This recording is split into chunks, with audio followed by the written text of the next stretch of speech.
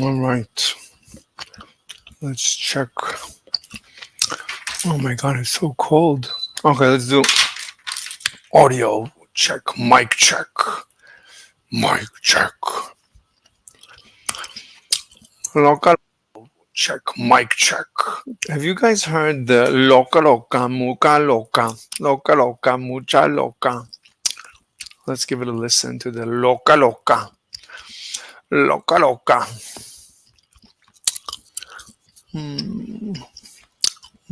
Let's look at that. In the YouTube shorts, there's this really funny Chinese chick who's a cook. Mother who killed her 3 children blames psychosis and prescription. He's gonna rule against her. He always rules against everyone. Where's YouTube Shorts? Oh, here's Shorts. This guy wanted to play dead to see how his geese would react. This polar bear walked up to the glass right next to this girl and wouldn't leave her side. The craziest part of this video is when he recognized someone was taking a picture of them and even posed for it with her by putting his face against hers. They then put their heads together against the glass. Wait, somebody's talking. We are waiting on an event to start. Not sure when it will get going. Later, yeah. Sure. Anytime,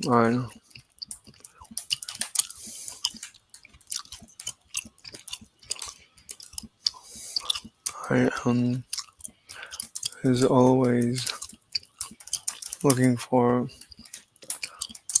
productive feedback, which I never get. It's always very unproductive.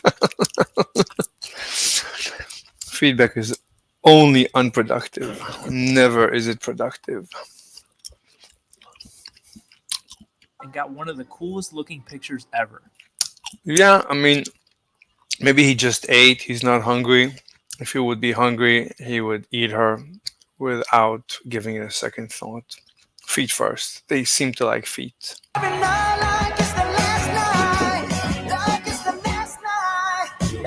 He's doing? He doesn't like. This is one of the most advanced helmets in the world. It's called the Integrated Helmet and Display Sight System. It's used in Apache helicopters. When the pilot activates the goggles,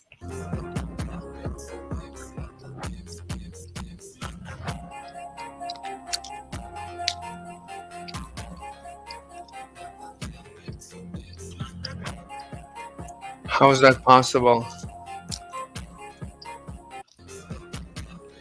How is that possible?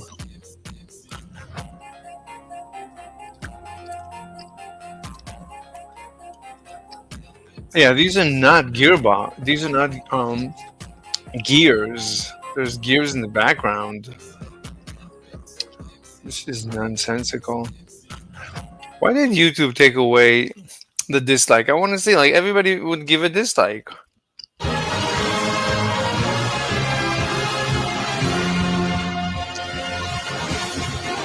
Oh my god.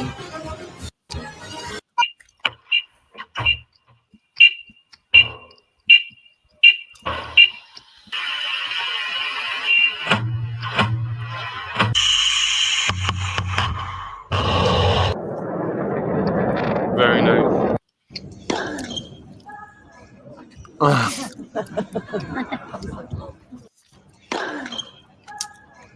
He has 1,250 rackets. What was that? What the hell was that? It went by like we were standing still. Yeah, this is the end of the war. So the Germans decided to show their new jets, jet fighters. What was that? What the hell was that? He's putting some weird green stuff inside this. I mean, the way a jet engine works, to me, is still a miracle. But then again, I mean, yeah, it's unbelievable. But also, a rocket engine is also unbelievable. Horses' feet. But what even is this? You see, horses have to run a lot, and when they run all day long, their hoof is bound to get damaged. Somebody's with us. Hello. Yes, hello. What's up, chat? What's up, chat? You know what this is? No, what is that?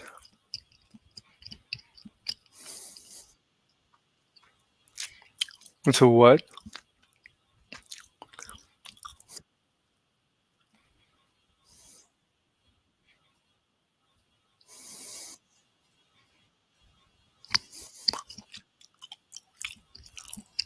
Well,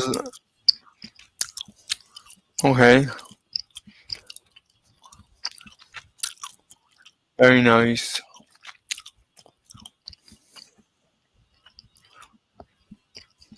Okay. Does it get you high? Whoa, Jesus. Be careful. Be careful. Oh my god. Oh my god. You're gonna burn your own camera. That's what you're gonna do. That the laser is gonna burn your own camera and you're not gonna hurt my eyes.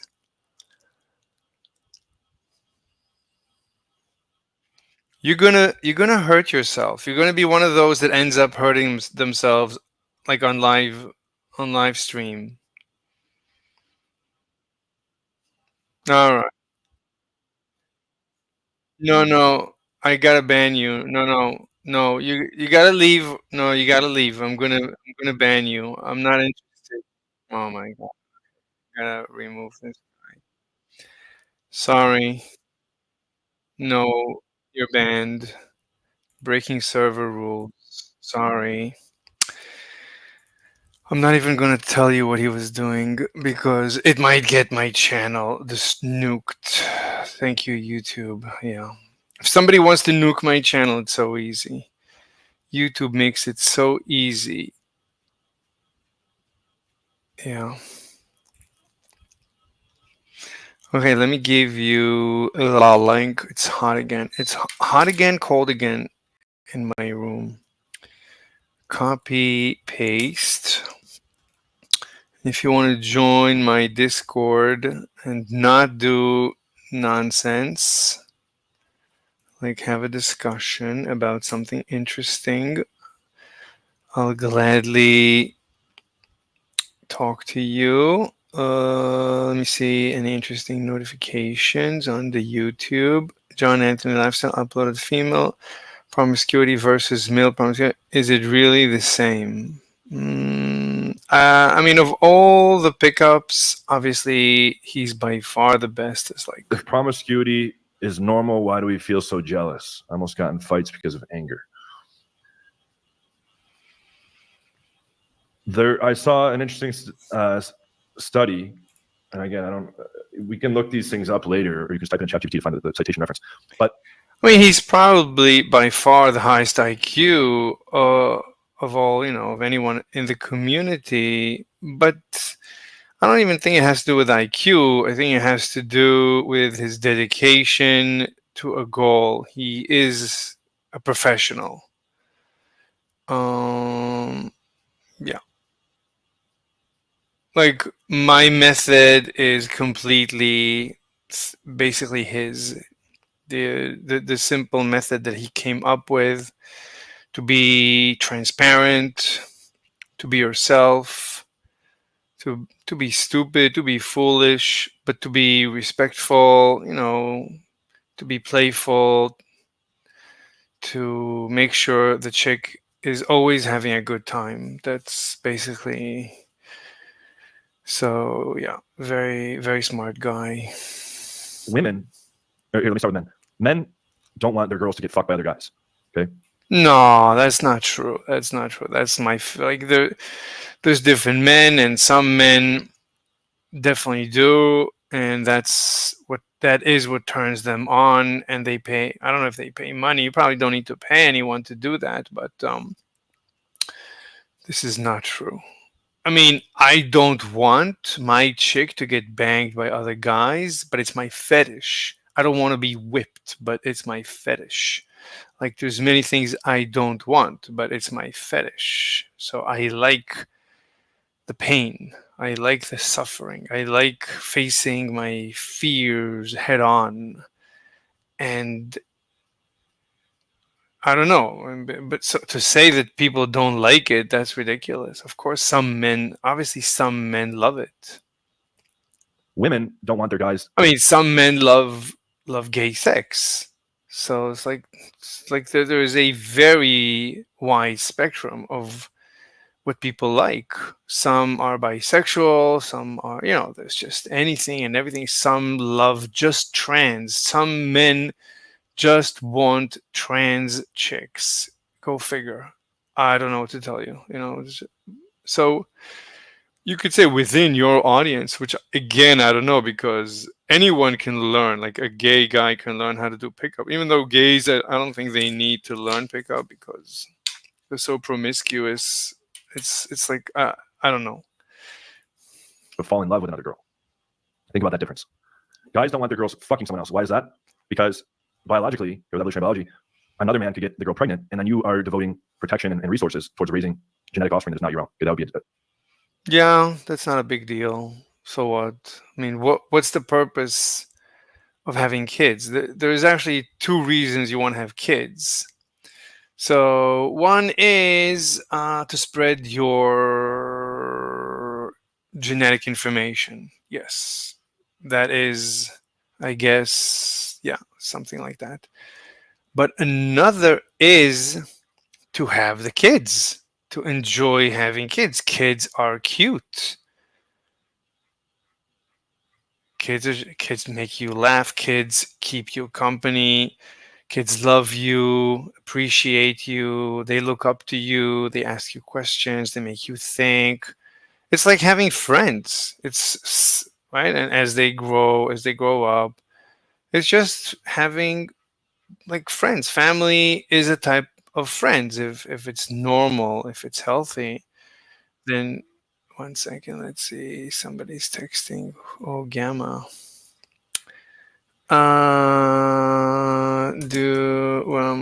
Would you like to write? I don't want to. Do you want me to teach you? Do you want to continue? Even for just a bit. Up to you. Any topic.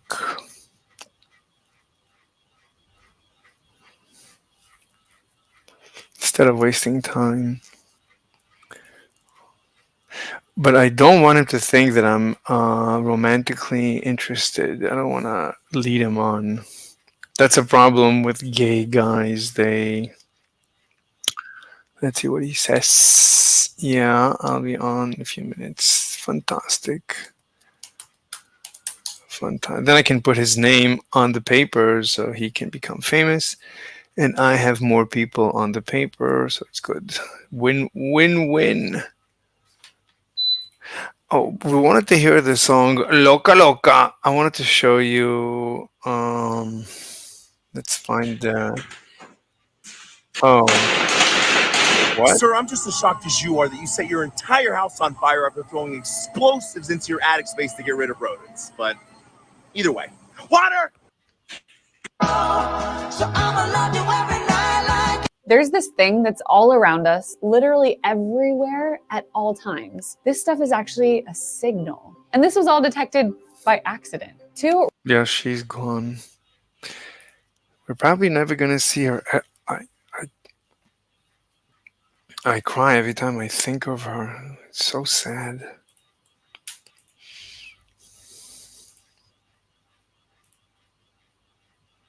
Still no updates.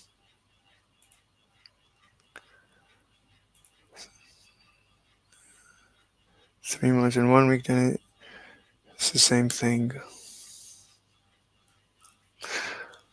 Loca loca.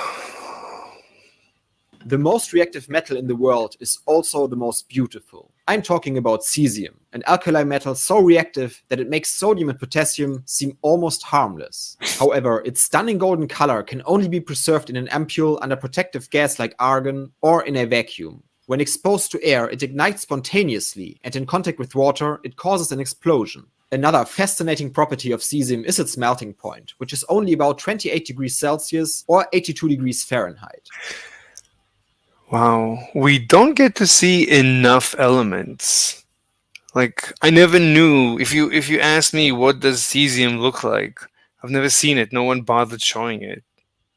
This means the warmth of my hand is enough to melt it. When you look at it, you might think it's liquid gold, but appearances are deceiving. If this ampule were to break, the cesium would react with the air in a large fireball.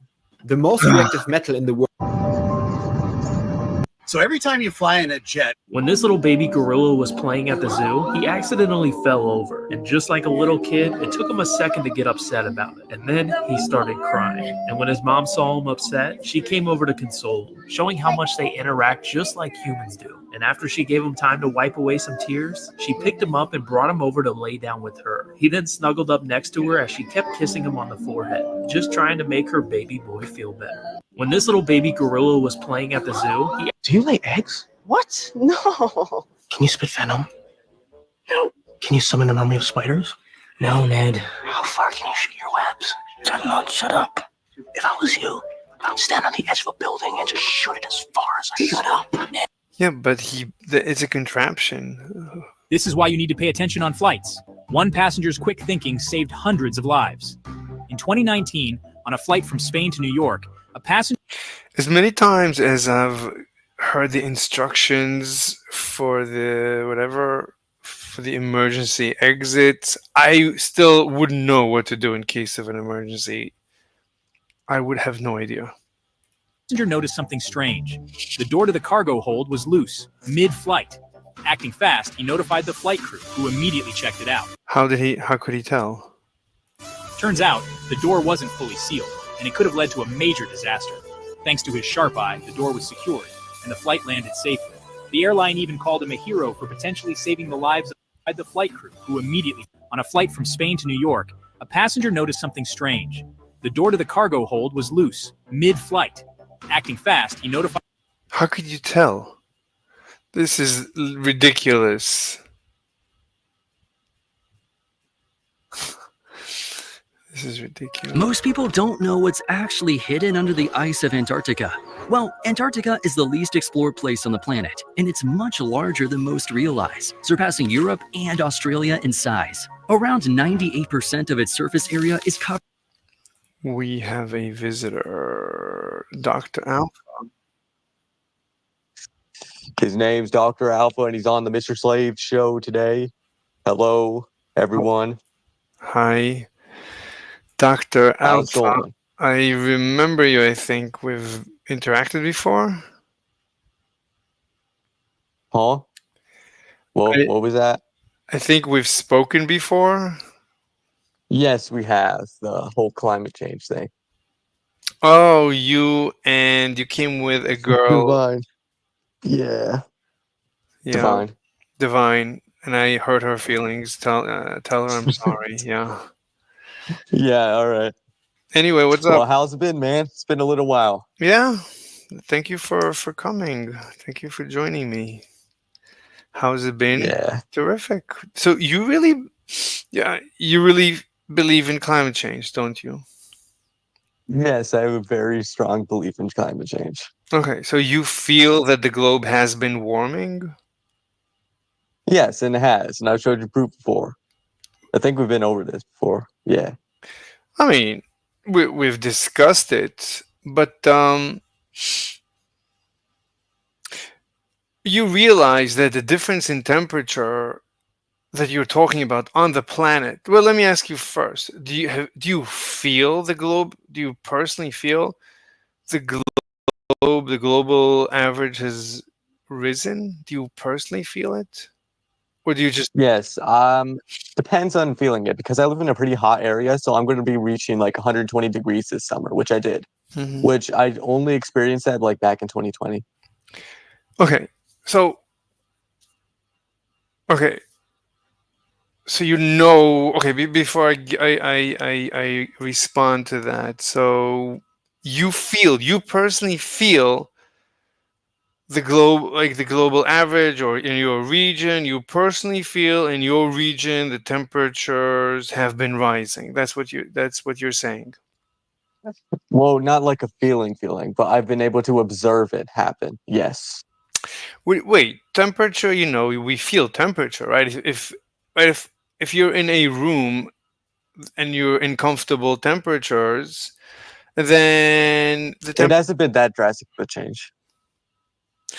the question is, can you feel it? Can you personally feel? Do you think you can feel it? What, like, can you feel something? What's your personal?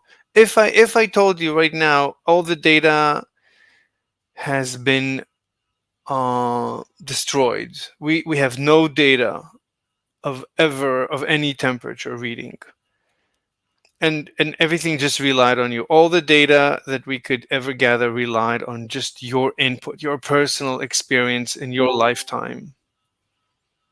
Oh, Gamma, what's up? Wait, Gamma, you're self-muted, right? He's self-muted? Muted by me? I'm sorry. 1 second. No. Yeah. Okay, so what was the question? It was like, if all the data was destroyed, can I still be able to tell if climate change is real or not? Yes, Sish, I would be able to tell because there's other things that I can do. Okay, 1 second. Gamma, do you wanna, like, you have time now? Yes. Do you, and Yes. later you're not gonna have time? No, I will have time later. Because I have Dr. Alpha and we're having a good discussion. Dr. Alpha, how much time do you have? Like 10 minutes. Okay, 10 minutes is good. So Gamma, I'll check back with you and then we'll work, okay? Okay, okay. I appreciate it, thanks. All right, Dr. Alpha. So if the data would rely on you personally, you would test. Let's say if I bring you to court and I would ask you to testify as to your personal experience, would you say that under oath that you feel it's your personal experience that the global, right, your temperatures in your region in your lifetime have been rising? Yes, because I've been able to observe it myself. I'm not going to be able to go outside and feel it. Like, there's going to be some sort of data that I get otherwise. Like, if I were to set up a temperature measure, I'd be able to measure it. No, the question is myself. Yourself. So if there was like no measurement whatsoever, would I be able to feel it in the 10-year change? I don't know, 10 years. No. How old are you? You don't have to say. Like, how long, like, over what period can you testify? I need to know what would you will to testify to, attest to? Like, what is your testimony? So this is a courtroom and we would like to hear your testimony about your experience of warming. So I guess wherever you live, I don't know, let's say Texas, you feel that let's say in the past 20 years, let's say you're about 20, since your childhood until today, you feel that the environment has gotten warmer. Would you say that? I haven't been able to feel it because like 10 years ago, I was barely living. Like, I was dumb as fuck as 10 years ago. I was like 5 years old. So you're just 15. Okay. So yeah, you feel somewhat young. But okay. Okay. no, I 5 wouldn't be able to years. feel it because I didn't have a long enough life to experience it. So over 5 years, would you say you felt it? Have you felt it? No, I don't think I can say I felt it. But that's not the point. Like, just because you can't feel something doesn't mean it's not happening. For example, I didn't feel any impact from a nuclear missile hitting Hiroshima back in 1945, but that doesn't mean it didn't exist. I'm asking. I'm not saying anything. I'm curious, and I'm always objective, and I'm always open-minded, and I'm always curious, and I honestly, I don't have a dog in the fight. I don't care if there is or there isn't global warming. It's not like I'm getting paid one way or the other, unlike the scientists you listen to. But forget about that. Okay. I'm objective. You might be objective. So we might be objective. And even then, I'm not so sure because there's so much pressure. Like you go into any forum and you get ridiculed if you take any position that is not consensus mainstream. You so much as question global warming narrative. I mean, it's terrible what they do to you. I can tell you. I mean, when I bring up global warming, they attack me. It's not so. There's pressure, and this is normal people. I'm not even talking what's going on inside governments, inside intergovernmental bodies, inside scientific organizations with the consensus. Like then they actually make a living. I'm not even talking about that. There is pressure, and I'm not even talking about that. So I'm trying to be as objective as possible, and I'm open minded. There might be global warming. Yeah. There might be. Fine. So what's your main objection to it? Like of all the objections that you've mentioned so far that I've been talking to you about, what's your biggest objection? There's no biggest. I mean, the list, in order to make me care and to start thinking about this phenomenon, there's so many hurdles you need to go through, or I would need to go through to start taking this phenomenon seriously, that it's bizarre that anyone is even talking about it. I mean, you need to convince me not just that the temperatures have Okay. n- Yeah, I'm not- going to have this conversation when I get back. Like Okay. when I get back, maybe like, oh my God, like 4 or 5 hours, maybe. No, not 4 or 5 hours, maybe like 6 hours. Yeah. I don't know. I'm going to be gone for a long time. Maybe tomorrow. But I got to go. All See right. ya. See you. What is your opinion on evolution, Mr. Slave? Evolution is a very powerful theory. Is it real? Of course, Does it it's hap- true. did it- It's okay, okay. happening. It's happening right now to your hairstyle, to your furniture, to your iPhone. I mean, to organisms? Do organisms Any evolve? any system that I would say has any form of reproduction, including democracy, goes through an evolution. Including religions go through an evolution. Evolution goes through an evolution. Everything that has any interaction that is entangled, as they say in the nonsensical physics world, with any system that is reproductive, then immediately Darwin's laws kick in. So yeah, evolution is a very powerful and system theory that helps you analyze any system. Because I have a funny little thought experiment for you. let me just finish. Because a lot of people they think that there is such a thing as engineering, but there isn't. Nothing is really engineered. Everything evolves. Like the most engineered product you can probably think of is, let's say, an iPhone. An iPhone is not engineered. An iPhone evolves. That's how much I appreciate evolution. That's how deep I think of evolution. But go ahead, what's the question? My thought experiment is, you know what a lemur is? It's like an animal, like a beaver. No. Like a lemur, not a beaver.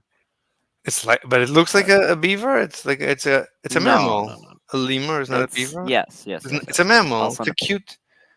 There's cute Yeah. YouTube channels dedicated to lemurs or whatever. Here you go. Here's a lemur. Where you put it in general chat? Yes. Imagine if instead of primates, like ape-like primates winning the evolutionary arms race, Wait, these guys did, and Wait, we they- were human. These were humans. They did. We are them, aren't we? No. These are like separate group. Lemurs are what's their? Didn't apes? They are primates, But but they're didn't- not. they're separate from We didn't come like from them. great apes. They're not in our No. lineage. No. Okay. So why would it make a difference? I mean, we could No, it would have. just be funny, right? Because then we would look like these guys. No, we wouldn't. I mean, we like mammals. I mean, mammals are just a type of a lizard. Mammals evolved from what do you call Yes. the family of the crawlers, like all the snakes and the alligators, like reptiles. Yeah, like reptiles. as far as I know, reptile. I mean, mammals are just a type of a reptile, right? Mammals Well, evolved type. I mean, evolved they have. from. Yeah, that's true. Yeah. Right. So you look at a reptile and you say, imagine what would happen if we evolved from reptiles. We did evolve. This is what it would look like. Exactly. Look at the mirror. That's what it would look like if reptiles evolved into humans. Like Yes, people. but like Mhm. reptiles are more distinct anatomically from primates than lemurs are from humans. So like my Sure. funny little thought experiment is Okay. if they won the evolutionary arms race between great ape primates, then we would have similar features to lemurs, not great apes. I deny your thought experiment. Really? Yes, they would end up anything that would evolve into, that would win at the end the evolutionary war would end up looking like us. Anything. So, yeah, sure. I mean, like they would definitely have hand. They would still look like primates. Like lemurs still are very primate looking. It We would doesn't just have matter. these. But even the dinosaurs started walking. The dinosaurs walked on too. At the end of the day, you would, in order to take over the planet, you would start walking on two, have dexterous hands, lose your body hair. You would end up looking like us. You would need extreme emotional expressions in your face. So your face would be very, you'd have many muscles in your face. You would end up looking like us. It doesn't matter where you come from. It doesn't matter. You would end up looking like us. We're just. This is emergent or convergent. It's convergent. I think it's convergent. Any alien you would meet would look like us. That's You my think exactly? pretty much. I mean, Really? You don't think there's non-humanoid aliens? and what would they like? How would they be like? We're so efficient. Like you need 2 ears, 2 nostrils, a mouth. Everything we have, we're like streamlined to take over the planet. You don't think you could get away with like I don't know tentacles or? No, that's Really? Squids can manipulate. Squids and in octopi can manipulate their environment very in well. the ocean. You can't take over the planet from the ocean. Yeah, you would have no fire. You wouldn't be able to smelt stuff. But Yeah. I mean, like, do you think that other aliens are going to end up having 5 fingers on their hands? I don't know about the 5 fingers, but I think two hands. I think 2 hands, 2 legs. Basically knees, elbows, shoulders, neck, skull, eyes. The eyes have to be right next to the brain because the eyes are just the brain. Um, it would just have to. I think it would be almost identical. A concept artist that I quite enjoy has a speculative evolution work of. Well, actually, here's a better one, even less human-like. I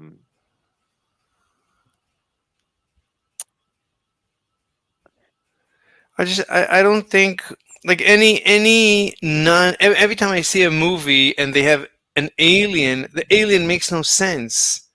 It wouldn't make sense for that alien to have evolved in the evolutionary war. In the evolutionary war, it's a war. It's a war of survival. You have to be a war machine before you take over a planet. We are a war machine. We are a war machine. I mean, a human is a war machine. A human is a warrior. A human is a deadly warrior. We can't outrun any animal, but we can outwalk any animal on the planet. Did you know that? Yeah, I mean, we're endurance runners. Yeah. So I mean, and But I mean, like, I don't think like sapient life is necessarily predicated on looking very similar to us in any way. Like, I think you could 100% have like four, six-legged like creatures that no, don't walk on you can't. upright. And really, why not? I don't think so. It's just not efficient. You in the evolutionary war. Evolution doesn't care about efficiency; it just cares about what gets the job done. Right, but you also evolution, right, but you have to go through certain, you need to be efficient at one point or another. You need to be energy efficient. The energy efficiency during energy efficient cycles, you shed off things you don't need. So we didn't need the body hair. It's too right, it's too much nuisance. And and we, as soon as we didn't need the tail, it dropped off. Didn't need the body hair, it dropped off. Like everything you don't need just drops off. We didn't need this super massive jaw, right? We lost it. Like as soon as you don't need something, it goes away in an instant. Like evolution is very efficient. Animals that don't need to see, almost within a few generations, they lose their eyesight. Animals that like Mhm. like Evolution is much faster than we think. Like animals, I highly recommend you watching this video, or I more recommend the whole series. It's a very good series. This guy works up to his speculative evolution work, where he works up to eventual sapience on his planet that he's created, and he does so in a scientific look of speculative evolution, and the life forms he ends up creating that become sapient are very distinct from humans. I mean, they seem very plausible to me. you can let an AI run a simulation. You could use an AI, but you can basically, maybe with today's supercomputers, you can actually simulate life from, let's assume, from a single cell or whatever.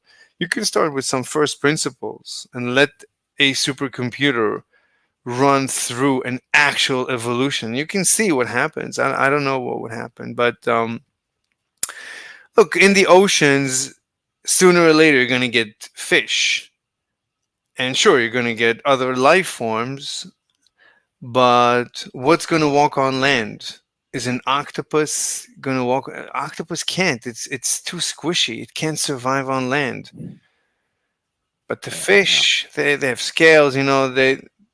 Anyway.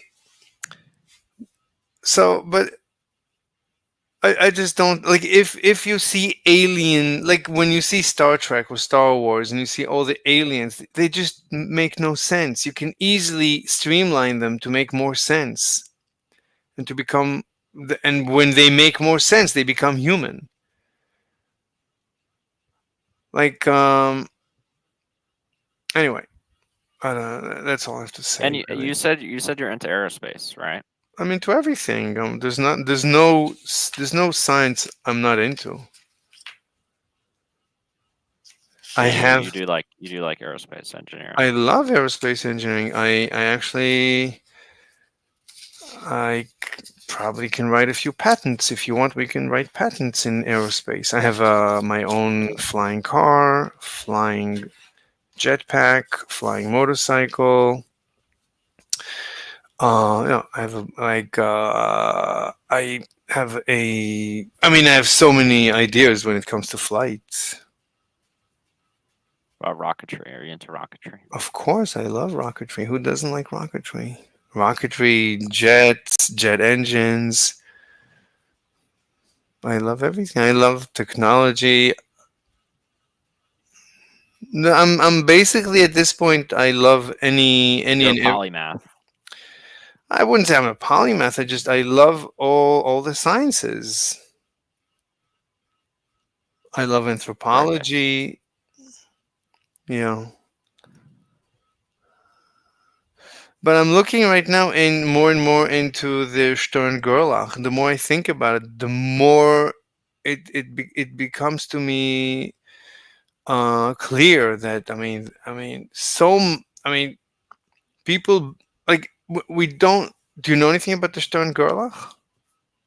Yes, I do.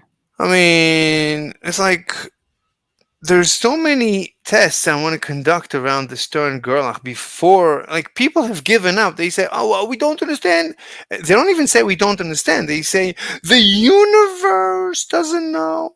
The universe doesn't know if the spin is up or down. The universe didn't decide, doesn't decide, and the decision is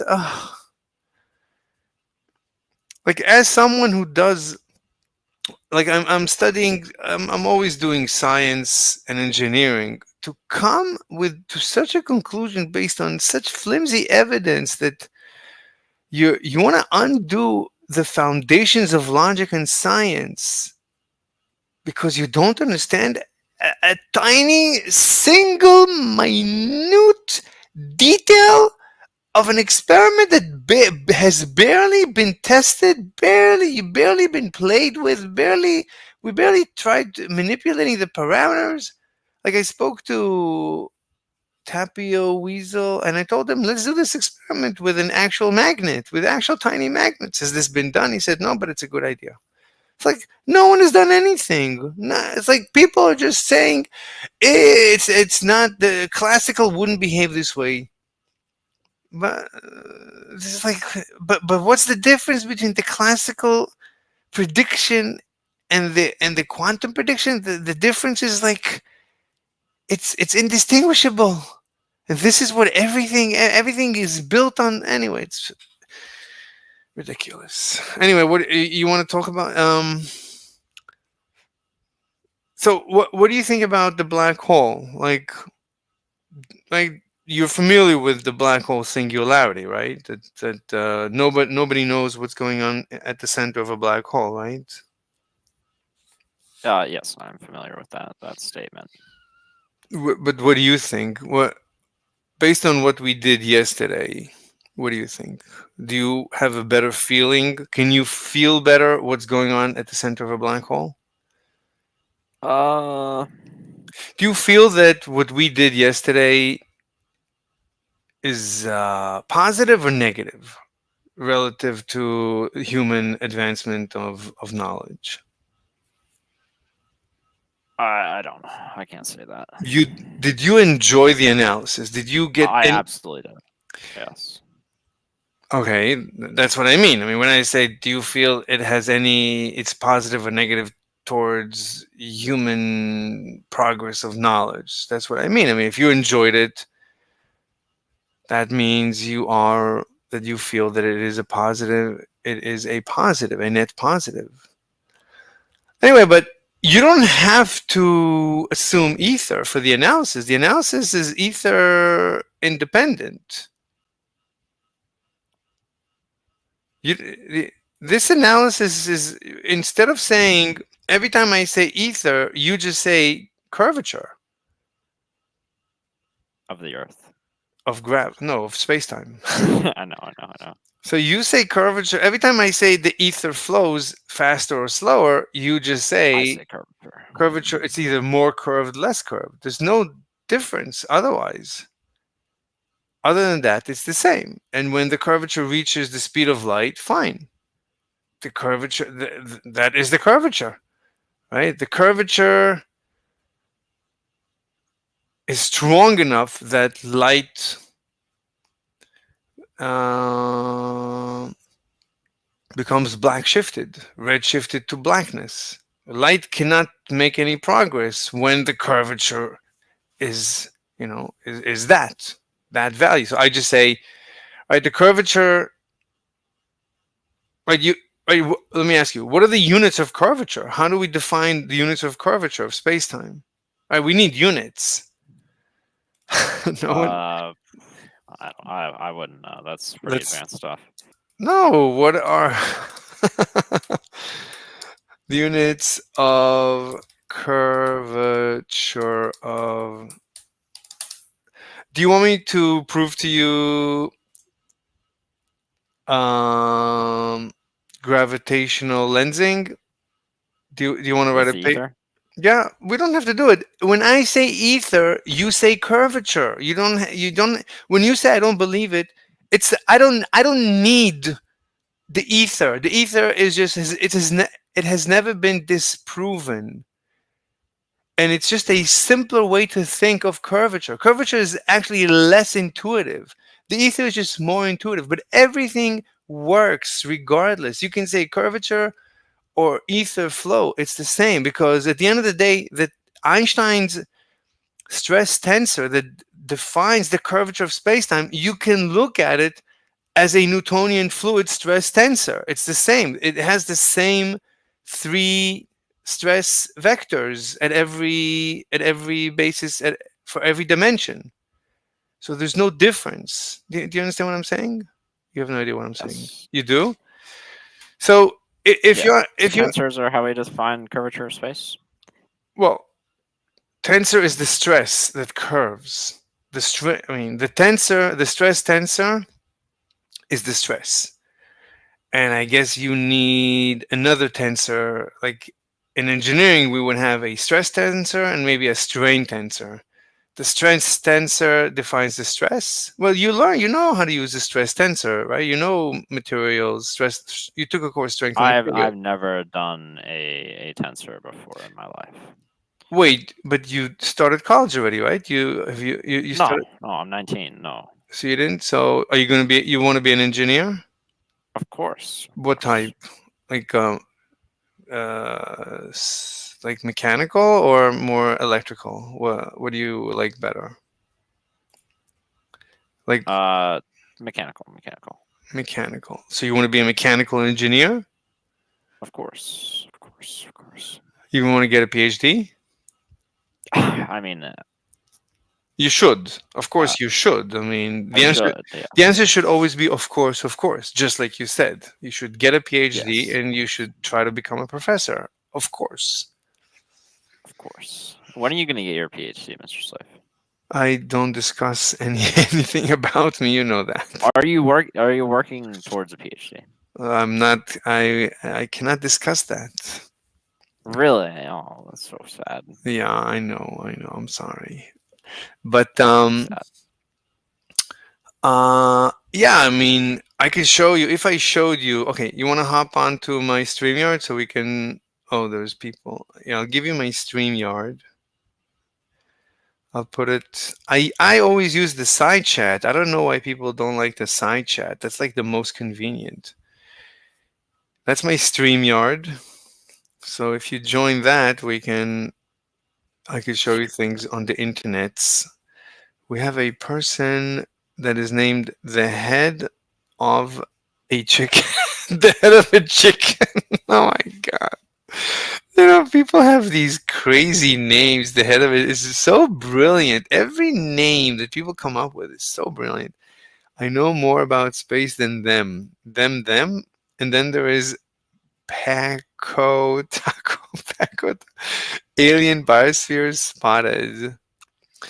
For Yes, curvature, that's we true. usually use Did somebody say radiant. that on the live stream? He said alien biospheres spotted. Say That's what? true. Yes. Yeah, that's the thing that I sent. I was talking about with. Oh, okay. And Peiko Taco says for curvature, we usually use radians per meter or radians per coordinate unit. That's very interesting. That actually makes sense. Units of space, let me see. The units of curvature are 1 over L squared. 1 over meter squared, I guess. Yeah, that makes sense. That is curvature. 1 over length squared.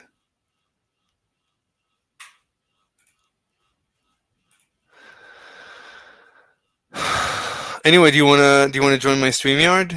I am in the StreamYard. Okay, I'm waiting for you to show up.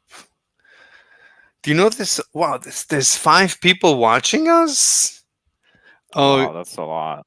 you know why? Because of the title. I put black hole formation analysis using a novel gravitational ether model. I think that's so YouTube is funneling anyone who's ever looked up black hole to us, because who else is doing a live about black holes? People love black holes.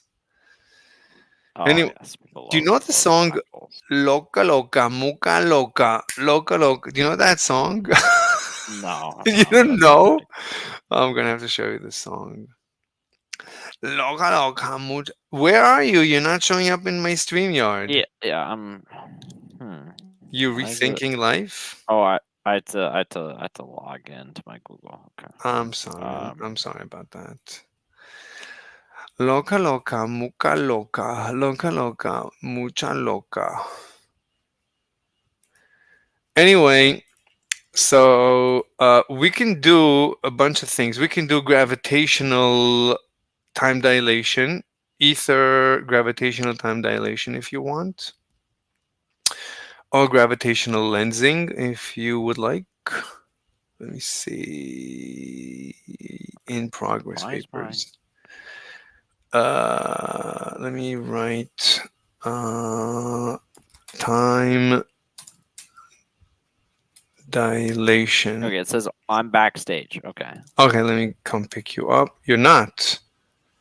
What? You're not in my backstage. Okay, you're hitting the wrong link. The link ends with SD. 5TSD.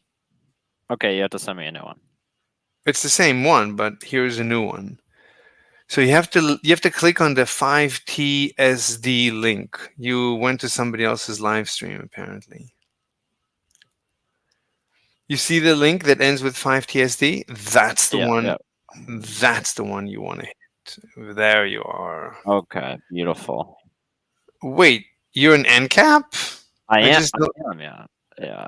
Okay, I'm gonna just mute you on the server. So you're an NCAP. Wow. So you're a libertarian. Of course, yes. Wait, so you're anti-Israel. Wait, you're an anti-American. Well, yes, but I would settle for 1776 American values. That's pretty based. Wait a minute. So you're a Trump supporter? You're a white No, nationalist. I am not a Trump supporter. But you're a white nationalist.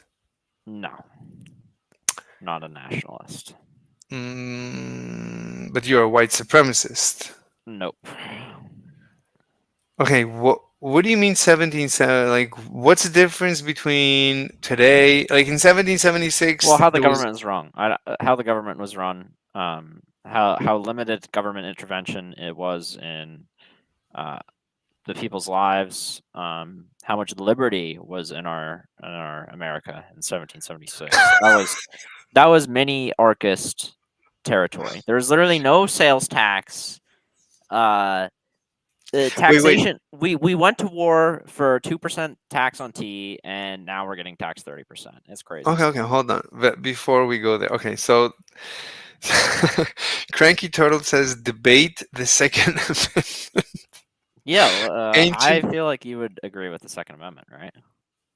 Of course, I believe in the Second Amendment. For as soon as a baby can hold a gun, Oh my god, you're so based. I agree. Yes, I mean the reason why you have children abused is because they don't have guns. A child Yep. needs to have a gun, so Exactly. and you can easily end child abuse. Yeah. So Ancient Straight says this seems really complex. What's like he says, what specifically are we analyzing? Well, we want so it depends on ANCAP, I guess. That's what you want to be called, ANCAP. Oh, So call me Gamma. You've been calling me Gamma. They're not gonna know who Gamma is. Well, it depends on Gamma. Well, they don't see you anyway. So depends on Gamma. Gamma. So we can do gravitational lensing or gravitational time dilation. Like Gamma. Let me ask you: do you think the ether model can give us gravitational lensing?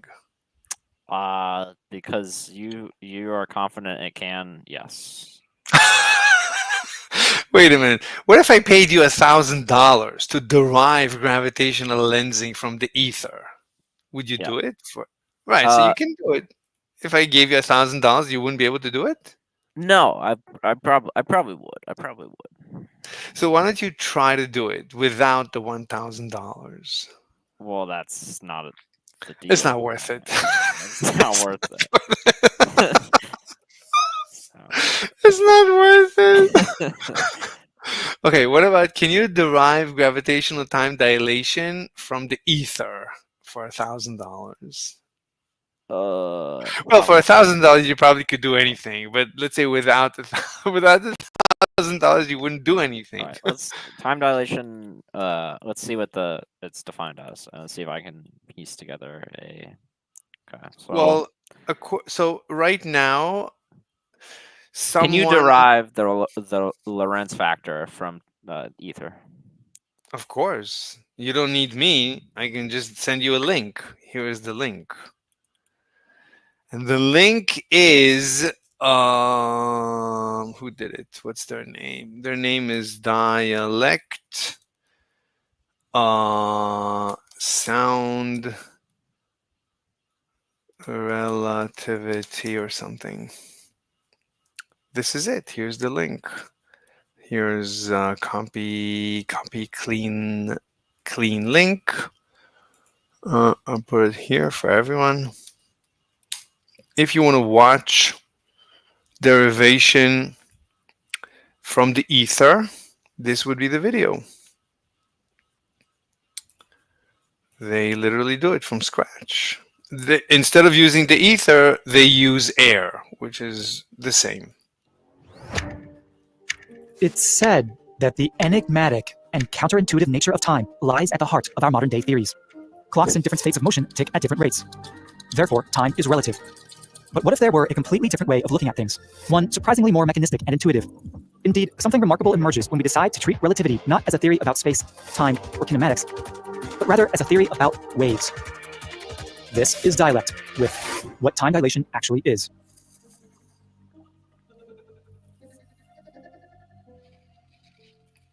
This is very important. So Einstein said, this is Albert Einstein, he said, since the mathematicians have invaded the theory of relativity, I do not understand it myself anymore.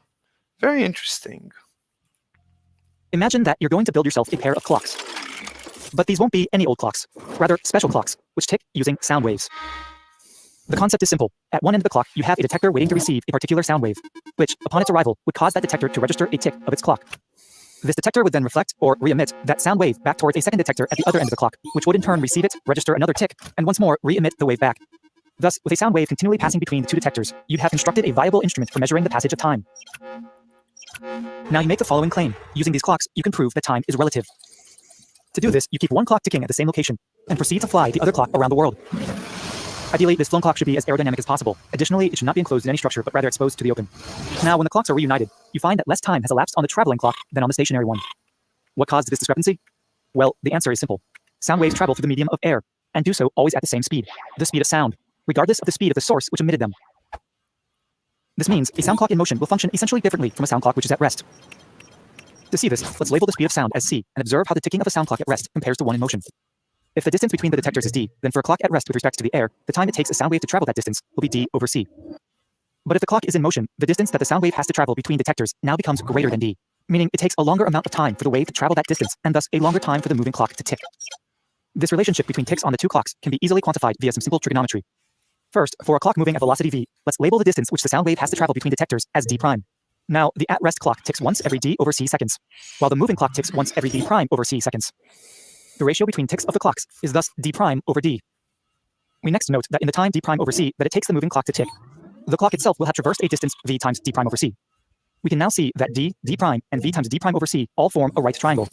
And thus, via the Pythagorean relation, we can express d in terms of d prime. That is, d equals the square root of d prime squared minus v times d prime over c That squared. looks familiar.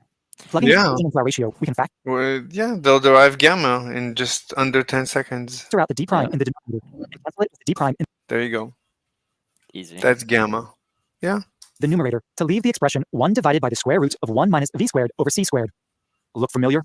Well, it should, because it turns out that a sound clock in motion with respect to the air will experience an effect exactly analogous to that which we understand in relativity to be the phenomenon of time dilation. That is, the sound clock's rate of which means light is moving through a fluid. That's all it means, or a solid, or a gas, but something.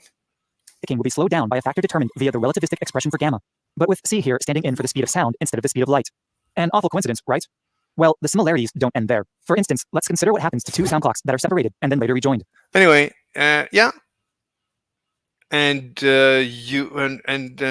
but what I did was even better, because I demonstrate that the speed of light is a constant using their thought experiment.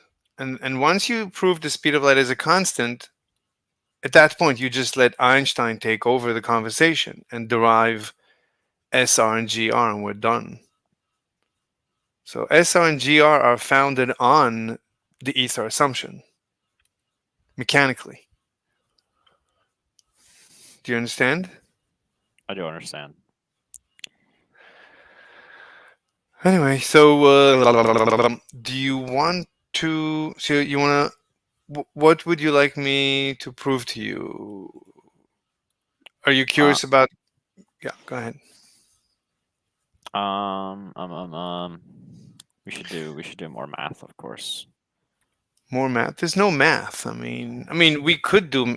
I mean, if you want to do, I mean, I don't know what to tell you. You want to do math? I don't have any math to do because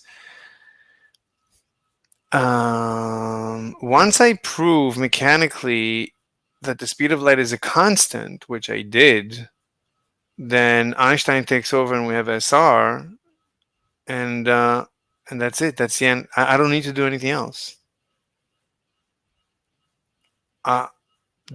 Everything else, I'm just showing that everything else that we know in modern physics, it works with the ether perfectly. And indeed, it's easier to analyze. It's so easy to analyze a black hole using the ether model. It's just an easier. It's the difference between a sun-centric model and an Earth-centric model. It's not that one of them is more correct than the other. It's just that sun-centric is better to analyze the sun system. It's easier. You can still come up with physics, a completely different physics, a much more complex physics, assuming an Earth-centric solar system model. But your physics, all your equations would be incredibly complex. But if you switch to the sun-centric system, all your physics becomes nonsensically easy. That's the difference between the ether model and the not ether. I don't even know what the other model. There is no replacing model. You have the postulate of Einstein for SR, and you have this weird curvature of space-time for GR, and you have vacuum. It's a complete mess. Anyway, what do you want to do? So here's a list of papers that I didn't write yet. So why Einstein and Lorentz are both correct. There's no contradiction. Do you even know what Lorentz said? No. Yeah, nobody knows. Everybody calls Einstein's equations, they call them the Lorentz equations. Do you even know why we call them Lorentz equations? Because Lorentz stole them from Lorentz. No, he didn't. No, he didn't. He derived them. He didn't derive them. In Einstein's paper, he just derived his transformations. Einstein never mentioned Lorentz. Let's look for Lorentz in Einstein. I mean, in the footnotes, this is the footnotes of the translation. Oh, Lorentz shows up in Einstein. Lorentzian, let me see. These equations are the electromagnetic basis of the Lorentz and optics. Wait, what? If we imagine this is on page 19. This is halfway through. Okay. If we imagine the electric charges to be invariably coupled to small rigid bodies, ions, electrons. Wow.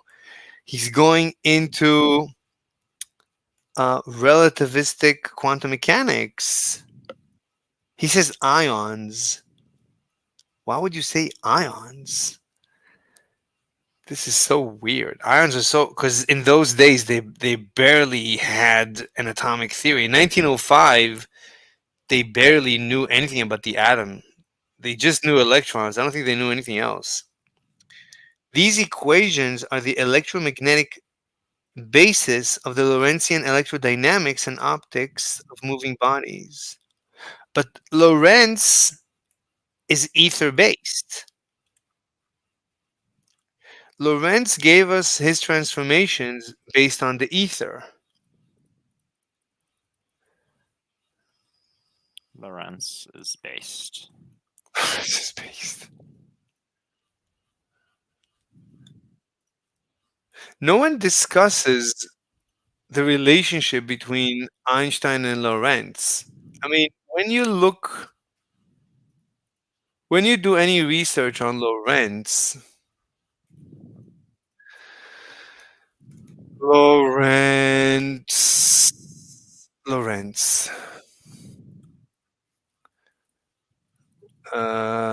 You see, Lorentz's ether. Again, I have to turn off my the autoplay. It's going to be very difficult with the autoplay. Where's the loca loca muca loca loca loca ni loca? Their favorite song. Right now, yeah, but especially with that hot Chinese chick. So you don't like chicks? What? Who said that? Wait, I thought you're gay. No, I was just pulling your leg. Oh, I'm so happy because I thought you were attracted to me. I was going to tell you, please don't have any hopes. Oh, that's funny. Okay, so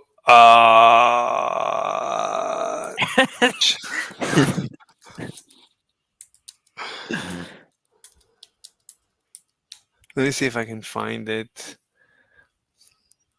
She's such a cutie pie. I love Chinese chicks. They're so cute. I think that's her.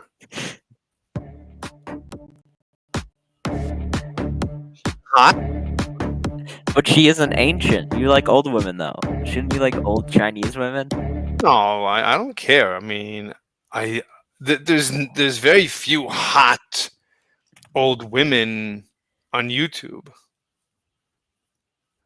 But let me see if she's the cook. I don't think she. Oh, this is just a general viral dance videos, so it's not. In 28. Shut up. She hasn't told her dog.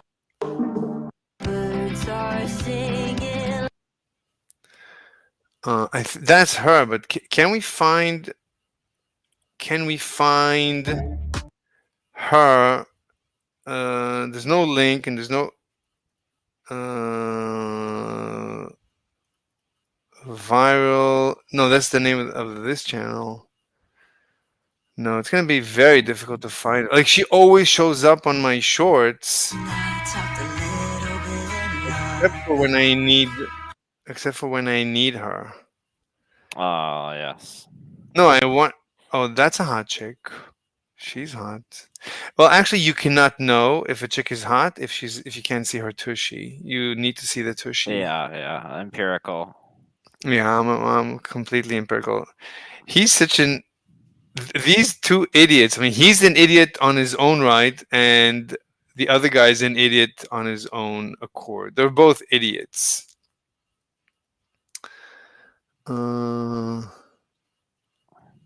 We're never gonna find her. What do you think of Elon Musk landing Starship? Very, very based. Extremely based. Very based. Loca loca, muka loca, loca loca, cali coca, loca loca, mali coca. There's no way we're gonna find it. Do you know anything about AI? Not really. No. Really? Do you? Do you? Yeah, I'm like a top-notch expert. Top-notch expert Yeah, I do theoretical AI. for a job. For your job. We don't know anything about that. You don't know anything about that. We're not gonna discuss anything about me. If you want to ask me questions, I might be able to give you answers as long as I don't have, as long as I didn't sign any NDA about anything that you want to know about. Mr. Slave under NDAs. What? Uh, like, do you want to know what is intelligence? What's your Yes. definition of Oh, I thought about this. About Intelligence is the um what how did somebody I like somebody's definition, which is the ability or the ease of um oh my god, why can't I say it? The more intelligent you are, the less work it requires you to accomplish a goal. There you go.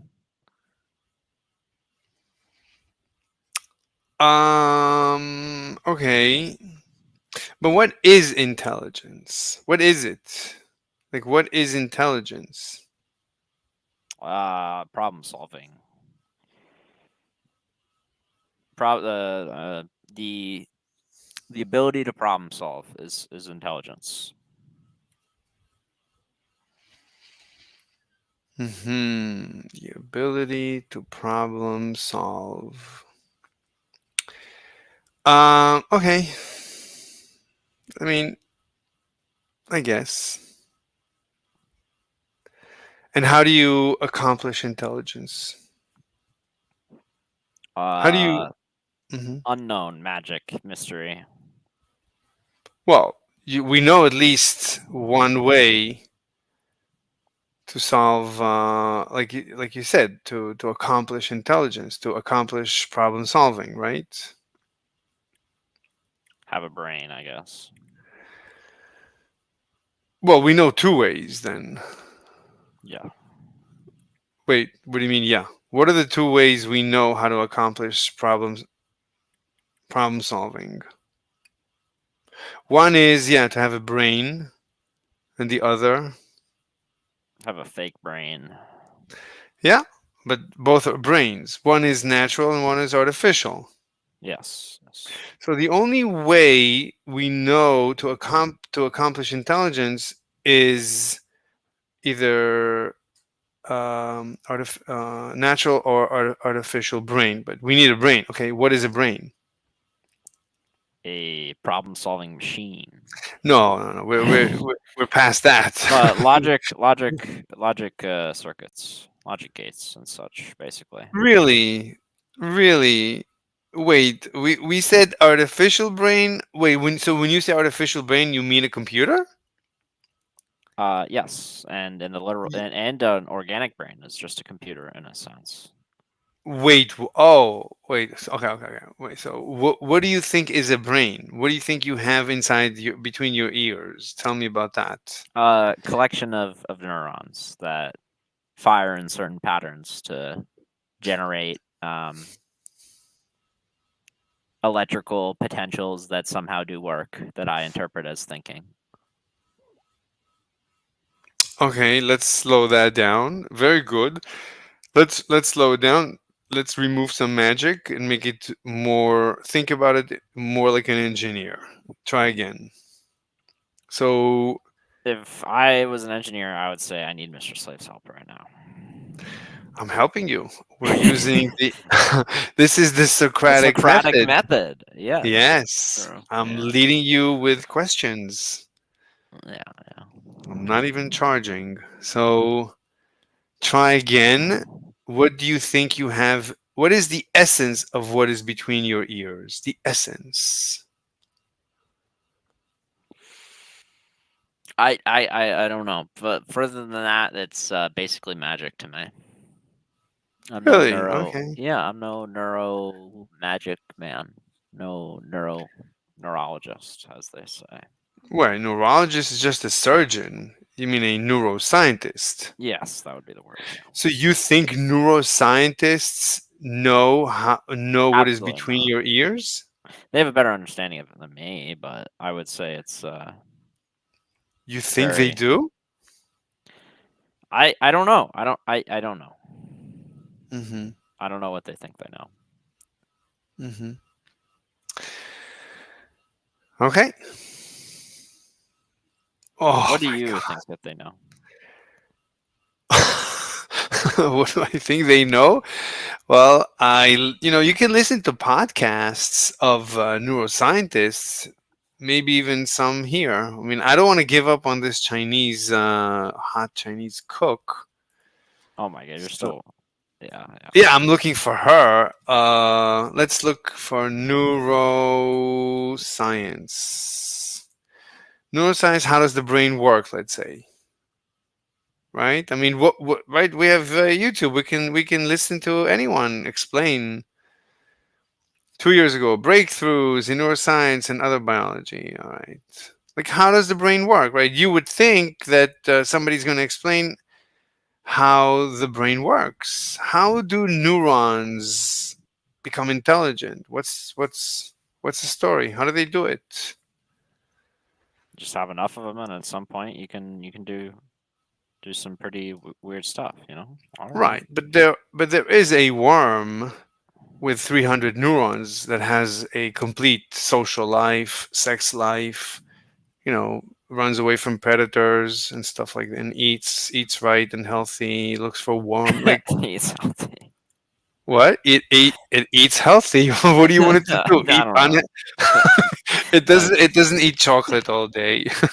Yeah, it's just that you're implying that it's choosing its diet or something. Well, it does. And everything it does is with 300 neurons. So apparently you don't need so many neurons to have a complete life, to have a complete, somewhat intelligent life. So I don't know if you need so many. So you would think that neuroscientists. Let's look for maybe the best one is Brain. What's his name? I haven't listened to his podcast in a long time. Okay, let's see. Brain podcast. Brain podcast. She's good. Ginger. She's good. She's actually an MD, but she has been doing like podcasting for a very long time. What's Paul? I think Paul is the other guy. Paul is probably a little better. What's the name of the podcast? There it is, Brain Inspired. So if we look I think the problem that the new AI. if we look at Brain Inspired episodes, I mean, this is the number one neuroscience show. That's it. You're not going to get any better. So, and he talks to the best neuroscientist. So let's see, 6 days ago. Okay, Christina, I don't know what he does here. I don't know. I mean, this is not okay. Enhancing neuroscience and AI. The edge of consciousness, fractal. Like, but how does the brain work? Coordinating action and perception, brain abstracted, behavior, synthesize neural principles, neural reckoning. Oh, Krakauer. History, a brief history of intelligence. Do you think he would explain it to us? Do you want to try him? How long is it? It doesn't matter. I mean, all I need you is to just hear the beginning. Wait, what do you know how the brain works? Yes, I do, but Can none you of them explain it do. to me? But I want you to explain it to me. No, I can't. Why That's not? where, because I have NDAs, I can't. All I can show you is that all these guys that make very big salaries, they always start by saying, "Of course, we don't have a brain theory," but, and then they go on to spout almost all of them, almost all the time, almost everything, complete nonsense.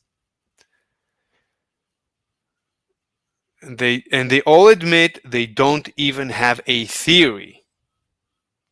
So at least, I mean, like, I have a complete theory. I can explain to you how a worm can have I can explain to you how a single-celled organism has intelligence, and how a single neuron can have intelligence, and how two neurons can express already advanced intelligence, and the more neurons you add, yeah, you get definitely more intelligence. But I can show you what is intelligence from first principles, and they can't. None of them can.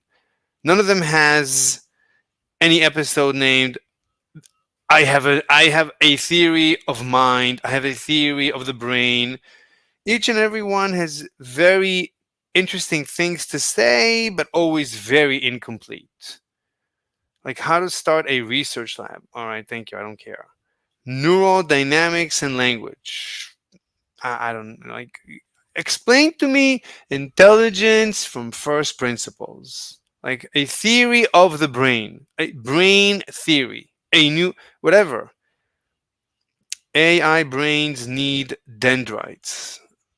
Yeah, I heard her. Language versus reality. Mind over language model. Thoughts on, if you want to hear, I mean, they would tell you we don't understand the brain. That's how they each start their interview. They all say we don't understand the brain. Neuroscience and artificial intelligence work better together. I interview experts about their work. At the interface of neuroscience and artificial intelligence, the symbiosis of the two fields, how they overlap, how they inform each other. Anyway, whatever. So they don't know. So, but I can, if you want, I can lead you. I would have to stop at one point before I get you there, and you would have to do the rest of the way on your own. Because NDA. Because NDA. Oh. Loca, loca, muca, loca. But you would probably, it's a good start is to start listening to these podcasts. His and Ginger's. Where's Ginger? This is Ginger. But always on 2x. Otherwise, you're wasting your time. Loca loca, muca loca. Discover how recent discoveries in neuroscience and are unraveling the mystery of how our brain makes us human. It's still about unraveling and unraveling. It's been like this for 100 years. It's always unraveling. If you want to get a lot of insight, you would read actually von Neumann. Have you ever heard of von Neumann? Yes, yes. Von Neumann machines and stuff. Sure, but about brain and intelligence. Intelligence. Loca, loca, muca, loca. Let me see. The Roots of AI. Let me see. Computer and the Brain was published posthumously in 1958. In this book, John von Neumann's book, titled The Computer and the Brain, was published posthumously in 1958. In this book, Do you know what posthumously means? After his death, yeah. Very good. So you got a 700 in your SATs. I mean, in What? English. Because I know one word? Yeah, that's like. But did you get a 700 or 800? What'd you I get? didn't take my SAT. Why? Because I'm too smart for that. I did get a 99 on my general score for ASVAB, so I'm smarter than 99% of people in general science, apparently. Why didn't you do SATs? You don't want to go to college? I will go to college eventually. I just didn't Without want SATs? I don't know. I don't know. Are you afraid of taking the SATs? I'm afraid of going to college. Yeah, Why? I mean, because it's gonna be hard. not necessarily. It doesn't have to be hard if you find a way to balance your life. That's what they all say. I mean, yeah, I mean, it could be very hard. I mean, yeah. Anyway, you could watch this. Okay, do you want to write a paper? Oh, somebody's reading. Is this you? Uh, Somebody's looking at our paper. maybe. Yeah, that might be me. Yeah, it's probably me. Yeah, You I look. am. Oh, because you have it opened. I do have it open. Yeah. I changed the title. Black hole formation analysis using a novel gravitational ether model Yes. Nice. by Gamma No Hack. I am Gamma No Hack. That's how you should always start. You should start your any presentation you make. Have you? There's a Aether cosmology event going on in Globe Gangsters. I was not invited. Yeah, there's a watch party for Aether cosmology right now going on. And why wasn't I invited to give a presentation? I will ask if that can No, I happen. mean I spoke to Mordwand, I mean to Sea-Line just before, and I asked him to give a presentation about what we did yesterday, and he said not now, but later, yeah. So he said we can we can give a presentation later All right, about I'll our let James ESA. know. But we can it's very nice. Okay, anyway, we need to leave this here because there's good diagrams. But these are good these are good figures. I think oh, 1 second, I'm not showing the paper. This is very nice. This is very nice. And we did some math and we showed how the thing becomes gains extra mass. Let's do some mass and but you can see, I mean, using the Ether model, which is identical as far as I'm concerned. Let me show you because I don't think you believe me. So let me show you. Um, Let me show you. Yeah, I'm still crying about her. Every time I see her pictures, I start crying. So, you know her? Physics girl? Let me see your stream. No, I did not. Yeah, she got long COVID and she's like basically always she's gone. Like stupid or? No, she's intelligent, but she cannot get out of bed. She can't.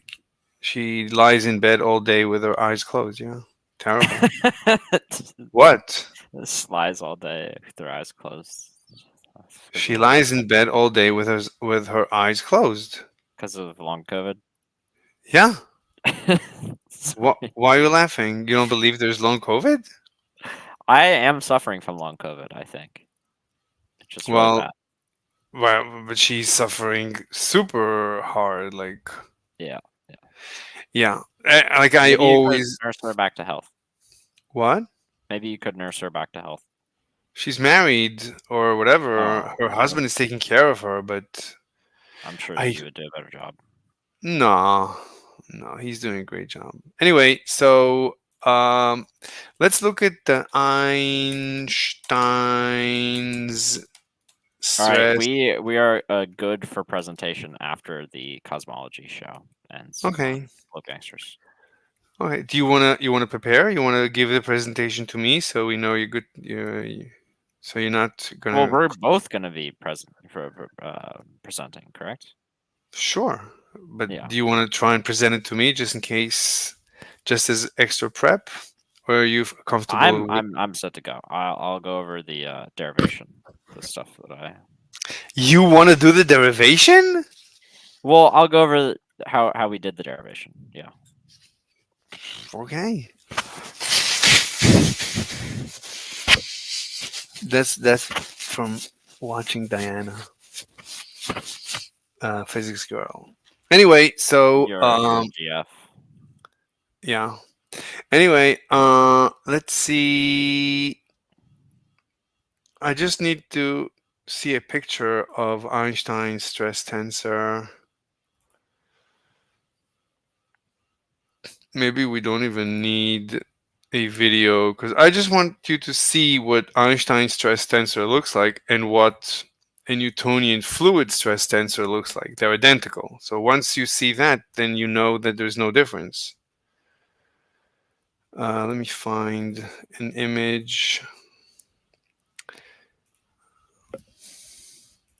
Forget it. Let's look up Einstein stress tensor. Einstein's stress tensor or GR stress tensor. Why is it so slow? I need the images. No images? Oh my god. Okay, images.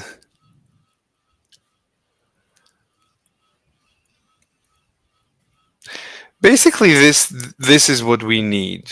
This is the Einstein stress tensor. Oh my lord. What? Have you ever done tensors before? Of course. Really? Tensors are simple. There's nothing special about a tensor. A tensor, I mean, you need tensor for strength of materials. I told you to study in any especially in mechanical engineering, they're going to kill you with stress tensors. You're going to analyze stress. You want to analyze the stress on any material to see how it deforms. What do you think you do? What, you play games? No. You integrate. You do it. Do you actually use tensors for that? Of course. Not only that, I mean, any computer solution, what they call numerical solution. Numerical solution is a computer-based solution. So any computer analysis just creates these tiny tensors, tensor voxels, and runs a simulation. You know, you do a simulation. You let these right. You let any two cubes talk to each other, like compare the strength, the stresses, and and you have edge. Anyway, it's very straightforward. I mean, but the point is, this is a stress tensor. It doesn't even say it's Einstein. This is a stress tensor. It's good for any stress tensor, including for fluid mechanics. So if I look up, I am looking for Einstein stress tensor. And it shows me a stress tensor. But if I look now for a fluid mechanics stress tensor, fluid mechanics stress tensor, which is the analysis of, yeah, I don't think we would get, I don't think they would show us the same image. Maybe not. Let me see. I mean, it shows a stress tensor. The question is, I still haven't resolved it. So my contention, my proposition is that you can reinterpret general relativity's stress tensor as either a solid stress tensor or a fluid stress tensor. There's no difference as far as I'm concerned. Let me ask, you know what? Let's ask ChatGPT.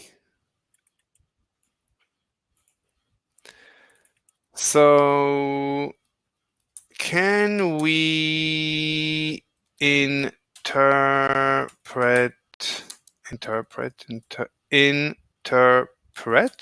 How do you spell interpret? INTERPRET. Oh, wait, I thought it's interpret. Like interpretation. Okay, can we interpret GR stress tensor as a fluid mechanics stress tensor?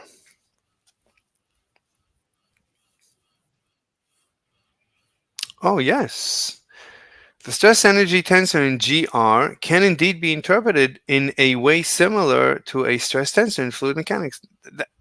That's it. I mean, you could either view GR as a solid being curved, being strained, or as a fluid flow, which makes sense because Lenny Susskind derived the the inverse square law of Newtonian gravity from Gaussian flow, from Gauss's theorem, which is a theorem about the flow of fluids. Do you want to see that? We're gonna join Globe Gangsters because the thing's about to end. So Okay. yeah. Wait, okay. Loca, mucha loca.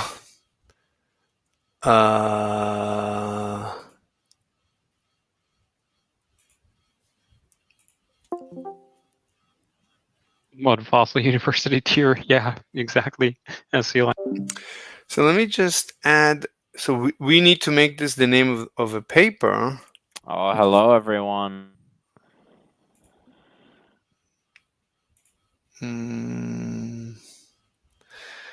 Loca, mucha loca. Radium is a gas.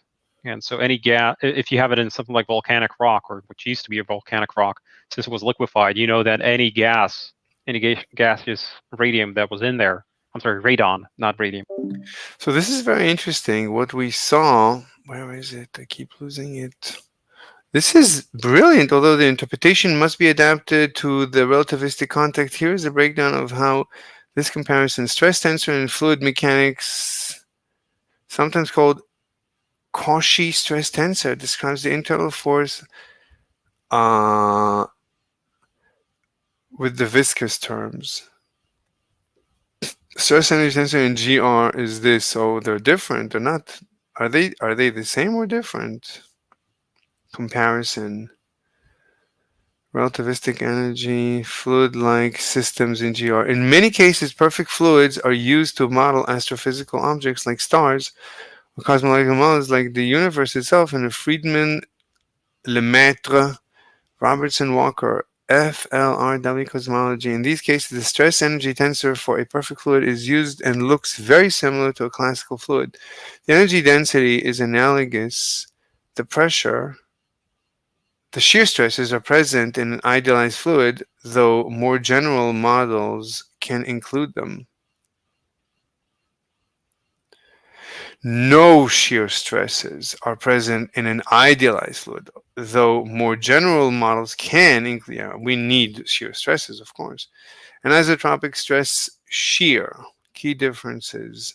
Relative to the geostress energy tensor works within a four-dimensional spacetime framework where time and space are interwoven and energies are covariant nature. The GR tensor must be consistent with GR covariant formulation, meaning it changes appropriately under any change of coordinates. Let me see what's going on with these guys. Evolution, they just completely separate the scientific side from the theological side. Yeah. Is it like the idea where it's like evolution is like a tool for God to make things? Yeah, it's sort of viewed as God made the earth and made humans, and evolution is how he did it. That's his handiwork. It kind of conflicts with Adam and Eve, but it's basically like a reasoning where God created the laws of physics, but doesn't like directly influence what the laws do in certain circumstances. He simply created them and then just let them do what he intended them to do, like gravity, for example, to hold things together. But he doesn't control every single like instance of gravity. He just made a general law and then he made it do what it has to do. just Yeah, as there's, with there's evolution. a whole spectrum of belief in terms of creationism, from intelligent design to young Earth creationism. Or, I mean, some people could say, well, God existed, was the cause of the Big Bang, but then he had no. Okay, really boring stuff. So I don't know if we can fit. Yes, the stress energy tensor NGR can be viewed as an extension or generalization of the fluid mechanics stress tensor, but with significant differences due to relativistic and four-dimensional nature of general relativity.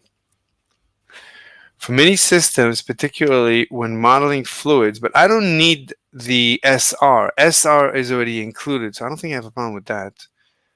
Wait, what's going on? Oh, somebody entered the stream. He's actually talked about evolution in one of the classes, and he even cleared some misconceptions, like for example that humans. Loca loca, muca loca, loca loca, manly mocha. Okay. So it's very interesting. So that should be the name of a paper that we need to write about the stress tensor. So time dilation is one thing, and stress tensor. Okay, so we need to write about comparing the two stress tensors.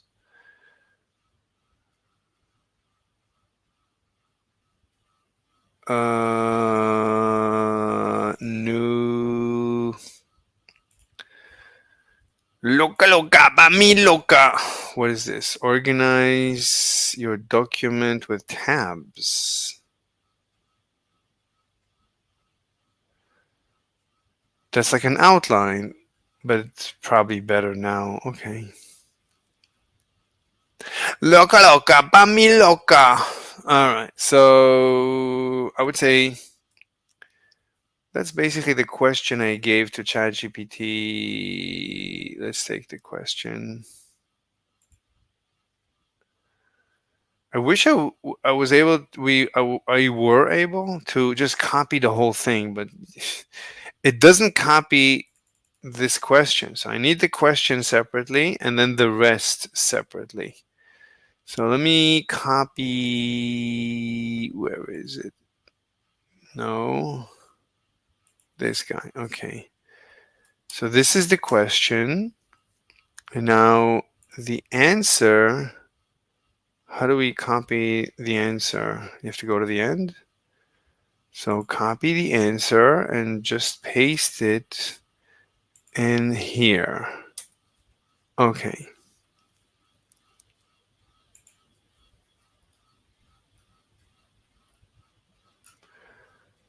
Oh, that's terrible. That's going to be basically unreadable. So what's the story? How am I supposed to copy this like in normal format? Like I want to be able to copy paste it. Why can't I copy paste? Like I need to pay? Terrible. Like I can't copy this. This is uncopyable. If I copy this, free body equation governing a test particle placed at infinity. Okay. Let's try.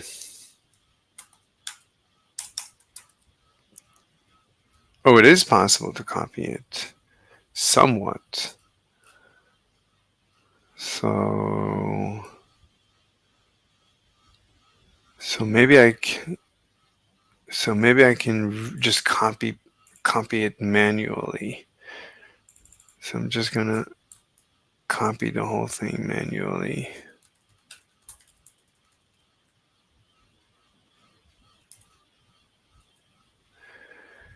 Every time it hits like a Greek notation, it loses its mind.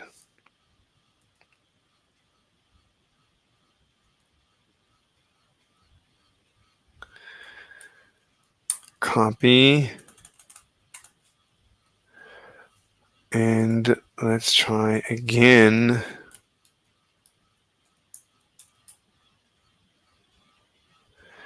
Loca loca, bami loca.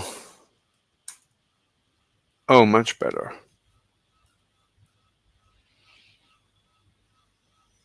No,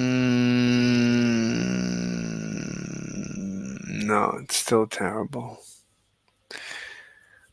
But it's good enough because I mean it's terrible. But what am I going to do? I don't know what to do. Oh, what's going on here? Let's check.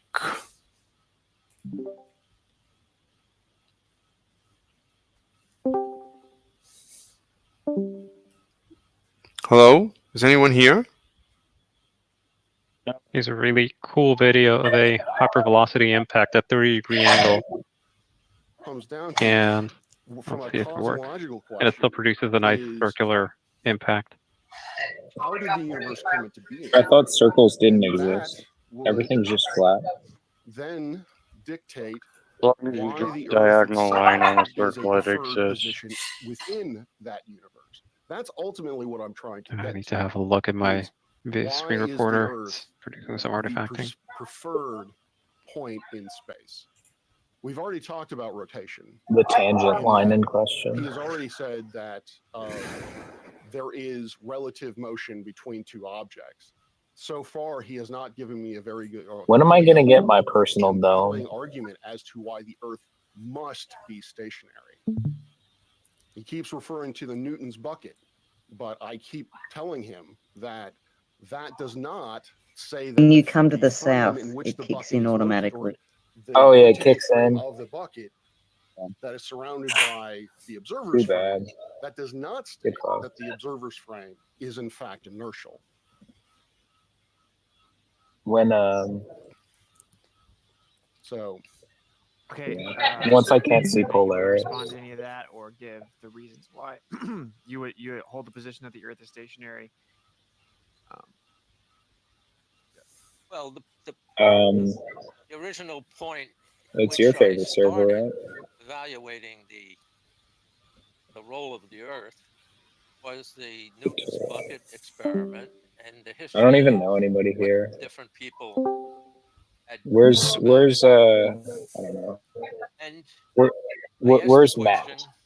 Where's if we are on a if we have a reference frame in which the laws of physics Where's old dude sending me any other reference hyper frame big that is paragraph any and other invite to a observer random moving relative server? to the Earth I don't know what does they're not doing. defy the laws of physics, and the Earth is by definition an inertial frame. Wait, why can I still What hear Newton them? called it. He called any frame like the Oh, Earth. that's interesting. So I can hear the An presentation. inertial frame, and so the bucket, according to his experiment, would be a non-inertial frame. And that's the way I came into the conviction by using other experiments like a hitchhiker on the surface of the Earth and various energy conservation violations. They all point to an Earth being stationary in dynamics. What that means is the Earth is the only inertial frame. Who cares? Consider an inertial frame moving relative This to is another so inertial pathetic. frame.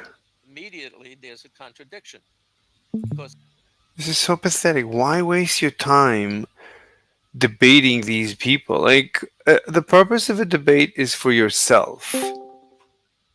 You're questioning your own belief in a, I don't know, Earth-centric model. Like, you think that you need to be convinced that the Earth is at the center. Like, you care. Obviously, you don't care. All you care is that somebody can believe something so weird. Like, you like, for you it's entertainment. Anyway, so is everyone still watching this stream? Yeah. He just making up shit. At least this guy is doing stuff in a bucket. D-Muck would be happy.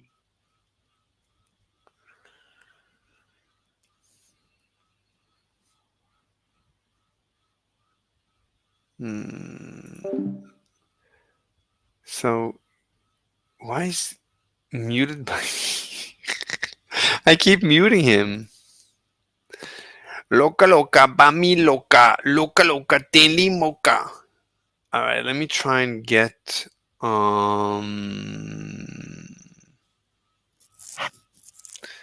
Gamma playing outplayed.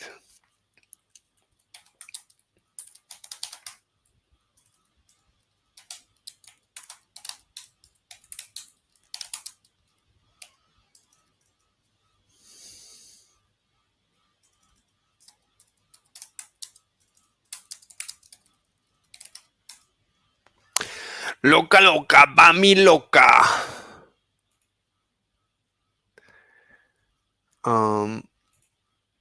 Okay, we can close these and this. So the black hole presentation is pretty good, except for the second black hole must form internally. But even before then, this is what's going on inside. This is a black hole. When it grows, the point is, this is a black hole. And we know what's inside it. There's nothing special.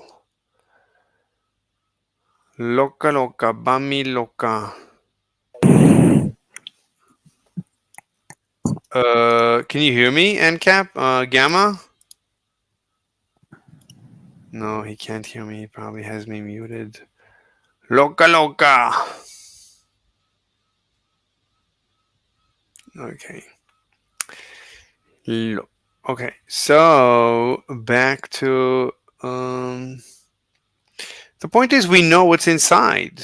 This is a black hole and it's growing. It could be stable at this point. There's nothing. Is there any reason for it to be? I mean, at this point, I'm gonna just leave. Wait, am I? Oh, Gamma is here. Gamma, can you hear me? Gamma, did I mute? No. Doing the watch party. Yeah, and it's really boring. I mean, the purpose of a debate should be to cross-examine your own point of view. Like the point should never be to try and convince someone. You're trying to convince. Oh wait, what? I can't hear you. Oh, it's because I've okay. Oh, you had me muted. Hello? Yeah. Okay, now I can hear you.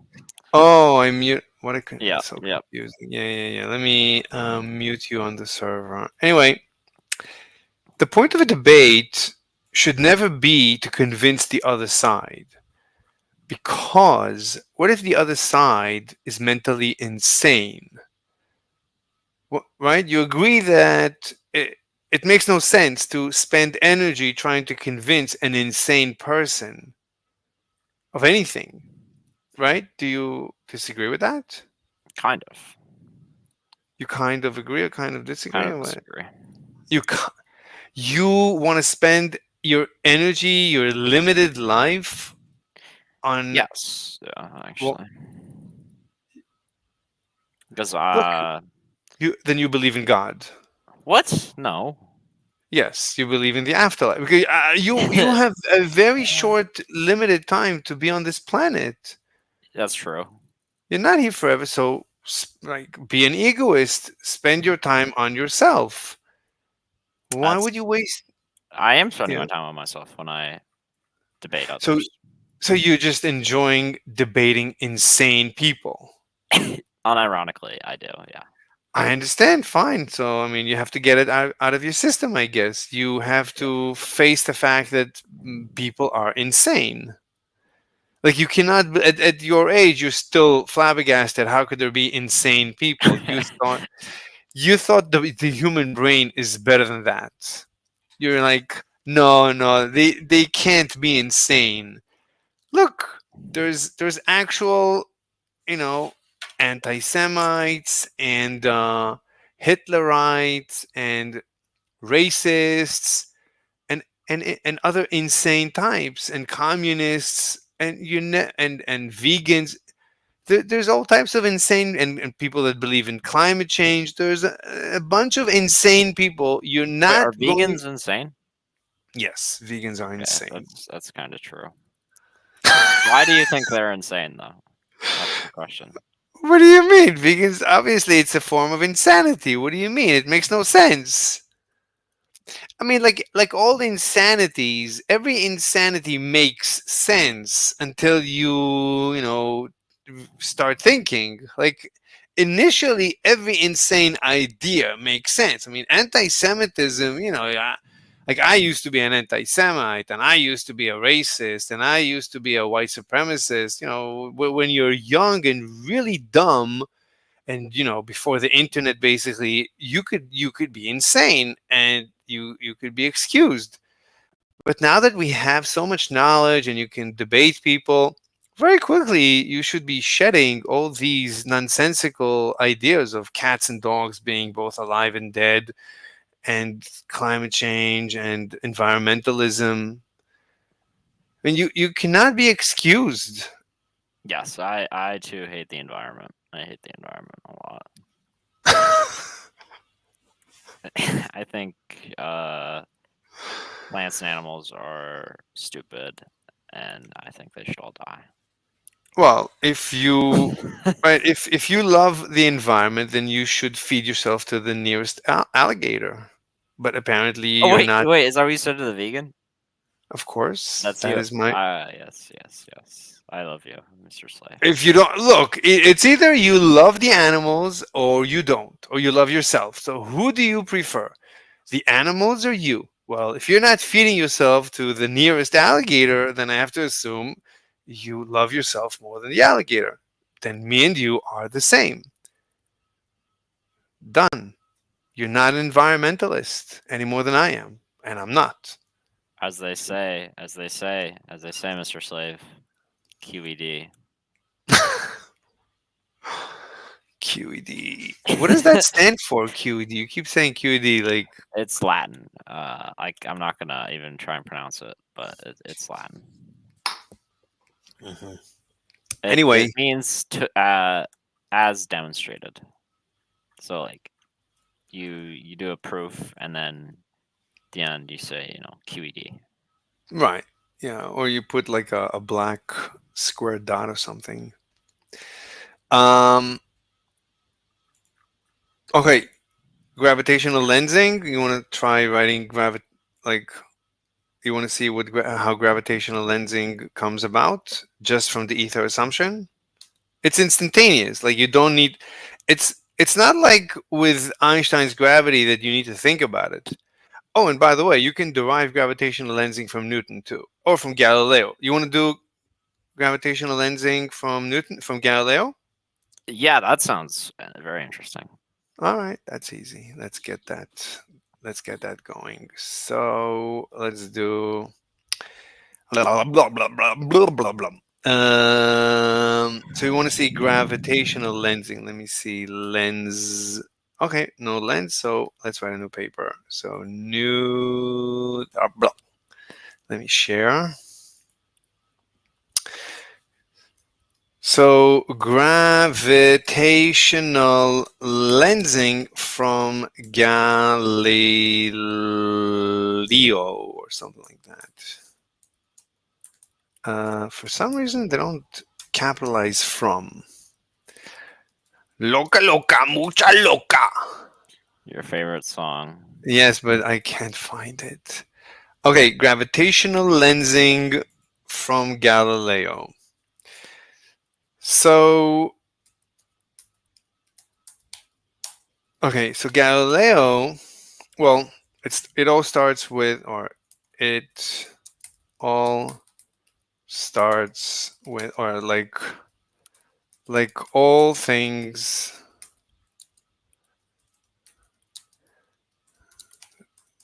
Like all things, so does this. It all starts with Aristotle. Aristotle. So Aristotle said, what did he say? I love Mr. Slave. Exactly. That Heavier objects fall faster. Exactly. Heavier objects fall faster. To which Galileo replied, Well, I don't know if Galileo replied to him, but I think he was a little dead. well, he was 3,000 years late to reply or something, but he did reply and he said, well, let's create a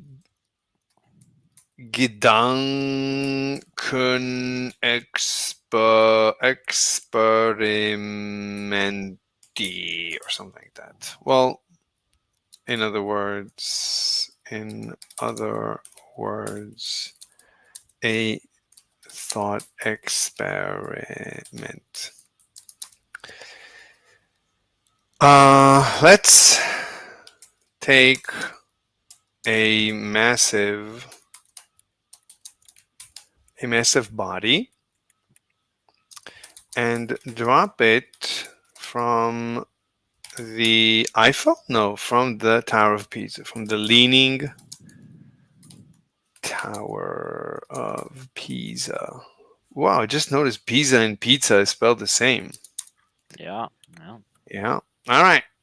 So as this body is falling, let's cut a tiny piece of it away, but keep it tethered with a thin thread. According to Aristotle, what do you expect to happen? It would slow down. Exactly. We would expect this tiny piece to slow down relative to the massive body.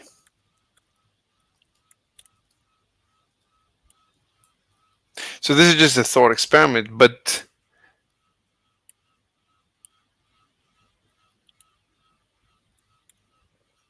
I mean, his thought experiment was let's divide it in two. But you could say, okay, we divide into what? It's like, I mean, the thought experiment is just, it just wouldn't make any sense. Like, why would it? Like, when you think about the ether, so, I mean, I don't want to give it away according to the ether theory. We can think about that too. But if you think about, so what do you say? If you cut away a little piece and keep it tethered by a fine thread, would that make any sense that it should suddenly slow down? I would say no. Like, what would slow it down? And the immediate intuition is, but wait a minute, the big, massive body is just a bunch of tiny little pieces connected by whatever they're connected. But I mean, that is what it is. The tiny pieces are all falling at the same rate as a big man. And this is, anyway, so intuitively, that's, I mean, a thought experiment can just give us intuition. You can't, I don't think you can actually prove anything. It's just a thought experiment. So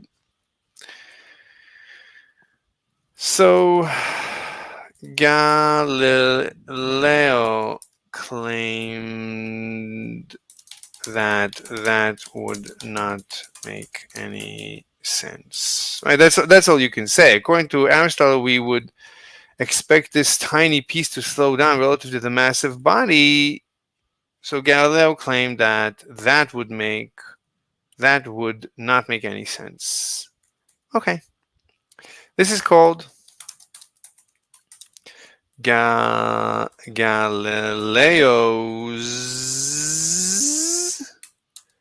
Paradox? I don't know. almost gravitational equivalence principle. Who else had a gravitational equivalence principle? What was his name? Mr. Slave? No. Newton? Einstein? Einstein, correct. Yeah, Einstein had his, but anyway, okay. So this is Galileo's gravitational equivalence principle. Now, if we take, we can name it right GGEP.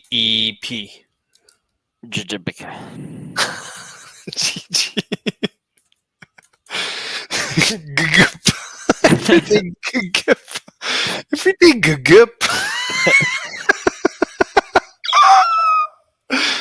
everything GGP, and extend it just a bit further, something amazing happens. Let's keep cutting away a smaller and smaller piece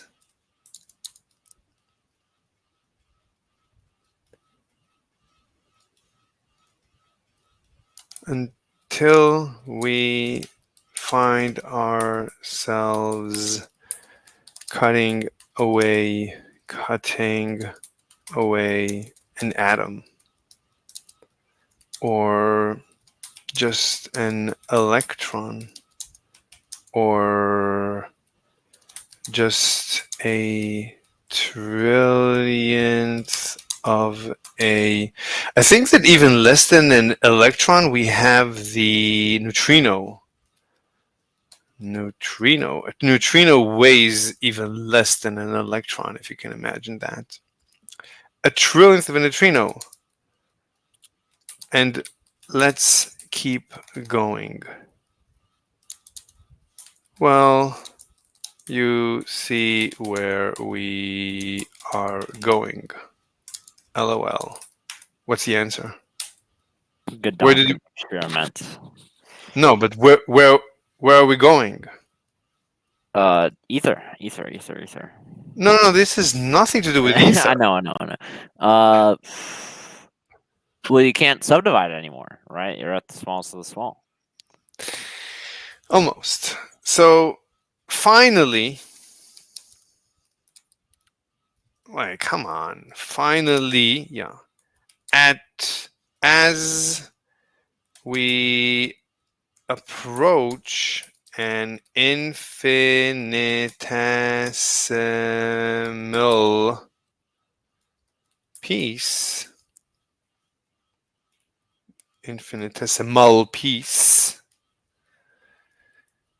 we are approaching a massless piece. Yet, we keep claiming that it too should fall just as fast as any other massive body. Well, we know that light / a photon has no mass. So mathematically, we have proved that light should fall just like all other massive objects. So if I fire a laser beam across my room towards the wall, I should expect it to what? Are you listening? Yes, yes. I should expect it to what? I don't. This is so convoluted, Mr. Slave. If I fire a laser beam across my room towards the wall, I should expect it to destroy the wall. Of course, because of the extension of GIP. Yeah, yeah. It's gonna go FTL, right? We can have a paper about FTL too. All right. So Wait, what's the end? wait. Can you actually prove FTL though? Of course, of course. Can FTL I is go nonsense. FTL? Can I go FTL? You are going FTL relative to a galaxy on the other side of the cosmic horizon. Congratulations. You never thought you'd reach that day. It doesn't mean anything. You are. It doesn't mean anything. It's a meaningless statement. Congratulations. Now you know the meaning of meaninglessness. Anyway, so if I fire a laser beam across my room towards the wall, I should expect it to hit the wall where I pointed it. What's the answer? I cannot follow your logic, Mr. Slave. I'm sorry. Okay, let's do diagrams. But first we need to sing the song. Ready? And loca loca mucha loca. All right. Get.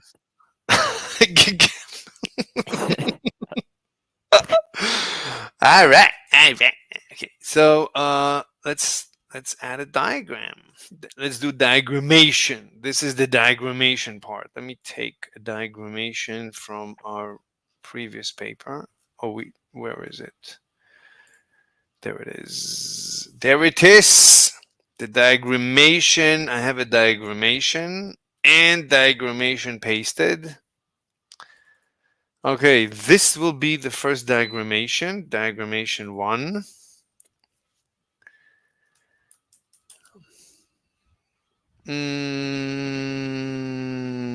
This is Aristotle. Aristotle's theorem. Loca, loca, muca, loca.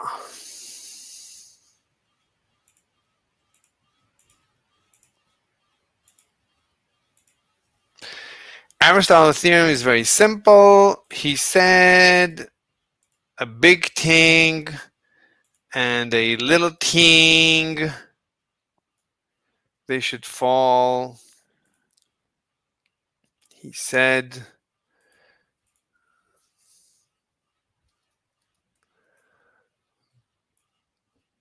this guy should fall slow and this guy should fall fast. Right? Yes, yes.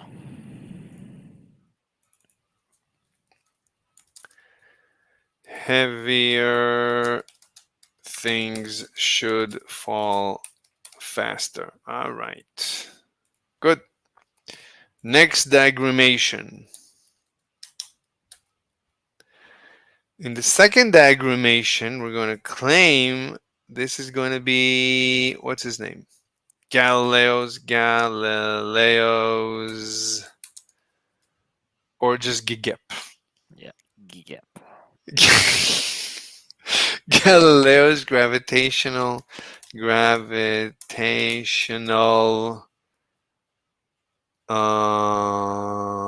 equivalence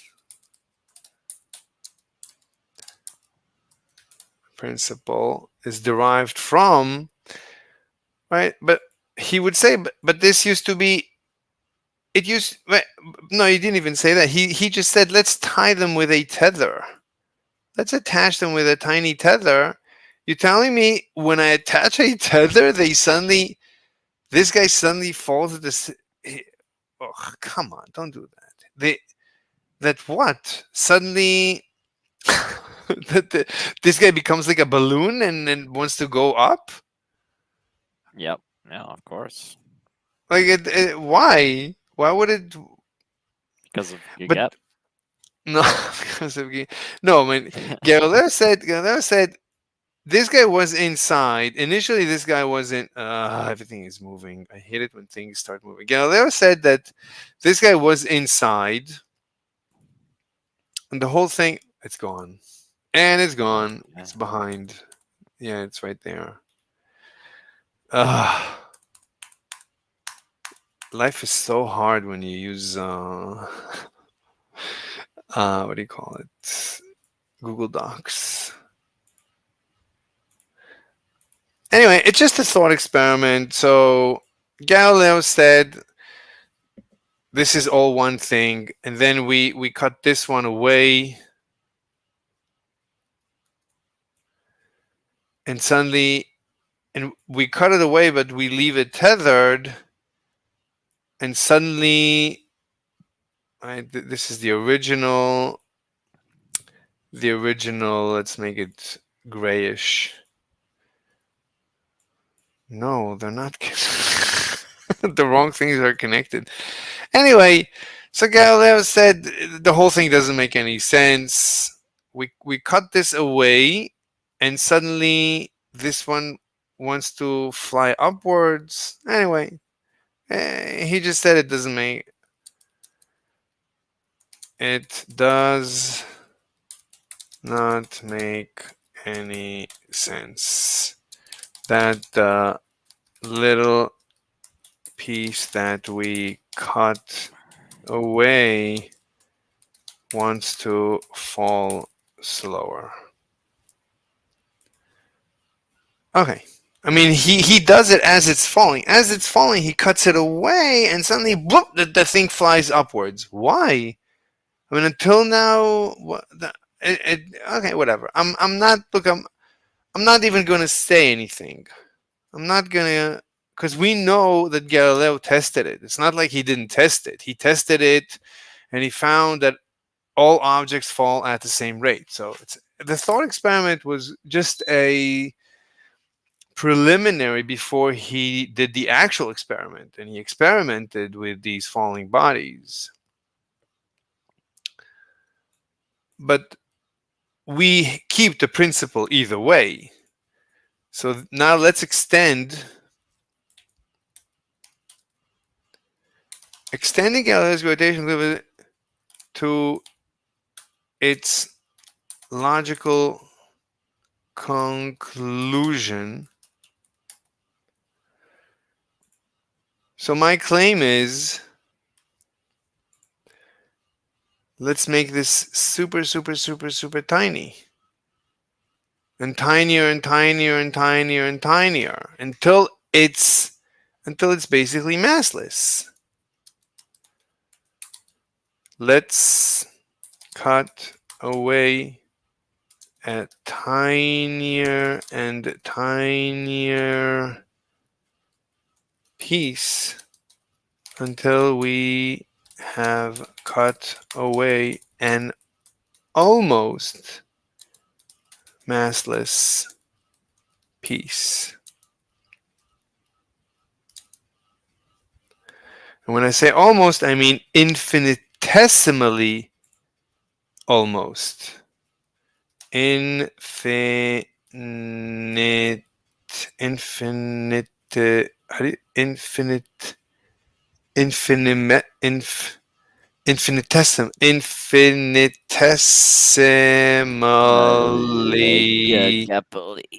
infinitesimally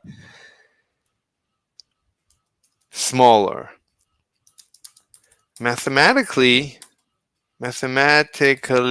it is not 0, but physically it is. But physically, it is 0. But mathematically, it's not. Physically, it is. Do you understand? Yes, like it's still something, but physically it's basically nothing. Physically, it's zero, but mathematically, it's not. It's Yeah. not zero. Mathematically, it's not zero. So math says mass of piece is, let's make it cap, is not zero. But physically, it is because it's infinitesimal. Infinitesimal means whatever the lightest thing you can tell me, I can make it a trillion, trillion, trillion, trillion times less massive. And that's still going to be a trillion times more massive than I could just keep going forever. So, and according to this thought experiment, it should hold. Meaning, light should fall. A particle, a massless particle, should fall just like all other bodies. Do you not see that? Yes, but it still has mass. No. Infinitesimal. No. But it No. still has mass mathematically. No. No, it doesn't. No, it doesn't. So, conclusion. Even a massless particle should fall at the same rate as all other massive bodies. You don't see that? It's infinitesimal. It's zero, even though you're claiming mathematically it's not. But you can forever, right? There's no reason you should ever stop in cutting a smaller and smaller and smaller piece, right? This thing is composed of infinitesimal, right? It's composed, right? You agree that it's composed of... Haktua, Mr. Slade. Exactly. You know what that means? No, I don't know. I don't. I've never seen the internet. What? The internet exists? I didn't know that. Do you know what Haktua is? Yes, I know. I watch her. I watch her podcast. She is mildly entertaining. Yeah. So in conclusion, Haktua.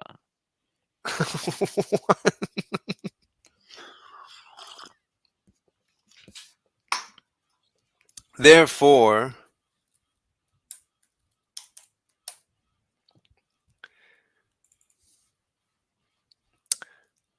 the laser beam.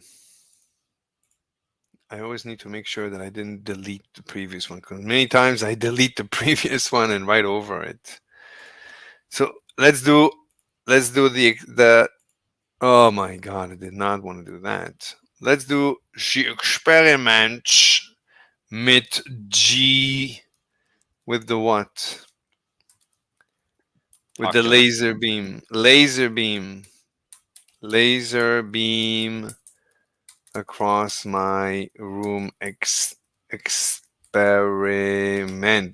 And this is Einstein's thought experiment. It's not. Actually, is it? I mean, Einstein invented the rocket. You don't need the rocket. You don't need anything. You need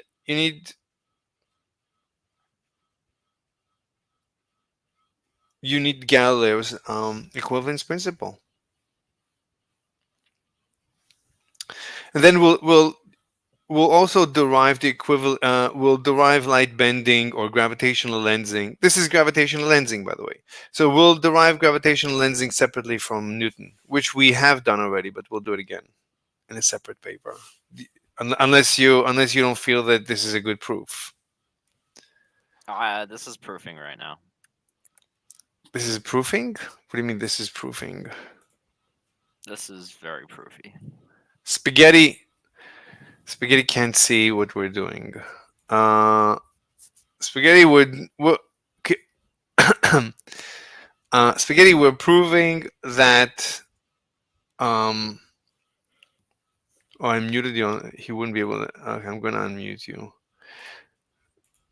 Spaghetti, Yeah, Spaghetti. We're proving that light. We're proving gravitational lensing from Galileo's equivalence principle. What do you think?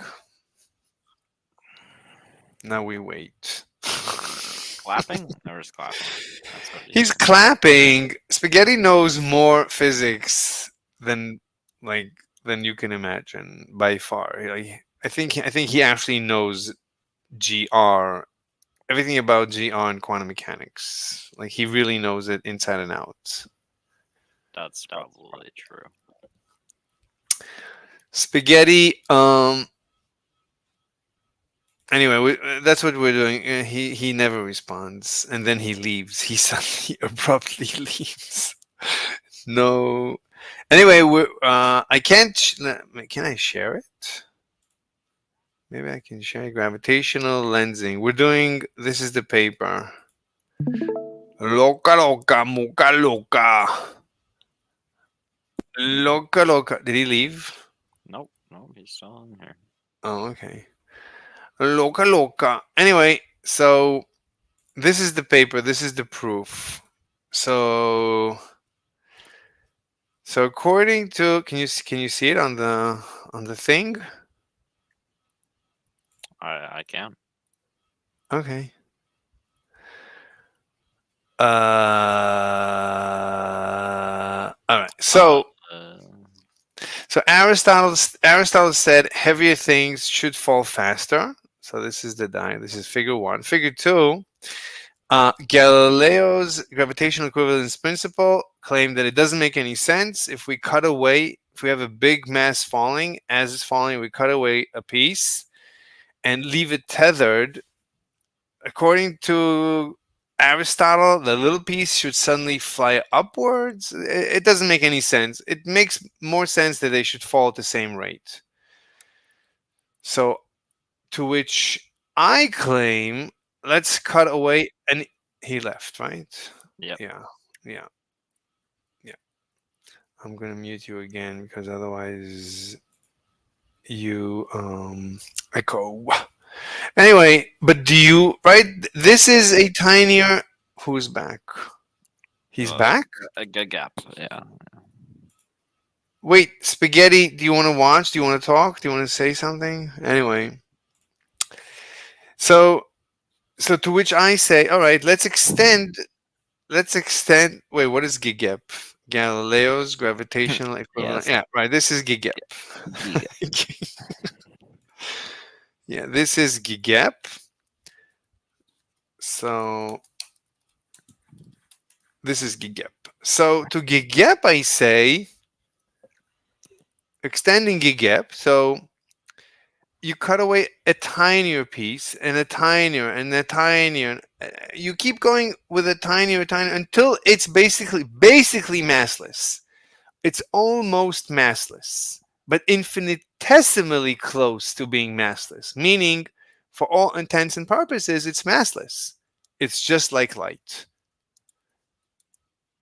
Even then, it should fall as fast as any massive body, which is gravitational lensing. So this is gravitational lensing from Galileo. So Galileo should have known that light bends due to gravity. And maybe we might be able to look it up in his writings. Maybe he said so. But I think he got too involved politically, maybe to rethink, to think about the conclusions. Anyway, so according to Gigep, according to Galileo, I should be able to fire a laser beam across my room. So here is my room. And here is, which one is a laser beam?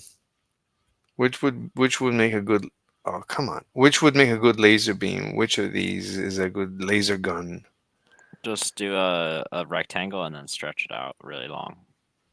No, I want the gun. I think this is a good gun. This is a good gun. Just make it tiny. So this is going to be the laser gun. I'm going to fire a laser gun. and it's going to emit a laser beam. A laser beam. I guess that would also be a laser beam. So I guess we should like make this actually a little bigger. Yeah, this actually is what laser guns look like. That's so funny. But how are we going to make it bend? So we can't. We need to use a curve. So we're going to fire it from here. And then it's going to curve, curve, curve, curve. How do you let it go? Enter? I never know how to let it go. Like if I hit escape, it disappears. Curve.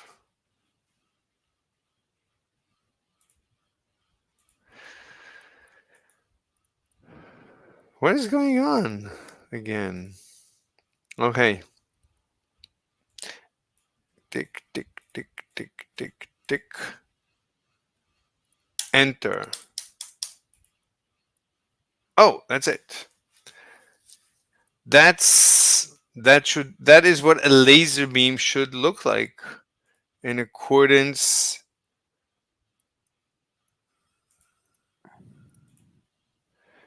with who? Gigep. Gigep. This is the expected result of the lane. Looks like. Yes, this is the prediction of Gigep. Let's make it thicker. Okay. Always be thicker. Yeah. Laser beam across, but this is gravitational lensing. Do you agree? Yes, light bending. Yes, yes. Yes. So, okay, one paper down. This, yeah, this. Oh, we can say QED. QED? Yes, QED, QED. QED. Beautiful. No, we need to say first.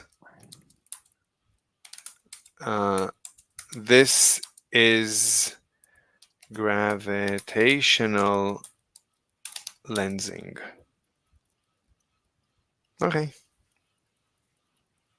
QED. Done. All right. So we can publish this paper. Wait, we didn't put your name. We keep forgetting. Okay, so what's the answer? We didn't put an answer. We need to put your name. Let me get your name.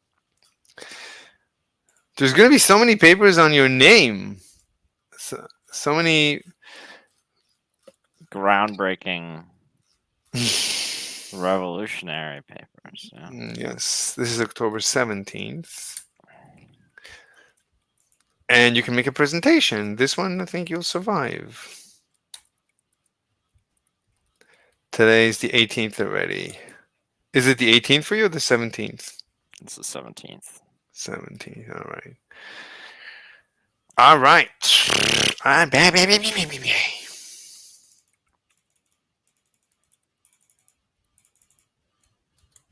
Loca, loca, muca, loca. Gravitational lensing from Galileo Gigep by Gamma Novak. All right, so what's the answer? We didn't finish. So answer. So if I fire a laser beam across my room towards the wall, I should expect to hit the wall where I pointed it. Question, answer? No. No. No. Reason. Gigep. Gigep. QED. But we need, yeah, oh, we mentioned Gigep, so we should italicize any definition. And we're good to go. Next paper. We're like a paper machine. Yeah, We're paper like mill, as they say. paper. We're like they're gonna accuse you that you're like you're paying someone to just write papers for you. Loca, loca, mocha, loca. Let me check. No comments. One person watching. Who's watching? So let me just move this paper. Share and share. Spaghetti still watching? Spaghetti watching us? Okay, so this is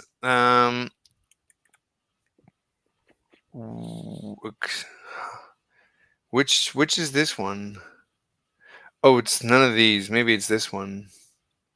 North Korea solution to the Fermi paradox. What's that about? Yeah.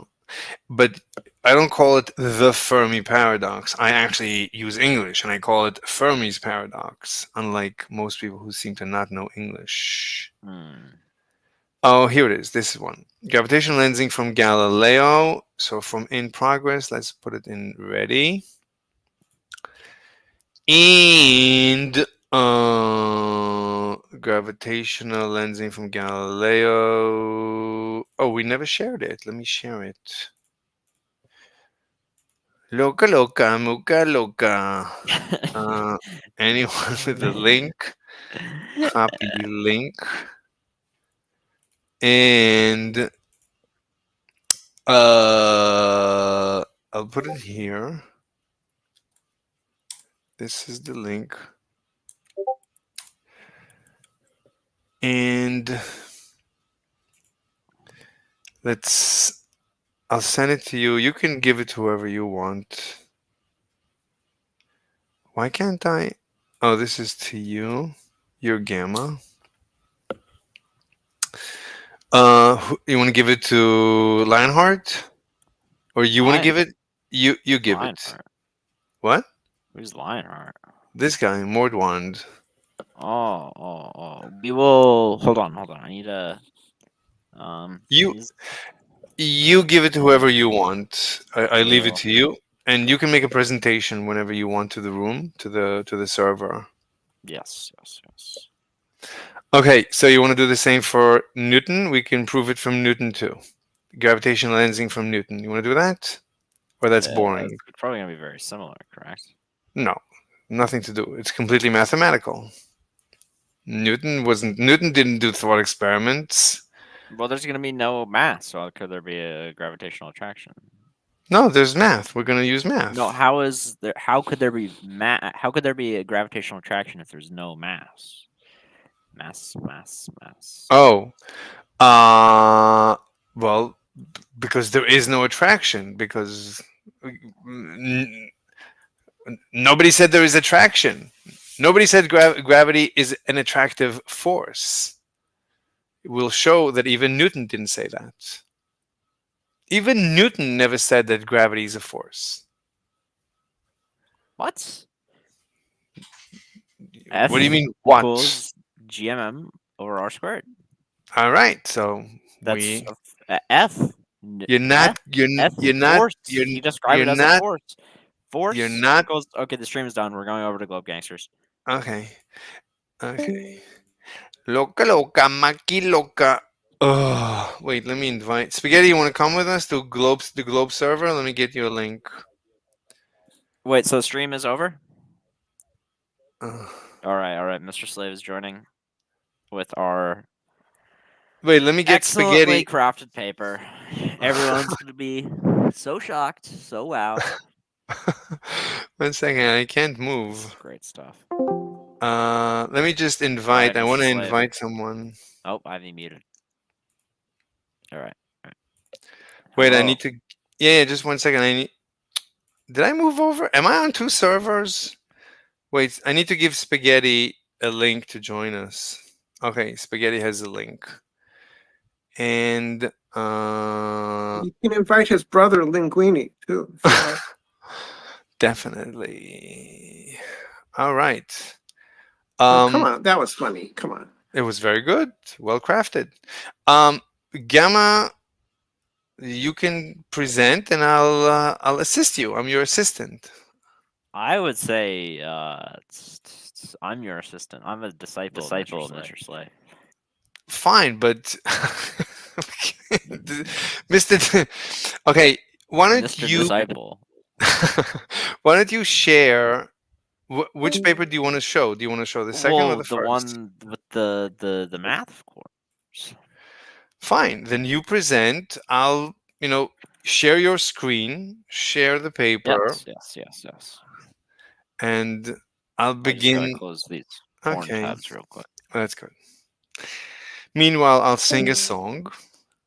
All right. Sing the song. Does anybody know the song Loca Loca? Oh my god. Okay, watch stream. All right, I'm watching. Very good. I'm watching the stream. So, what's the name of this paper, Mr. Loca Loca? This is a black hole formation analysis using a novel gravitational ether model. Okay, And no one else is watching other than you, Mr. Slave. What do you mean no one else is watching other than me? No one else is interested, I think. No, I don't believe that's true. Wait, there's another stream. Oh, they're watching something else? Let them finish. You want to you unless you want to do a dry run, like are you sure they're not watching? Is anyone watching us? Yes, Sea Lion is. I clicked on it and it says one watching. That would be me. One watching what? The live stream? The live desktop? Mr. Slave live stream YouTube. No, I mean that's not the question. What? Did I? What's going on? No, the question is who in the room is watching Gamma's desktop? Gamma's shared desktop. That's my question. Is anybody watching us? I'm driving to a coffee shop because my internet has been shitty all evening, which was great timing for this event. But yeah. So can I just make some general? Well, your comments, internet, though, your internet is still very bad. Yeah, go ahead. That was super fun. What? Witsit decided he was going to moderate, and then actually he did an okay job. But Alan interjected in the middle to say that the topic had gotten into a topic that was, quote, retarded, which was kind of funny, given that it was supposed to be like a serious scientific debate. And yeah. Fascinating. Pretty Anyway, funny. Lionheart, do you want me and Gamma to make our presentation about black hole formation analysis? I'm unaware of who Lionheart is. Hold on, I'm driving. Yeah. I need a coffee shop in a few minutes. So you want us to wait for you to arrive at your coffee shop and then we'll begin our presentation? I think that sounds like wait like a couple of years. Yeah. Okay, so Gamma, let's continue working until Lionheart arrives. Who is Lionheart, Mr. Slave? Lionheart is sea lion, obviously. Lionheart is clinically insane. Is that true? Clinically insane is basically everyone you people debate. I don't disagree with you. Not at all. Okay, I did not mean to. Hey, that's not fair. Some of Slave, them I have think subclinical dark. Yeah, I don't think Some of them have subclinical dark triad traits. Have you have not really fully encountered Lion then? Lion Man. Lion Man. There's someone named Lion. Lion Man. His name is just not Lion Man. I said Lion. Lion Man. Man. Oh, Brenda, so silly tonight. Okay. As always. Gamma, do you want to continue writing papers? Let me ask you, Gamma. Can you derive gravitational lensing directly from Newton? Yes or no? No. Would you like to be able to do that? Yes or no? Of course. Then let's write the paper. What do you mean, of course? Then What? You're going to show them how to do that, Mr. Slave? Of course. Yeah, I've been taken under Mr. Slave's wing. I've been learning the. Holy shit. Yeah. Oh no. I mean, that is some advanced physics. Going directly from Einstein's field equations to black hole formation? No, My Are we understanding gonna is get that that's hard. Are we What? getting a 2-hour lecture on physics that nobody else understands? I think he Well, said there's from people Newton, here. not from Einstein. There's people here that understand it, but Mr. Slave does not. Well, to my understand. knowledge, Mr. Slave has his own thing going on that nobody's agreed with yet. Yeah. Well, maybe Gamma is his first disciple now. Did you just watch the Bennett and Parks thing, Anchovy? Anchovy. Yeah, I just came from there. What did you think? Oh, you were at Aether Cause? Yeah, I was in the lobby, but I feel like it was a whole lot of nothing like usual. Just the typical, the same arguments that have been going for years and the same impasses. Yep. Does anyone know about GigApp? Huh?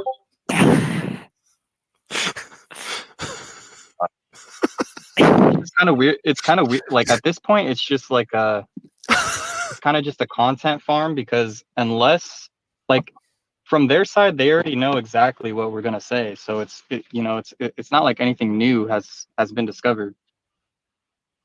No, that's true. Okay, Yeah, Gamma, that's let's a good go. point. Mr. Let's be going. Mr. It's not like any of us here on Discord are like groundbreaking science, right? I guess Dr. Parks is other than like Dr. Parks and PhD Tony, like. Oh, hold on one second.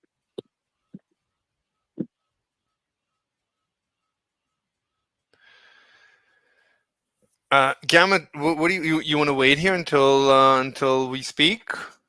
It could take He a couple. is very, very close. Yeah, but it's gonna take him at least 10 minutes before he settles down in a coffee shop. It doesn't take 1 minute. He needs to find a spot, park, get inside, set up, get a drink. That's at least 10 minutes. That's probably 20 minutes. So we can write an entire paper. You would you would be able. Give me a minute, guys. I want to talk to Jesse real quick. There so you go. Me, half an hour at Yeah. least. Yeah. Gamma. Yeah, I actually need to go. Actually. Oh, you need to go where? Wait, are you joining me? He's gone, dude. No, he's on my stream. ANCAP, I mean Gamma, are you staying? Loca. Where did he go?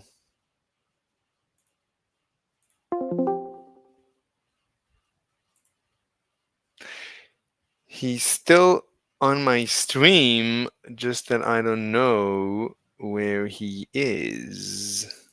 He didn't disconnect. All right, anyway. So we'll come back to black hole formation. What else we need? We can do...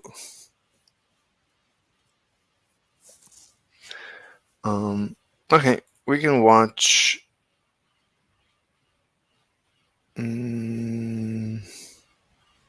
yeah, we were looking into this. What's going on? What happened? Sorry, what happened? Moon size compared to Earth? Oh my god. Oh, it deleted everything? Wonderful. Just wonderful. Let me see if there's anything interesting. Stress tensor, computer in the brain, brain science, brain inspired. Oh, this is good stuff. But we need to find the loca, mucha loca. Wow. The loca song. Loca song.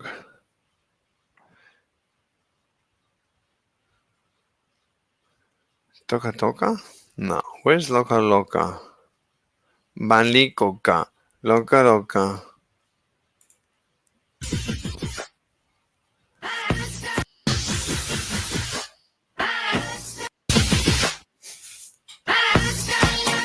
Oh my god, this is so funny.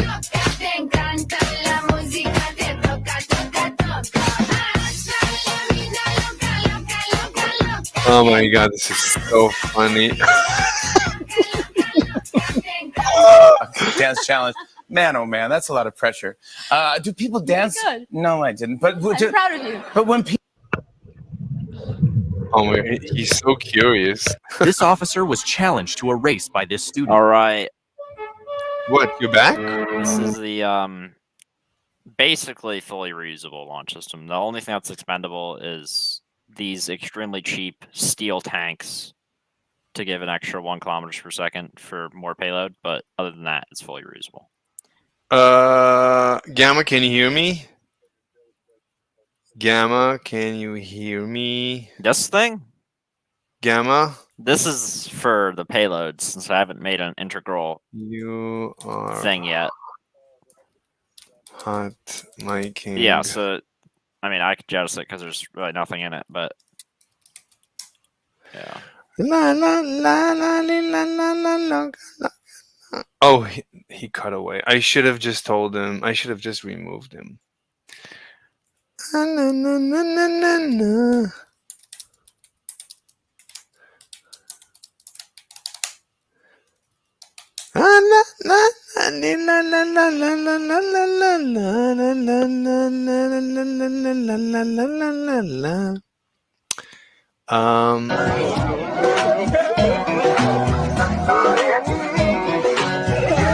Oh my god. Oh my god. Oh my god. Jeff Bezos is here. Wow, great actor. Jeff Bezos is so rich, he got divorced, and he's still the richest man in the world. Steve, do you have anything you want to add about Mr. Bezos? No, I like getting my packages on time. Jeff Bezos is here. Oh no, no. Oh. Yeah, when that starts happening, you have to abandon the landing and go full throttle and get out.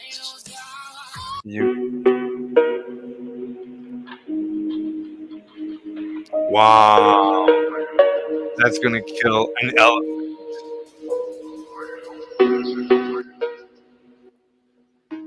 Oh my god. That's an elephant killer. Nothing can survive that. This officer Don't care.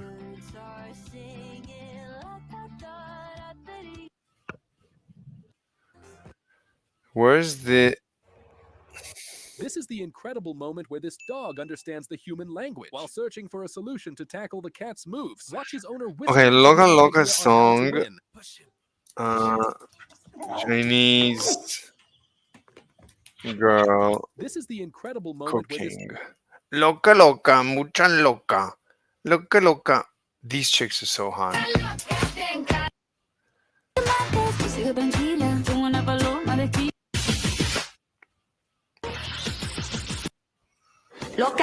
Oh, there it is. That's the song that I want, but I'm looking for the Chinese cook.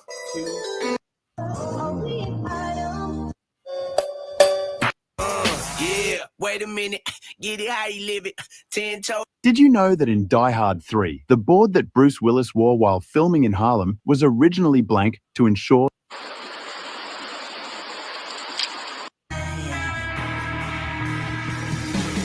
Oh.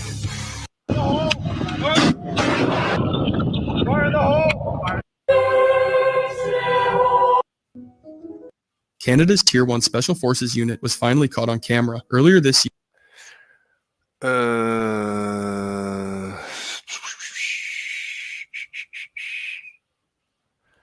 Like, she's always on my feed except for when I look for her. Then she's not on my feed. It's like magic. Wow. Wow.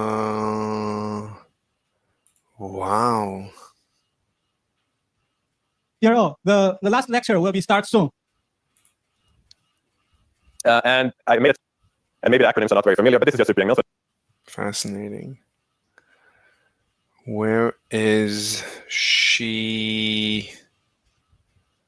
She's so funny. You know what? Maybe she would show up on my history because I watch her so much. She might even be a channel that I subscribe to. Let's look at history. Hysterectomy. Loca loca, mucha loca. Loca loca, pa mi loca.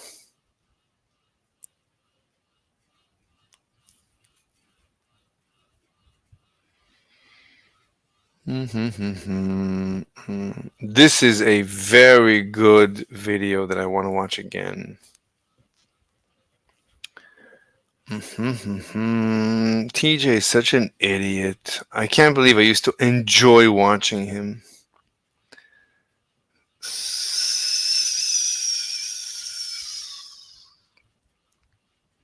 This guy is the most advanced physics videos. Like, I need to study math just to have a chance at following what he's saying. I just need the history of the shorts. This guy's theory of everything is so dumb. I love listening to people that debunk it. Like, it's the dumbest thing ever.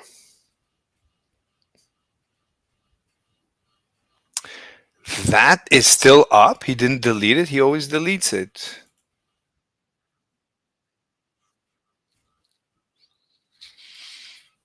He didn't remove it. It's really strange. He always removes it.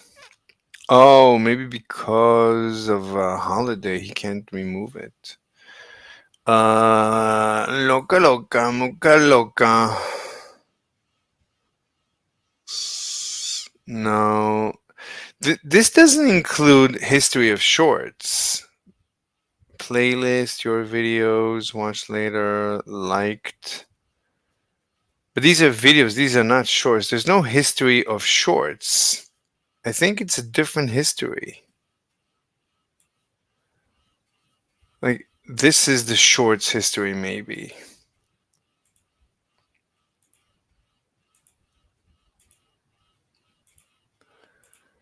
And then maybe we have a chance of finding it.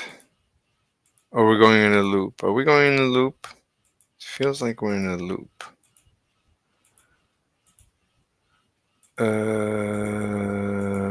No, it's not a loop, probably. So we might be able to find it. Find them and destroy them. Where is it? I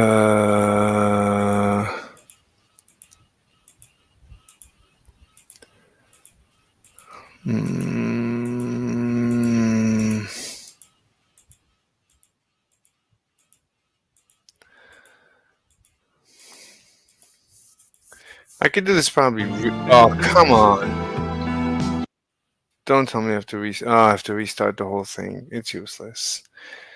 I don't know what to do. Local song, Chinese girl cooking. What else do you want me to look for? Short. No.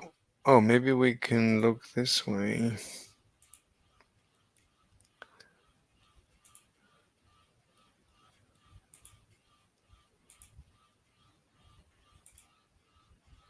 Wait, no. This is she's also mukbang. She also eats, but she yells. She's always yelling when she's cooking.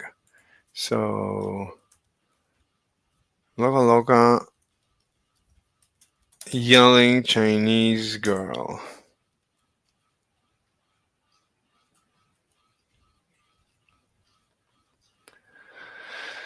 Loca baminoka. Yeah, we need to. This dropped today. I need to listen to it again. I don't know what he's talking about. He says that Stern Gerlach got the right results for the wrong reasons.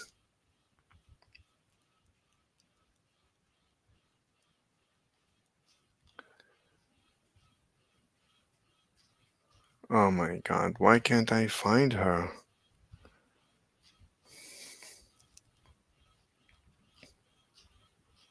Nothing.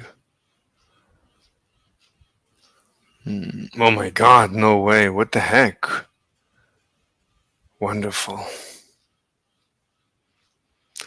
Loca loca, bami noca. Am I in my room? Am I on my server? Yeah, I'm on my server. I'm never gonna find her. Okay, let me look on my phone.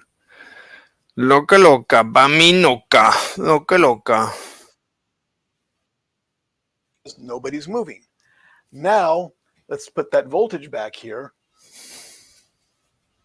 And now I see the I was actually watching this video as I was sleeping and I kept falling asleep. So, but slowly I made progress. Like I probably slept the whole night as I was watching 26 minutes with like I kept waking up and falling asleep. Every time I woke up, it was like, no, it was usually at 30 minutes. I had to roll back to like 12 because this is where I kept falling asleep. I had to go back to here.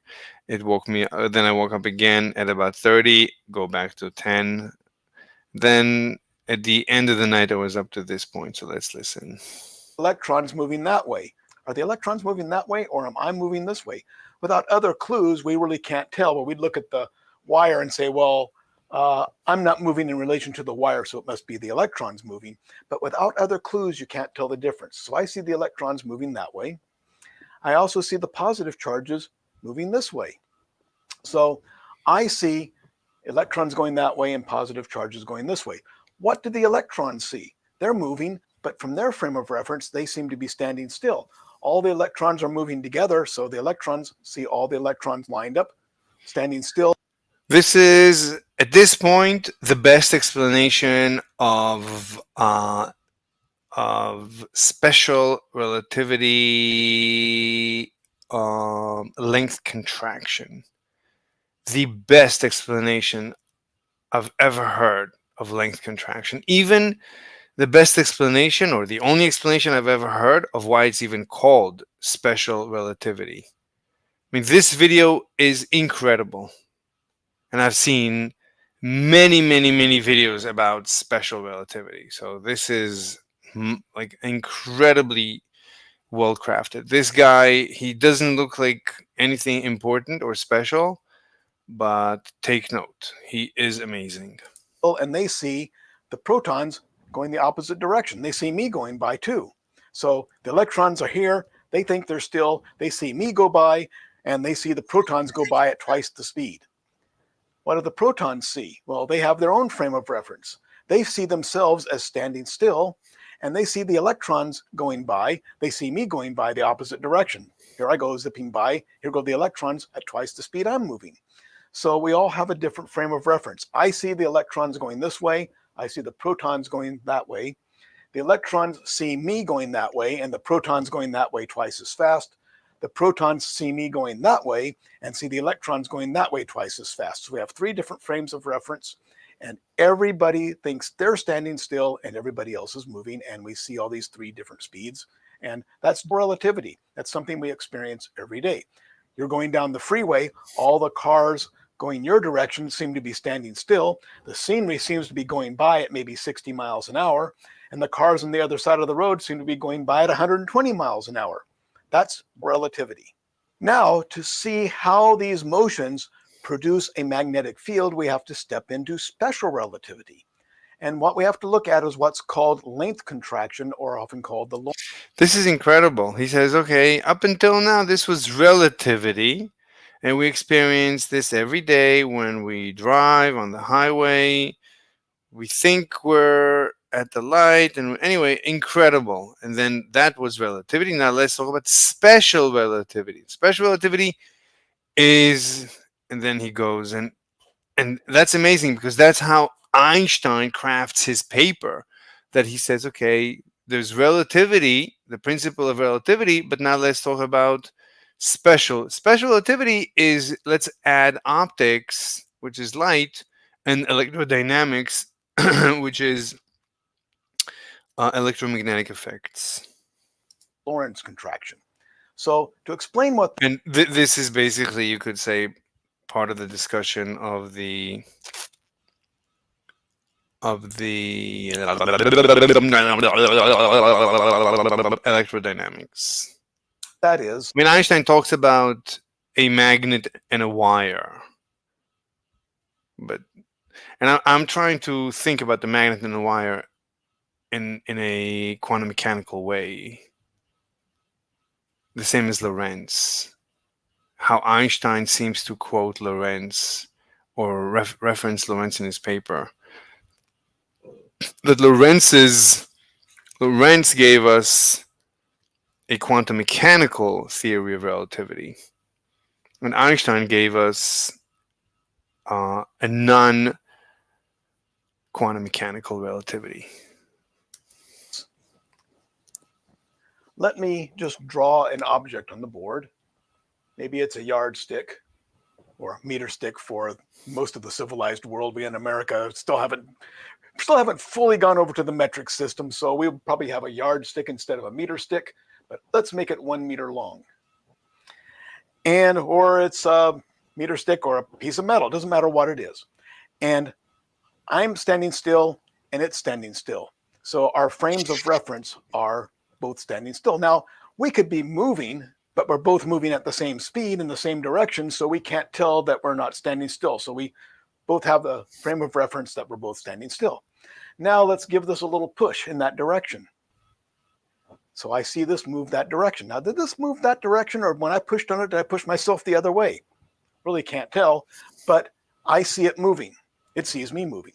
But when I see it moving, when I measure its length, because of space contraction or length contraction and special relativity, it appears ever so slightly shorter. And the faster it goes, the shorter it gets. And in fact, if I could get this up to the speed of light, it would become infinitely short. But why? See, in Einstein's relativity, no one explains why. It's just because the speed of light is a constant, then it must be so. The time must dilate and length must contract. There's no mechanical explanation for anything. Short.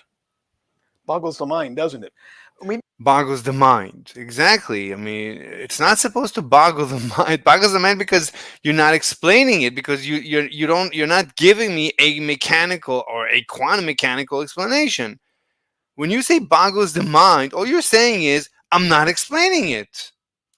We usually don't see these effects because we don't see length contraction until we get to a significant portion of the speed of light. And nothing gets to the speed of light except photons. So we can't observe these things happening. So the general wisdom is that at any kind of speed we can observe, we don't see this length contraction. But it does happen. It is ever so slight, but it does happen. Well, let's go ahead and erase this because I'm going to make another point. Now let's line up a bunch of electrons or positive charges or whatever, rocks, asteroids, I don't care what they are. Line them up, and I'm not moving, they're not moving, or at least our two frames of reference are together. So if they're moving, I'm moving with them. And I see them spaced this far apart. Now, let's put some voltage here, negative to positive, and now I get the electrons moving toward the positive charge. So I'm still standing still, but I see them moving. And because of length contraction, I see them ever so slightly closer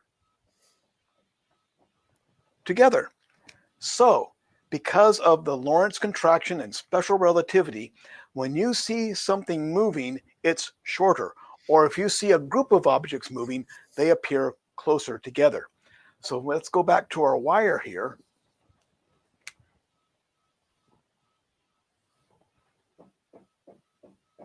There's our 6 electrons. Of course, there's gazillions of them in there, but just representing them by 6.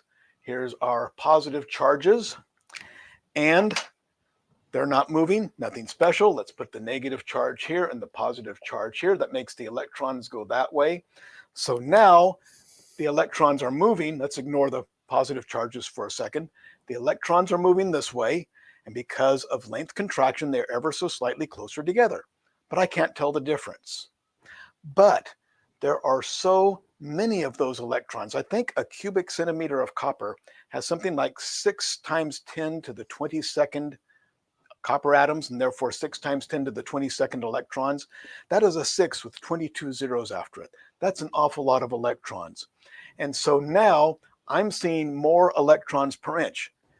And because there's so many electrons in there, that tiny, tiny bit of length contraction, even at the slow speeds that these electrons are moving, I see a significantly higher number of electrons per inch now than I do when they're not moving. So when the electrons are holding still, I see so many per inch.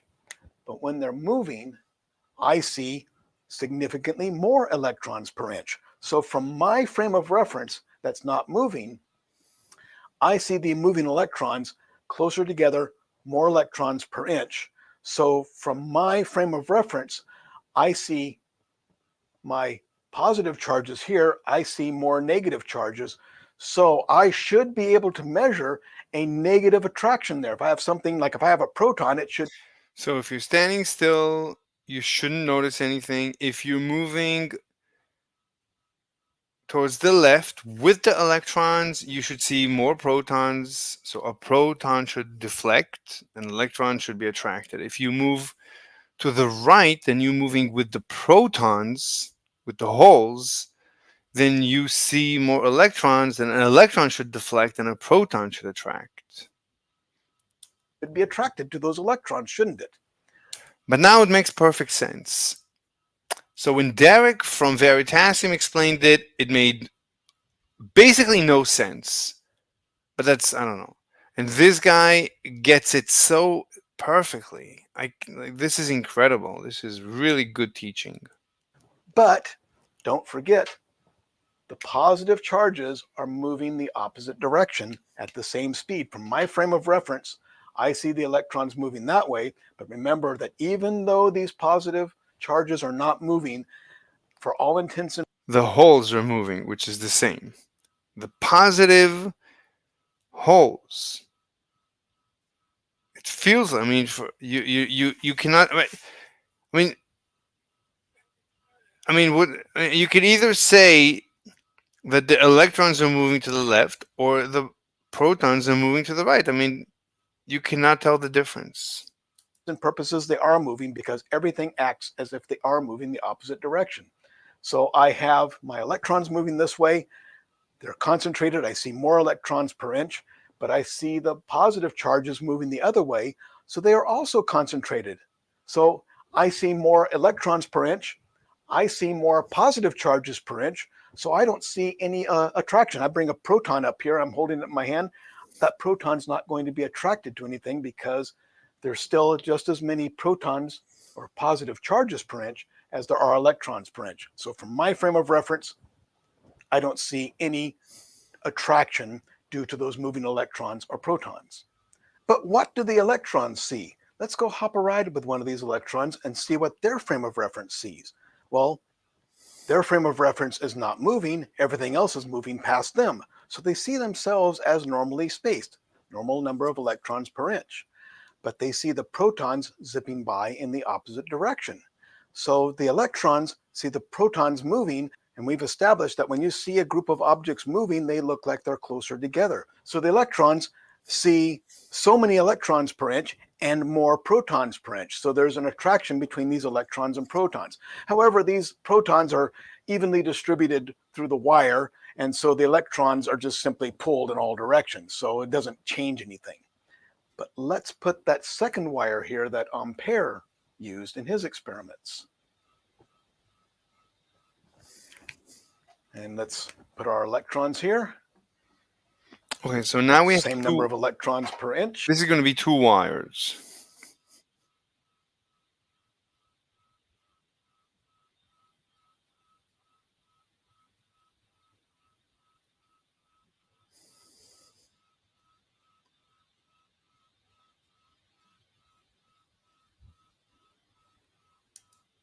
Positive charges.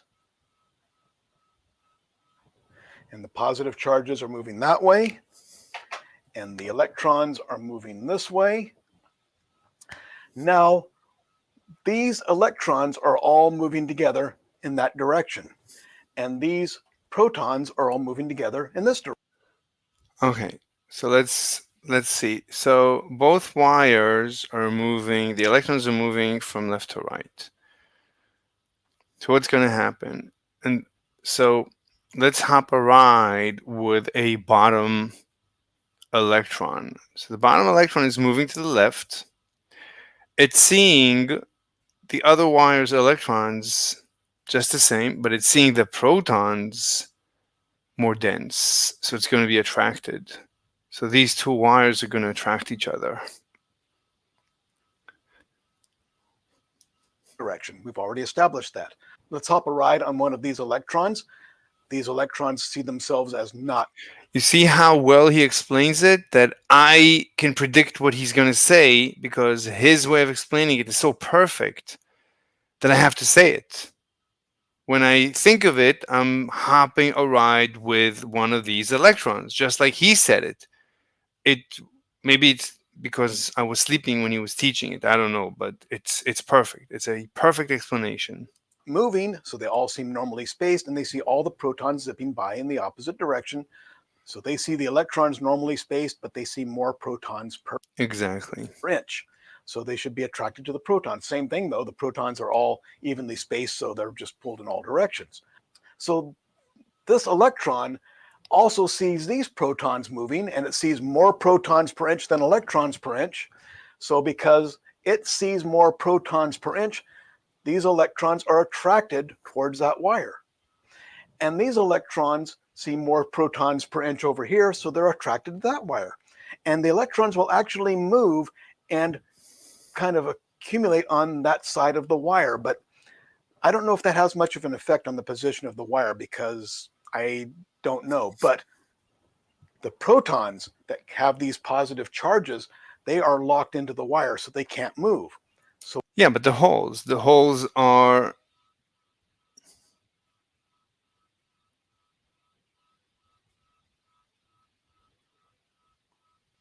what are the holes?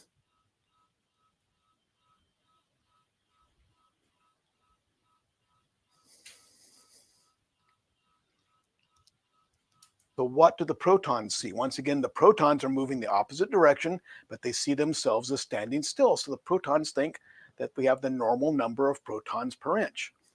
The electrons look like they're zipping in that direction. So since they see the electrons moving, this has nothing to do with the holes. I mean, you see protons and you see them moving fast. When you're an electron on the bottom wire moving to the left, you look up and you see electrons moving at your rate, but you see protons moving past you very fast. You have to assume that the protons are moving fast relative to you, therefore there is more of them, therefore you're attracted to them. They see more electrons per inch than they see protons per inch. So these protons are attracted to these electrons over here. And so wait, the protons? So the protons are not moving. But the other protons are not moving either, but the electrons are, so the protons are attracted to the electrons. So the whole wire is going to be pulled in that direction. Likewise, these protons see more electrons per inch over here, and so they are pulled in that direction. So the two wires are pulled towards each other. So because of these motions and special relativity and the Lorentz contraction or length contraction. Why do you say Lorentz? Lorentz is something different. Lorentz has to do with the ether. When the charges are moving, it's the same equations, but a different consideration. And they're moving in the same direction. So all the electrons are moving this way, all the positive charges are moving that way. The two wires are attracted to each other because each charge sees itself as stationary and sees its charges distributed so many per inch, but it sees the other charges as moving, and because they're moving and because of special relativity and the Lorentz contraction, it sees more of the opposite charge per inch than its own charges. So the protons see more electrons per inch, the electrons see more protons per inch, and everybody's attracted when they move in the same direction to each other. What if we reverse the direction?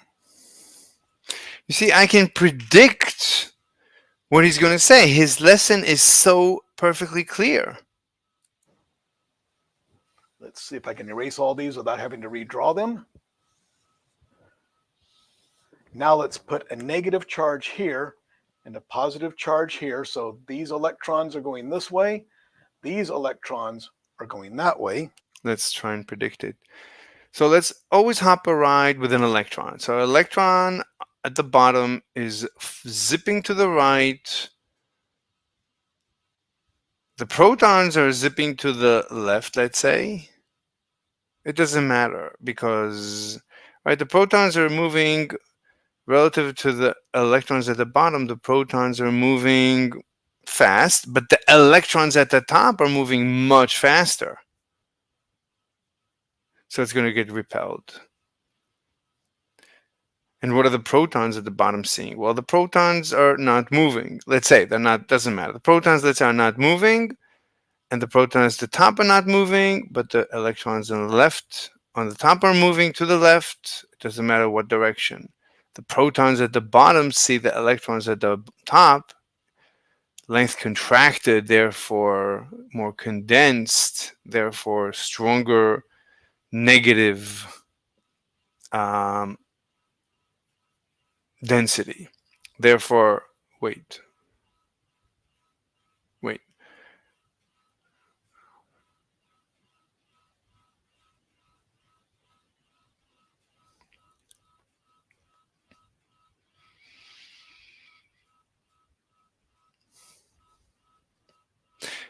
Well, the protons are attracted to the electrons at the top. But the question is, what is more? So the electrons are moving to the left. The protons at the top are moving to the right. These protons are moving to the left.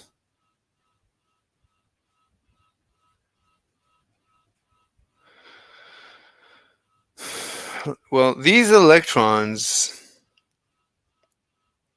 moving to the right, they see these electrons much more condensed. So that's a repulsion. But what about these protons? Well, they're moving to the right, so not so much. Much more this. So I mean, you don't need to analyze this one. All you need to ask is these electrons about both of these, and by symmetric considerations, you have resolved all the other situation. So these electrons zipping to the right see these guys zipping to the right as well. So that's nothing. And they see these guys zipping to the left. That makes it, that gives us repulsion. And from symmetry, we've looked at everything. So it's repulsion. These positive charges are going this way, and these positive charges are going that way. So now what do we see? These positive charges here are moving the same direction as these electrons here. So they're moving together. They see themselves as normally spaced. So these protons see the electrons over here normally spaced, but the positive charges are going the opposite direction. So these protons see themselves as stationary, but they see these protons moving. So these protons see more protons per inch here than over here. So these protons are repelled from that wire. So that pushes this wire that way. And likewise, these protons are moving the opposite direction. They see they're moving with these electrons. They're moving this way. These protons and electrons are moving together. So these protons see the normal number of electrons per inch here, but they see these protons as moving. So these protons see more protons per inch over here and are repelled. So when the charges are moving in opposite directions, the wires are repelled from each other. So that is why there is an apparent magnetic field around the wires when the charges are moving. But why don't I see anything? I don't see anything because from my frame of reference, I see these electrons moving this way, and I see these protons moving that way at the same speed. So I see more electrons per inch. I also see more protons per inch. So I don't see an imbalance. If I bring in a proton, it's not going to be attracted or repelled because it sees the same number of electrons per inch as protons per inch. Same thing's happening down here. The electrons are moving this way, the protons are moving that way. So from my frame of reference, I see the same number of electrons per inch as I do protons per inch because they're moving in equal and opposite directions. I bring in an electron or proton or whatever, it's going to see the same thing because it's stationary. It sees the electrons moving this way, the protons moving that way. Yes, there are more electrons per inch, but there's also more protons per inch. So the wire is still neutral. So any kind of electric field detector I'm going to put here to try to see what it's doing, such as an electron or proton or whatever, something that detects electric fields, will see nothing because from my stationary frame of reference, there is no imbalance of the number of electrons and protons per inch. So that is why they have an attractive force, but I can't see what's causing it. I can't detect it. So I have to invent something new. I will call it magnetism. Now, Faraday and Henry established that if you move a magnetic field across a wire, you will cause a current in that wire. So let's see what's going on there. So let's stop these charges from moving. Let's take away the voltages.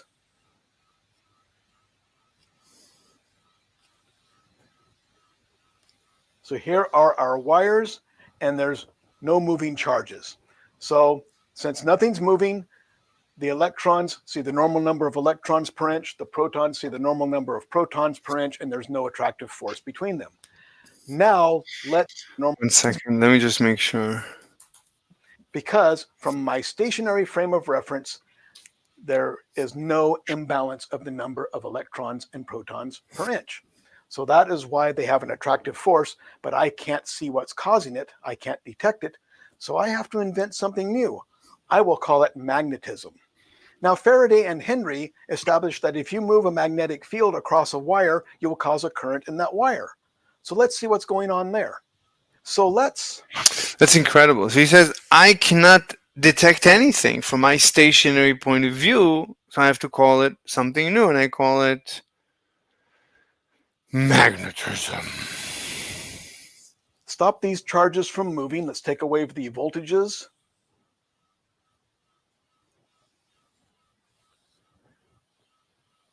So here are our wires, and there's no moving charges. So since nothing's moving, the electrons see the normal number of electrons per inch, the protons see the normal number of protons per inch, and there's no attractive force between them. Now let's put a voltage across here and start these electrons moving.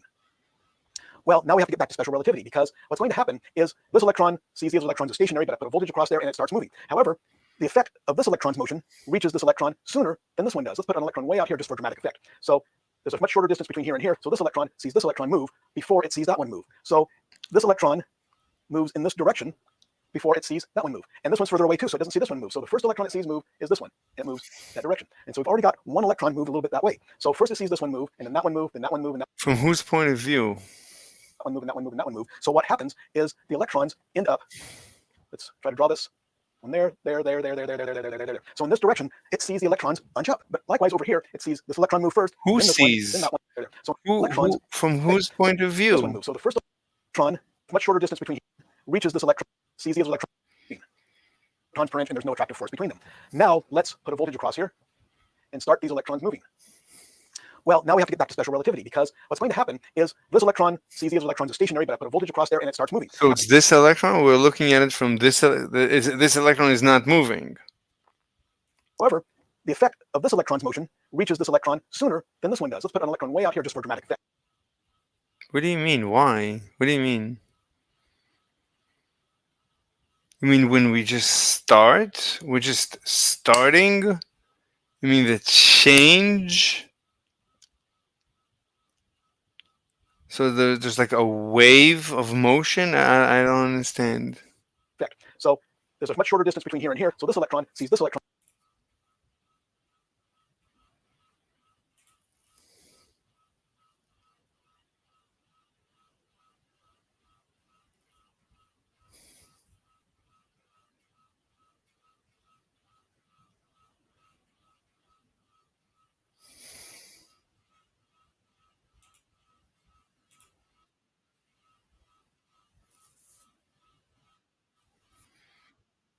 Bucket to get all that information in.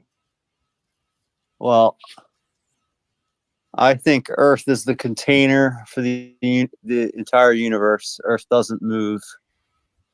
So I don't know if you're a flat earther, but I think I agree with more flat earthers than globe earthers. Same. Seems really stupid, doesn't it? My Well, position. I think the universe doesn't exist. Mr. Slave. Yeah. Someone called you Mrs. Slave. Is that because? Oh wait, no, it is Mr. Slave because it's a woman.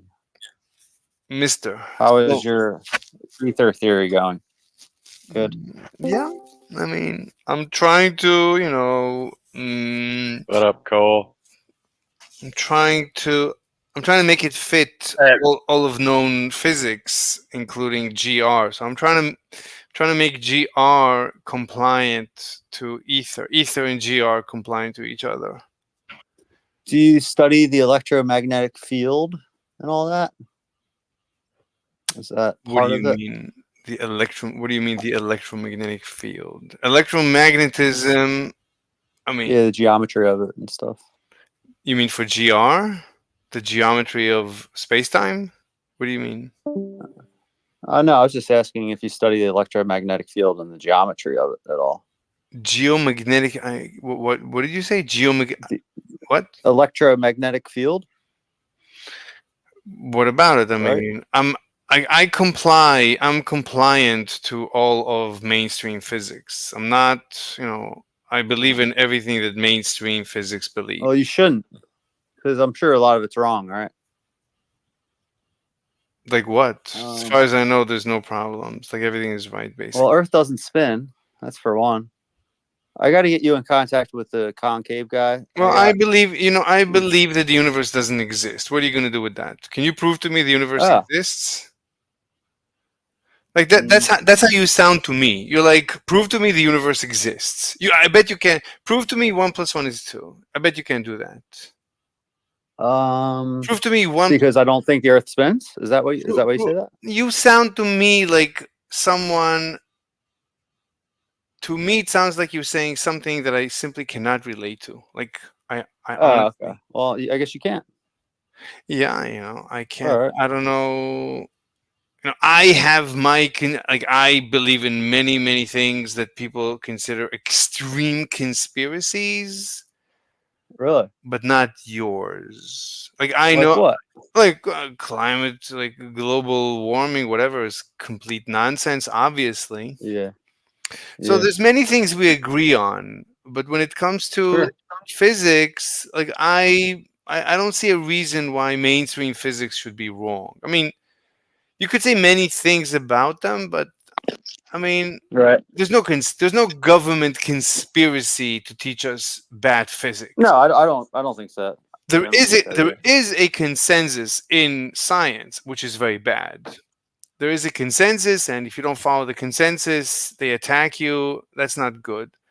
But for the most part, I agree with them, and Yeah. I don't agree with you. Even though we fine. probably agree on like many things, but not on the physics part. When it comes to Earth being the center, not spinning, that's like I don't know what to tell you. That's why you never see me debating flat earthers or anyone like that. I just think your physics would work out better if you understood the Earth doesn't move and where gravity comes from and stuff like that. I told you how I feel. When you say that, you might as well tell me that you think everything will make more sense to me if I define. Yes. If I define. It would. If I define 1 + 1 to equal 17.7 during the morning and 19.9 at night. You might as well tell me that. That's how nonsensical you sound to me. That's why I don't debate flat earthers. It's a waste of time. I'm not trying to debate you. I was trying to get you to talk to someone else. That's I'm saying like on the that's same why wavelength. I didn't say that you're trying to debate me. I'm explaining to you why I don't debate flat earthers. I didn't say like if you would want to debate it, I would say I'm not going to debate it. Well, it's just my opinions, right? Everyone has their own opinions, so it's fine. Sure.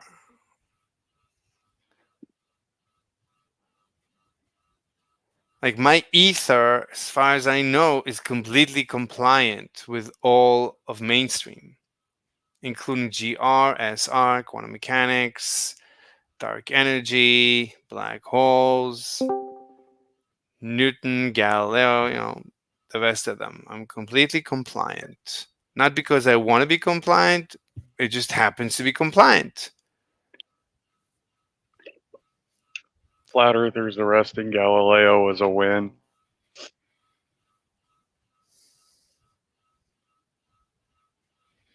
How so? Yeah.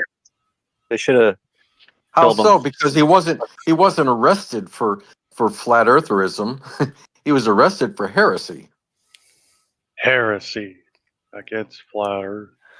No. That's why I said flat earthers should have killed him. Flat earthers are basically harmless because they're Trump voters. There's no reason to be afraid of them. Well, that's harmful. No, Trump is harmless.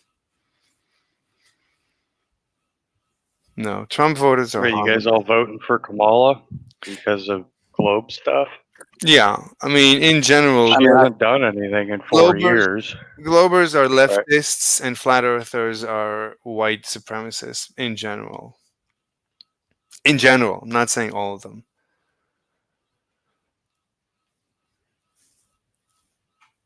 In general, this server, the Globe server, is a tribe of lefties, and in general, So yeah, you're saying I'm a white supremacist? Are you a flat earther?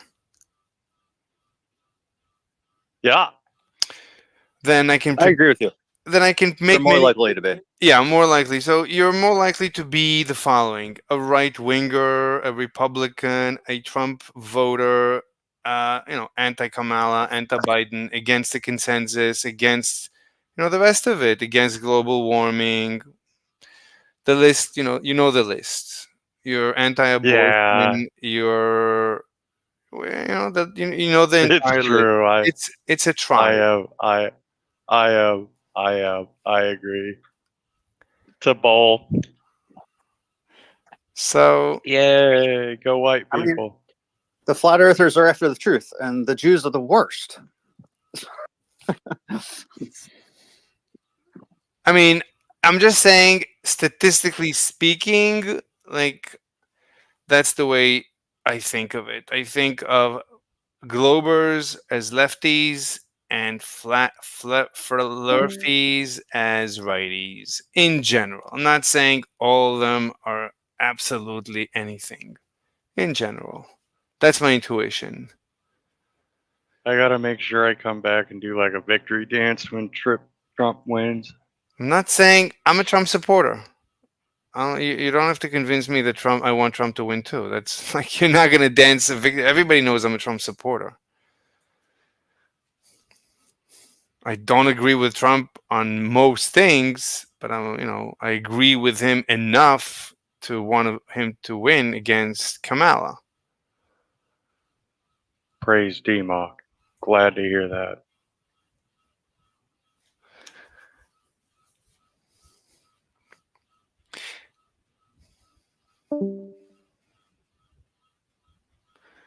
Anyway, okay. I'm waiting for Lionheart to come back from his coffee shop rendezvous.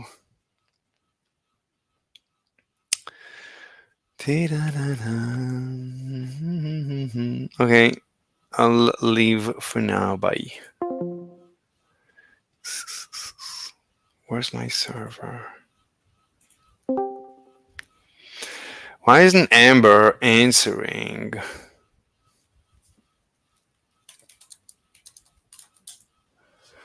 La, la, la, la.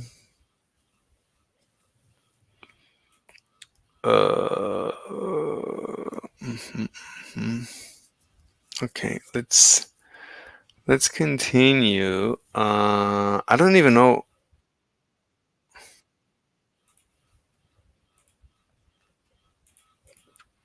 Move before it sees that one move. So this electron moves in this direction, before it sees that one move. And this one's further away too, so it doesn't see this one move. So the first electron it sees move is this one, and it moves that direction. And so we've already got one electron move a little bit that way. So first it sees this one move, and then that one move, and that one move, and that one move, and that one move, and that one move. So what happens is the electrons end up, let's try to draw this.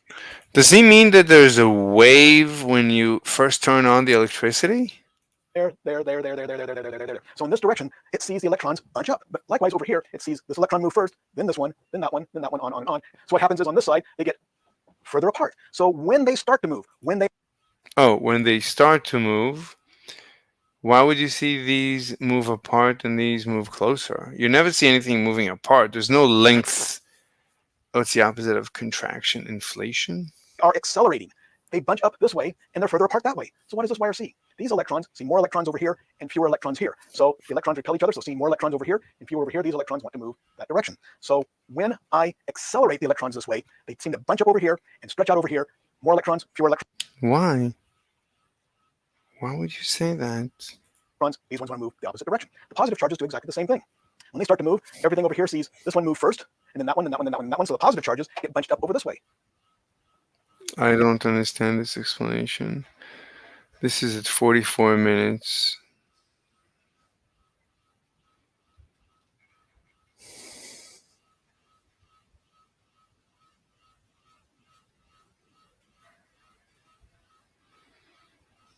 I don't see it.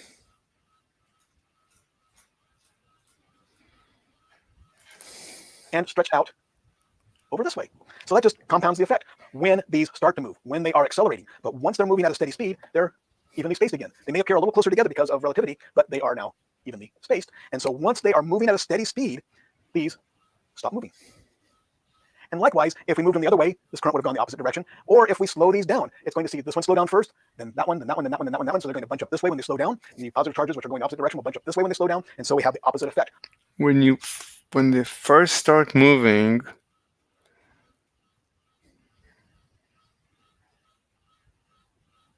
I don't get it. Why would there be a difference to the left or to the right? I just don't see it. When these slow down, it's going to cause this current to go, oops, maybe the opposite. This current is going this way. When they're accelerating, it causes the current to go. Anyway, but this is not quantum mechanical. At the quantum mechanical level, you have to use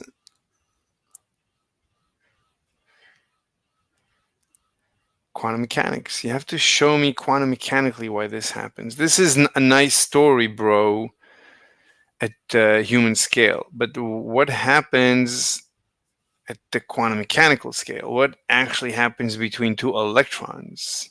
A spinning electron is current. A spinning electron in a helium atom, that is current. Why does that induce a magnetic field? Quantum mechanically speaking. And what you're saying is that the magnetic portion of the electromagnetic wave, the magnetic portion is fake. It's not real. It's the electric effect with the relativistic effect. That way, when they slow down, we're going to get a bunch up of electrons over here and less electrons over here and a bunch up of positive charges here and less over here. So when these slow down, it'll cause these to go that way. So. Oh, when they slow down, what do you mean? What do you mean? I don't know what you mean. I don't know what you mean. I mean, when you apply voltage, you're both, right? It's a pump. You're both pushing on one side and pulling on the other side. That's you're not pulling on one side, but not pushing on the other side.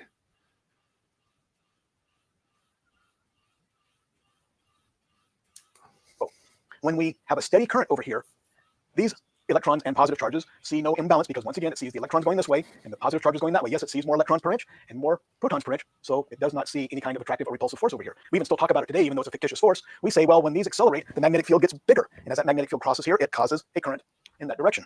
When they decelerate, the magnetic field gets smaller, and moving the opposite direction causes the current in the opposite direction. But as I just established, there's no magnetic field there. It is simply that the electrons bunch up over here when they accelerate, and they bunch up over here when they decelerate, and that has an effect causing the electrons to move one way or the other. Why? Why would they bunch up? I just don't get it. Down there. So we have looked at two phenomena that we attribute to magnetic fields that are actually attributable to the motions of electrons and positive charges and special relativity.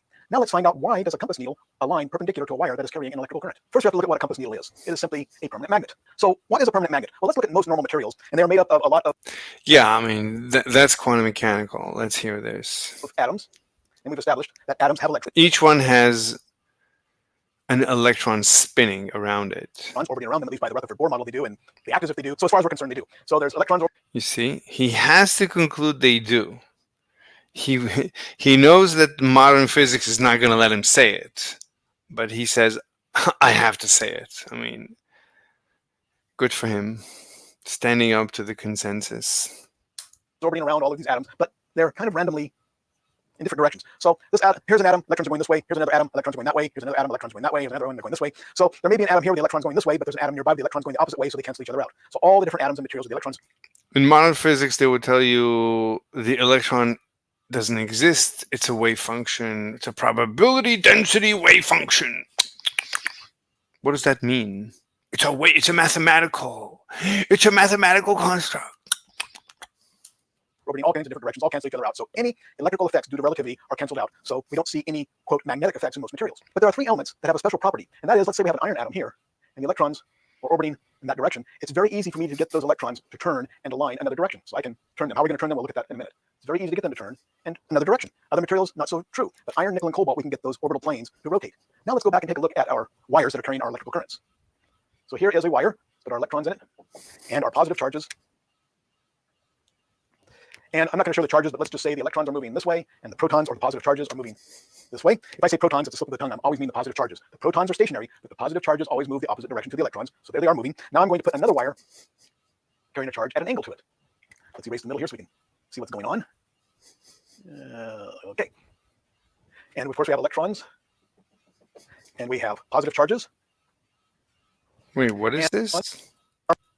And I'm not going to show the charges, but let's just say the electrons are moving this way, and the protons or the positive charges are moving this way. If I say protons, it's a slip of the tongue. I always mean the positive charges. The protons are stationary, but the positive charges always move the opposite direction to the electrons. So there they are moving. Now I'm going to put another wire carrying a charge at an angle to it. Let's erase it. This is somebody said here, no, changing electric fields don't change magnetic fields. So they're probably responding to this guy. No, impossible. This is 6 years ago. The middle here so we can see what's going on. Okay, so this is another wire on top of the previous wire. Okay.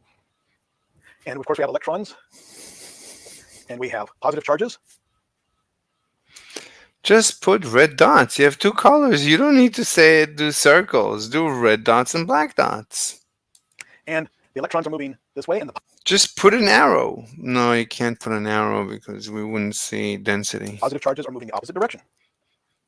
Now we've established, now the angles aren't the same, they aren't moving exactly the same direction, but they're close, but we've established that if the electrons are moving the same direction, they see themselves as stationary, and if the protons or positive charges are moving the same direction, generally they see themselves as stationary. So for the most part, we have the same thing as if the wires are parallel. So there's an attractive force. These electrons are attracted to these protons are attracted to these electrons, so these electrons are attracted down here, these protons are attracted over here, and so this wire is going to want to rotate until it is aligned with the other wire. So if this wire is free to rotate and the other one's stationary, this wire is going to rotate until they line up. Now, Oh, it's like a magnet. No. let's make these go the opposite direction and see what happens.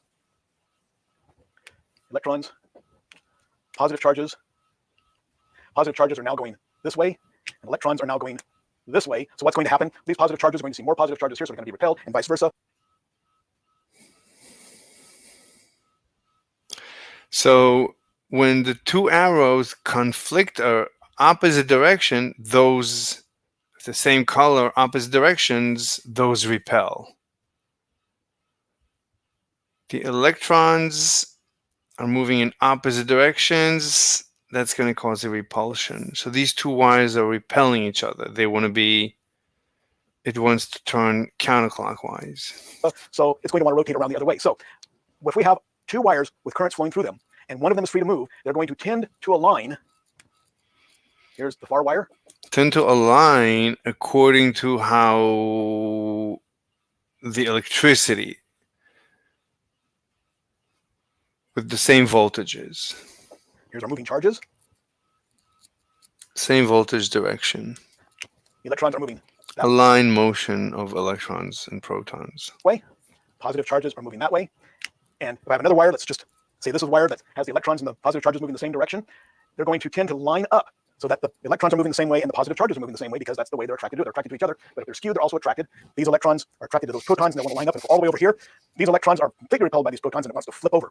So if that wire is free to move, it's going to flip over until it aligns so that the electrons are going the same direction and the positive charges are going the same direction. So now let's take a look at that iron atom again. Here's an iron atom.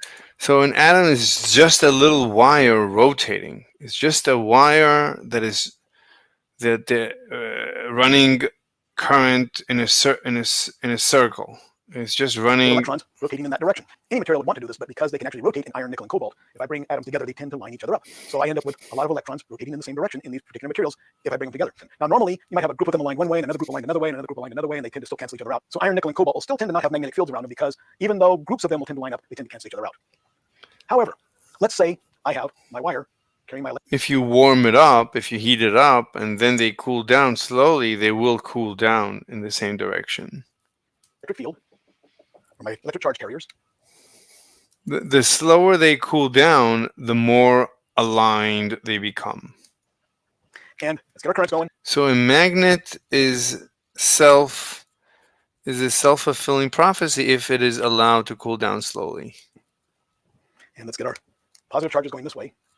Now I'm going to bring an iron atom close to it. And from this point of view, if the iron atom is over here off to the side, the electrons are going to want to line up to move in the same direction as the electrons in this field here. So what's going to happen is the electrons will want to rotate in that direction. Now these electrons away from the wire are going the opposite direction, but they're further away, so they have less effect. Now the distance is tiny, tiny, tiny distance, but it's enough to make the difference. So the electron orbits in this iron, nickel, or cobalt atom are going to rotate until they're revolving in such a way that the near electrons are going the same direction as the ones in the wire. So they're going to want to line up. So just like the two wires want to line up, these electrons want to line up too and go the same direction. Now if I move the wire away, it's going to go want to line up with its buddies, and the magnetism goes away. But let's say I heat that. That's a circle. That's a perfect circle.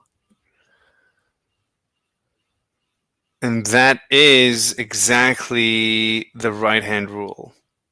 Wait, if you follow the electrons, do we follow the electrons? I don't know. Let's see how he interprets it.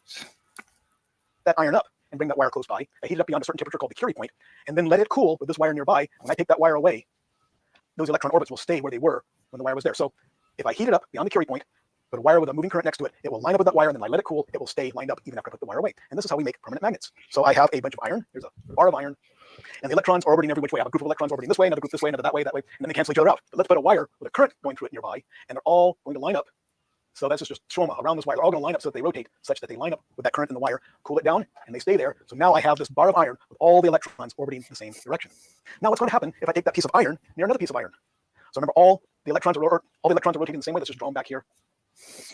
Just put an arrow towards us. Just put dot circle. That'll help our visualization here. So there's our electrons all orbiting in this direction. Now let's bring a chunk of iron over here. What's going to happen? All of the... Wait. Pointing up? No, pointing towards us. But okay, I mean, he created it pointing any which way he wants, so it's pointing up, okay? Electrons here are going to want to line up the same way. So they're rotating the same direction. Now what's going to happen? If they're all rotating the same direction, thanks to special relativity and Lorentz contraction and all those things, they're going to be attracted to each other. And they'll come together. So that's why... Wait, what? That's a bar magnet?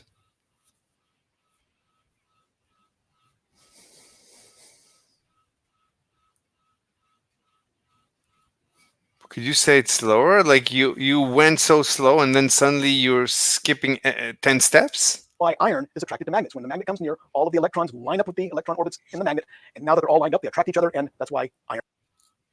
That's way too fast. I mean, I can just barely make out what you're saying.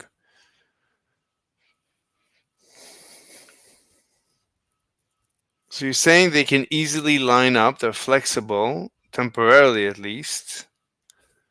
They immediately line up, and once they line up, because of how we explained it, they want to line up, but also attract. So let's say they're all pointing at me.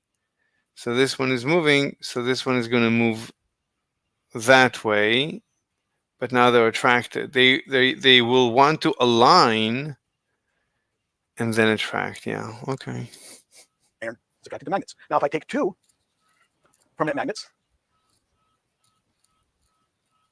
and all the electrons are rotating in the same direction, of course, what's going to happen? They're going to be attracted to each other. They're going to stick. Or if I take the second magnet, It's the different direction. Did you just say it's the same direction and you drew it in the reverse? Oh, it's the same direction. Okay. they're rotating in the same direction. Of course, what's going to happen? They're going to be attracted to each other. They're going to stick.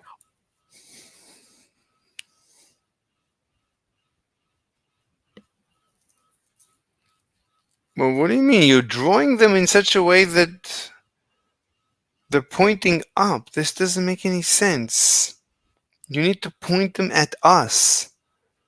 That's incorrect. You're drawing it incorrectly. You just said they would flip pointing at us.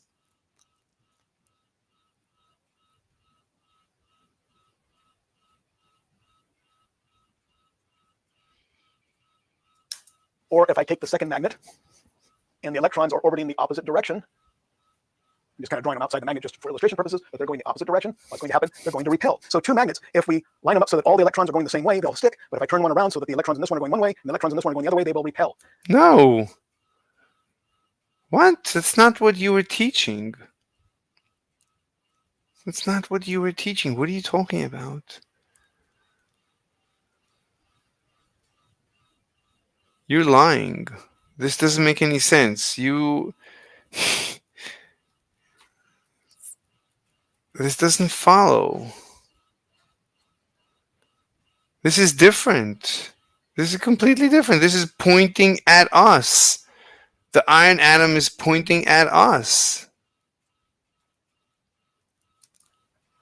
And let's get our currents going. And let's get our positive charges going this way. Now I'm going to bring an iron atom close to it. And from this point of view, if the iron atom is over here off to the side, the electrons are going to want to line up to move in the same direction as the electrons in this field here. So what's going to happen is the electrons will want to rotate in that direction. Now these electrons away from the wire are going the opposite direction, but they're further away, so they have less effect. Now the distances. Right. According to the right-hand rule, the angular momentum vector is pointing at us. It's pointing outside of the board, outside of the screen.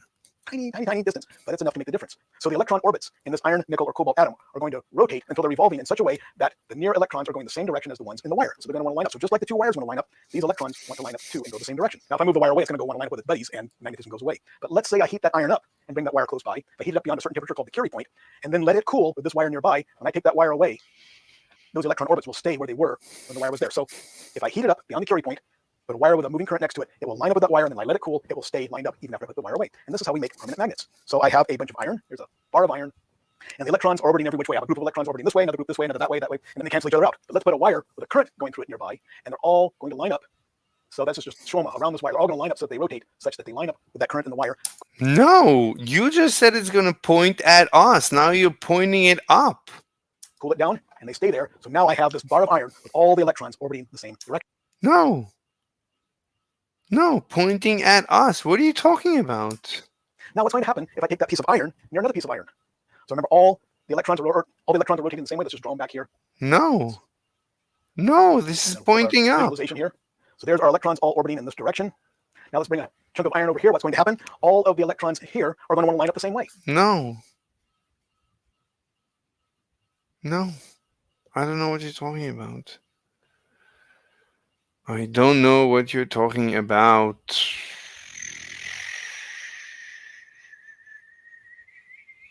I don't know. I don't understand. So they're rotating the same direction. Now what's going to happen if they're all rotating the same direction? Thanks to But this is so important. No one dares discuss this. This is so important. No one dares. Everybody knows they're going to get it wrong if they're going to discuss it. Everybody knows they're going to completely mess it up. to special relativity and Lorentz contraction, all those things are going to be attracted to each other. And they'll come together. So that's why iron is attracted to magnets. When the magnet comes near, all of the electrons line up with the electron orbits in the magnet. And now that they're all lined up, they attract each other. And that's why iron is attracted to magnets. Now, if I take two permanent magnets, and all the electrons are rotating the same direction, of course, what's going to happen? They're going to be attracted to each other. And they're going to stick. Or if I take the second magnet, and the electrons are orbiting the opposite direction, I'm just kind of drawing them outside the magnet just for illustration purposes, but they're going the opposite direction. What's going to happen? They're going to repel. So two magnets, if we line them up so that all the electrons are going the same way, they'll stick. But if I turn one around so that the electrons in this one are going one way and the electrons in this one are going the other way, they will repel. So that's what the apparent magnetic field is around a permanent magnet, is the electrons orbiting in opposite No. Nonsense. directions. Same direction, they attract. Opposite directions, they repel. So why does that permanent magnet line up perpendicular to a wire carrying an electric current? Well, let's look at this again. Here's our wire. Here's our charges. And we've established, let's get them moving. We've established that if we have another wire with the charges moving the same directions, that they will want to line up if they can. So now let's put a iron atom here, and let's put the electrons orbiting. Now of course, they're orbiting around, so these electrons are going that way, these electrons are going that way, but the electrons closest to the wire are going the same direction as the electrons in the wire. We've established that if the electrons are going the same way, of course, the positive charges are going the opposite way. Yes, there are positive charges in here going the opposite direction. This is a magnetic field that is around the wire. Just like in the wire, we've established that if the electrons are going the same direction, they will be attracted. But if the electrons are going opposite directions, they will be repelled. So here they are attracted, and notice the electrons are going that way, and the positive charges are going that way. And we also established that if, let's redraw this here, it's a little tricky, but I'll make it work. Here's the iron atom. Let's draw the iron atom with a green dot right here. And let's say the orbital plane of those electrons is like this. We have established that we're now looking at the iron atom with the wire behind it, and the electrons that are closest to the wire are moving the same direction as the electrons in the wire. And we've established that if that's two wires, they'll want to align. This is the same thing. The electrons are moving generally the same direction, so that iron atom will want to twist until the electrons are going exactly the same direction. So just like the two wires would want to align until the electrons are going the same direction, so will the iron atoms want to do the same thing. So now we take, here is our wire with the electrons moving that way. Here is our bar magnet, or compass needle, with the electrons orbiting that way. And so this is going to want to rotate. If we allow it to rotate, it's going to rotate until those electron orbits align with the direction of current in the wire. So that is why a compass needle aligns perpendicular, because the orbits are in a plane that is in the same plane as the electrons in the wire, and that's the way it wants to align. And of course, if we reverse the direction, so now that the electrons are going the opposite way, it will want to flip over until it aligns up with them going the right way. So that is why a permanent magnet or compass needle wants to align perpendicular to a wire that's carrying an electrical current. I don't understand. I mean, so you drew it, what seems to be correctly, a circle here, which means the magnetic field points at us, which creates a circle. So if I have a bunch of them, they would all align perpendicular over here. And and over here, they would align just the same, perpendicular. All they need to do is point at me. What you're saying makes no sense. Unless this is on my side, and it makes no sense. Makes no sense. I mean, you don't need to make no sense, because you made sense. You made sense when you drew the atom. Once you drew the atom like this, everything made sense here. That's all you need. Just draw many more of these, and that aligns perpendicular to the wire. That's all you need. All the atoms are pointing at us. That's it. All the atoms, all the electrons are, the angular momentum, the magnetic moment is pointing at us. And if we do that, then that's the least energy. That's the least action. That's the point. That's the stability. That's the least, that's where it's going to stabilize. That's the tendency of the system. That's all you need to say. I don't understand why you're convoluting it with nonsense. This is all you need to say. They're all pointing at us. All of them. The whole needle, right? This is a needle, what you're describing, that is perpendicular to the wire. Why is it perpendicular to the wire?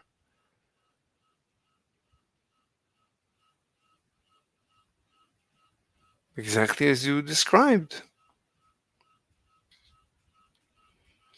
Let's see what happens with a permanent magnet in the Earth's magnetic field. What's causing that? Well, here's the Earth, and it has a magnetic field. You know that because a compass needle aligns with the magnetic pole of the Earth. So here's the rotational pole, the magnetic pole is off to the side. And we do know if we take a compass needle, it's going to align with the magnetic pole, right? Why does it do that? Well, compass needle is a permanent magnet, and the Earth has electric currents back down in the iron core. There are electric currents, and guess what? Those electric currents are going in that direction. They might be smaller than this, might be little eddy currents, and they're all lined up in one plane. I'm not going to try to explain why now, they just are. So now, since all those are lined up in one plane, what's going to happen if I put a bar magnet out here? It's going to... Well, because it's a fluid. So of course they're going to align. Because it's a fluid. That explains it. Now you know where magnetism comes from. They align, it's a self-fulfilling prophecy. They're aligning each other. Why is it relative to the direction, to the angular momentum of the planet? That's interesting. I don't know why, but a magnetic moment of a planet should emerge, is an emergent property. Okay, so there is an emergent property. So there is these lines, so north, but these are caused because they're caused by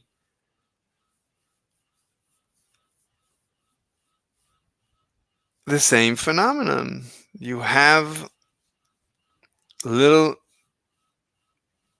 right? Everything is caused by the electrons orbiting nuclei. So these are tiny electrons.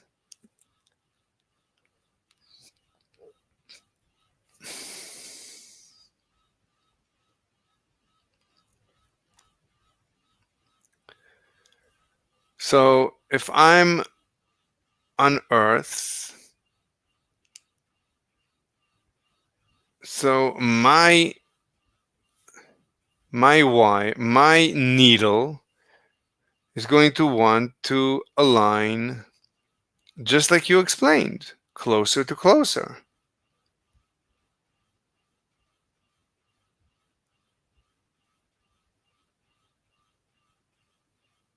Perfect. It's a perfect explanation. Everything comes from a quantum mechanical special relativity. The question is,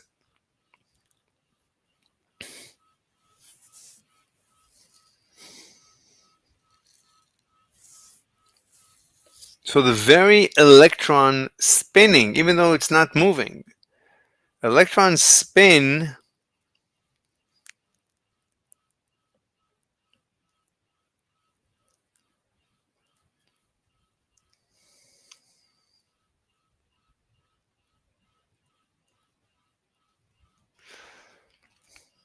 anyway. Amazing. Such as beautiful. I mean, these are such simple mechanical explanations. And then the modern physicists, they say, no. We can't have simple explanations. No. We have to have convoluted, impossible to understand. The universe is under no obligation to make sense.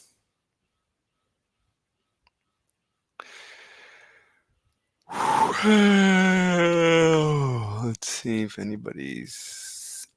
Oh, people are abandoning the server. Jesus.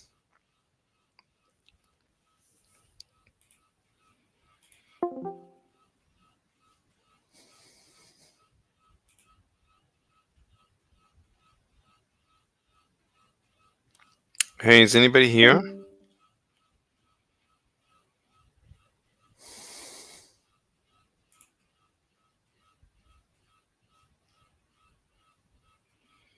Why is Lowry muted? Oh, he's muted. Oh, because he was hot miking. Okay.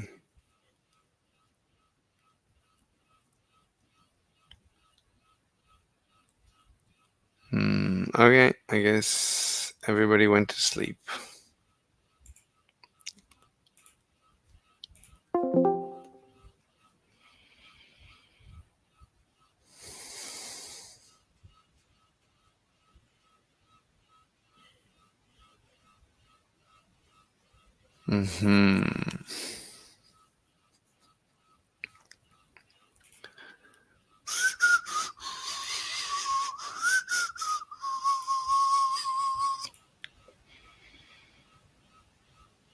Let me just close some needless windows. We can close all the papers. We don't need any paper right now. Okay, let's see. Elon Musk. Block is changing soon. If your posts are set to public, accounts you have blocked will be able to view them.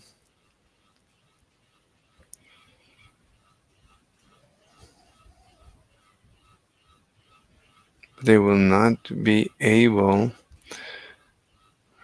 to engage for more control. I don't know what you mean.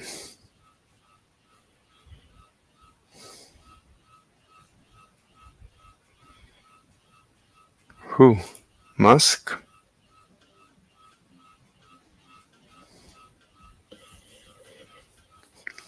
Oh, he's trying to convince Pennsylvania to follow because of energy. Oh, he's actually there. Where's the... Are unable to control their violence or they like it, if you do not incarcerate them, they will hurt people. That's what it comes down to.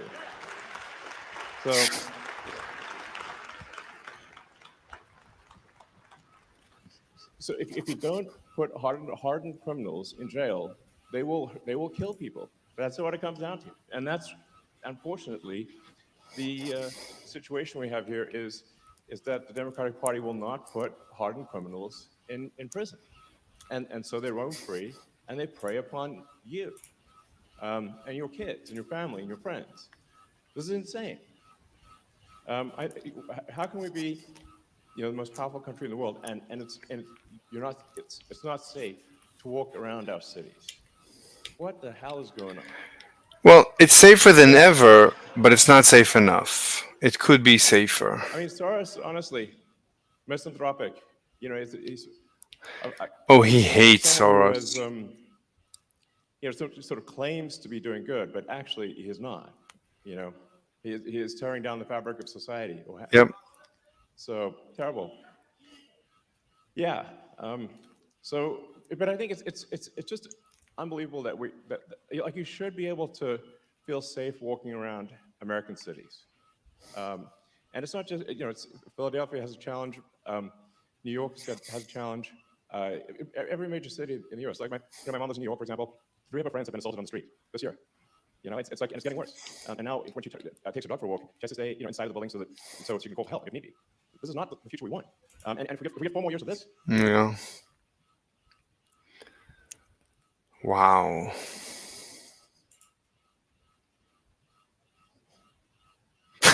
Imagine government agencies in 4 years.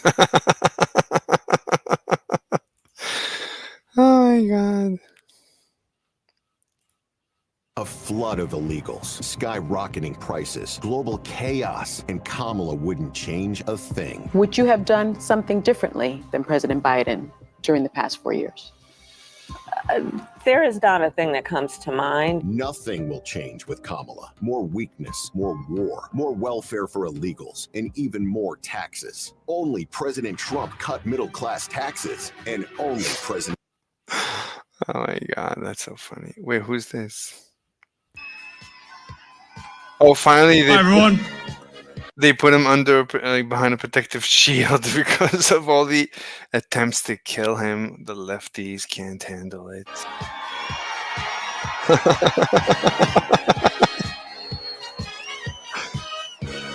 As you can see, I'm not just MAGA, I'm dark MAGA. Young man, there's no need to feel down. I said, young man, pick yourself off the ground. I said, young man, because you're in a new town. There's no need to be unhappy. Young man, there's no place you can go. I said, young man, when you're short on your dough, you can't stay there. And I'm sure you will find many ways to have a good time. Oh my God, the lefties are losing their minds.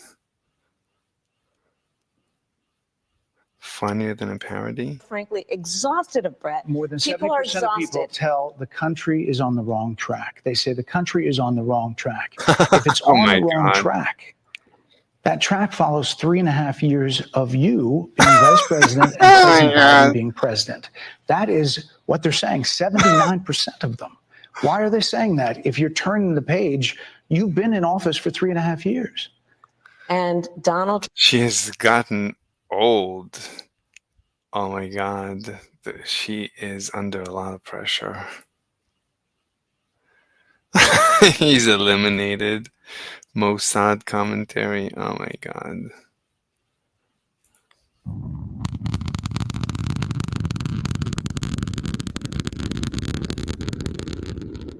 How is it maintaining angle? It's like moving backwards into it's like backing into a parking spot. How is it doing that?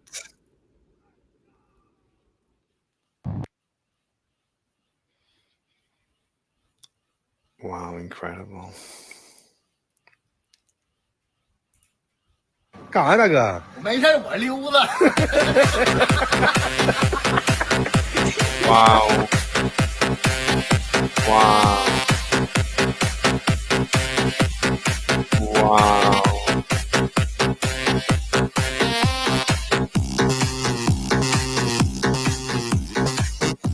Wow.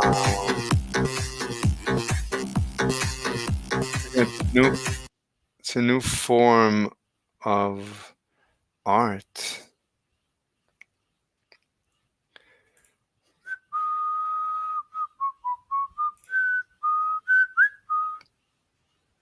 What? Is this real? Ayaham Hussein, 15-year-old boy from Iraq, was tried by the Islamic State court for the crime of listening to music during prayer time. He was beheaded in front of a cheerful crowd. This is Sharia. This is terrible. Everybody should know this. Absolutely horrific. Wow.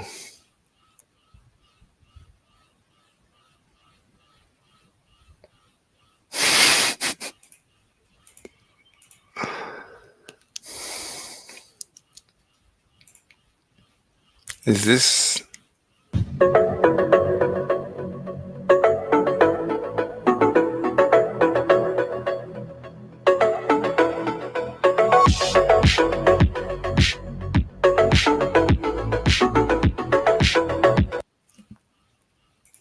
How's it going? This is so touching. Let me give it to you something. Okay. This one. This for you. Okay. Thank you. All right. Thanks. You're gonna make it. All right. He's the head. I think he's the head of the shift, the whole thing. Cool. You're gonna make it. Like a Hispanic guy taking care of the whole thing.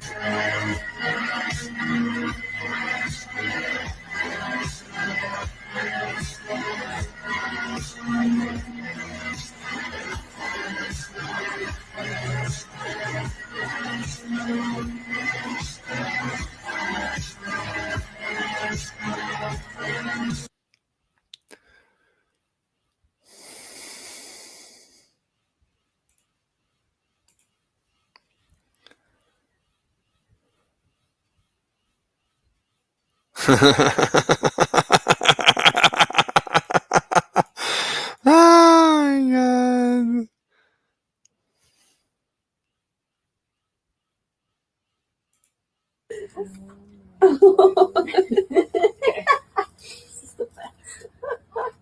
Okay.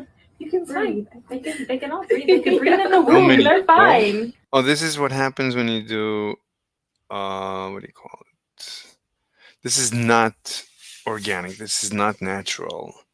She went through like artificial insemination. Usually they remove a few. Who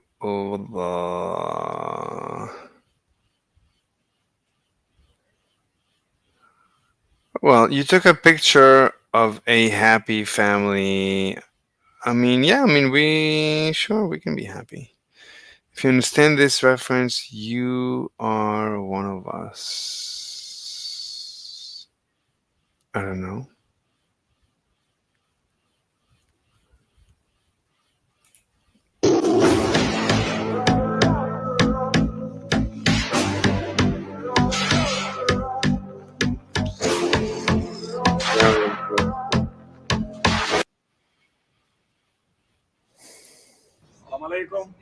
Thank you. Cristiano Ronaldo is Muslim?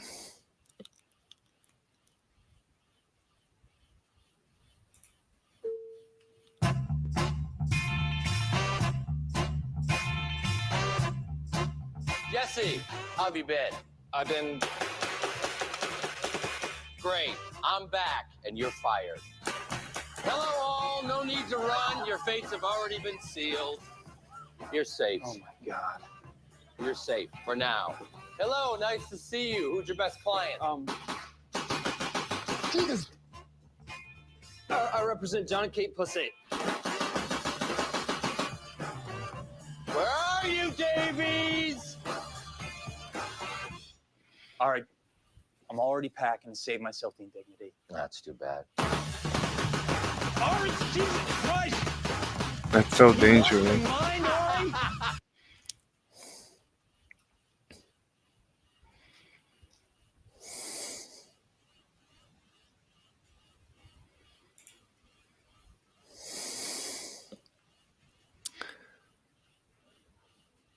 Wow.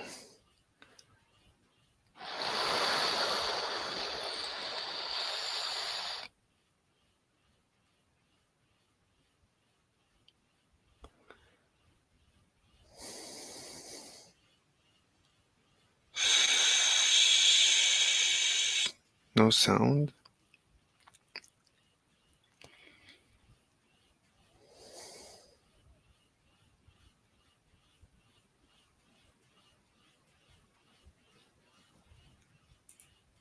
I want to introduce the 45th President of the United States.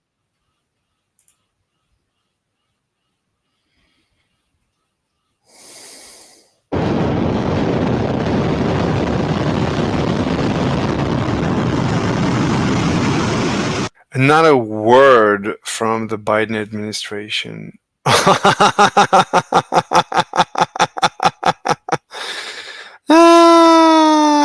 He's doctor. How it started, how it's going. Oh my God, this is so funny.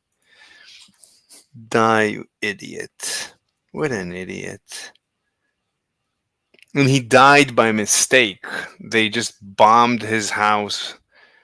I mean, they saw someone with a gun, so they just bombed the house.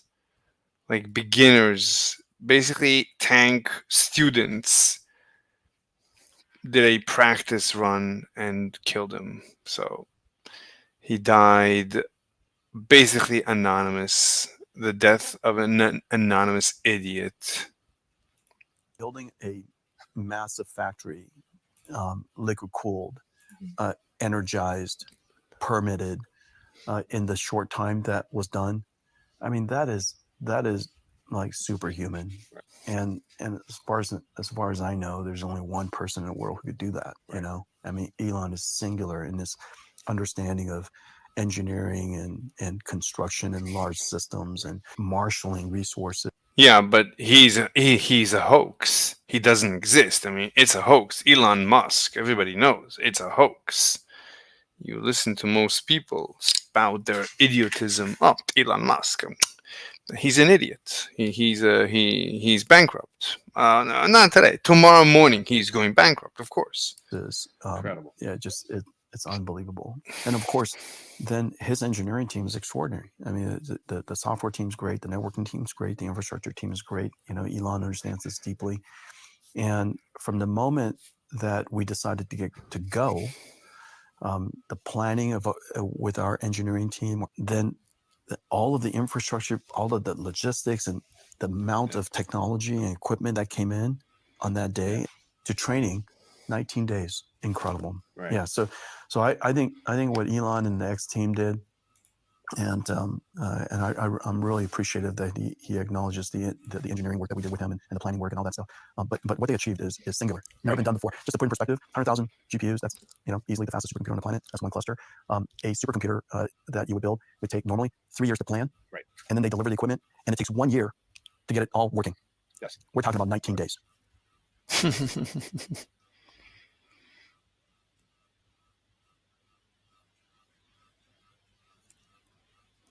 So how did he do it? Get rid of this idiot.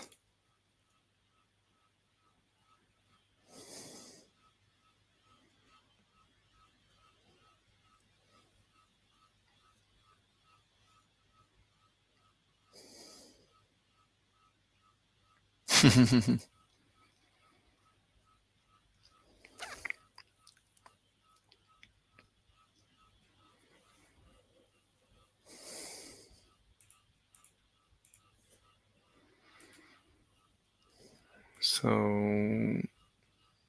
okay.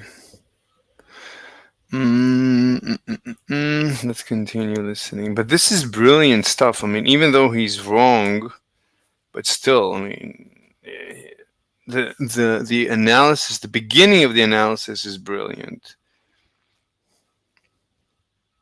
I mean, this is incorrect. I mean, if they would spin with the angular momentum towards the north, none of what you said would work.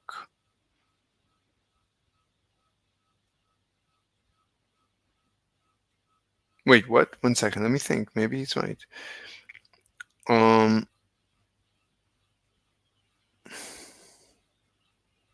mean, all you need to know is that whatever a magnet is, it just needs to align. It just needs to align. No, but to be consistent with the wire analogy, if you want to be consistent with the wire analogy, then if the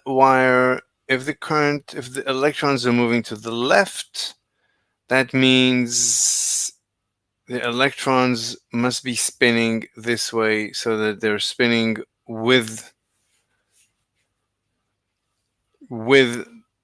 the electrons in the wire. The electron in the magnet must be spinning towards me with the angular momentum towards me.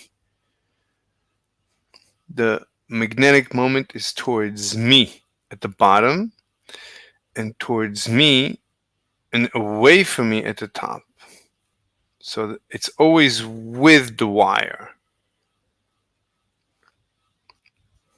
Okay, somebody's talking to us. Obscure.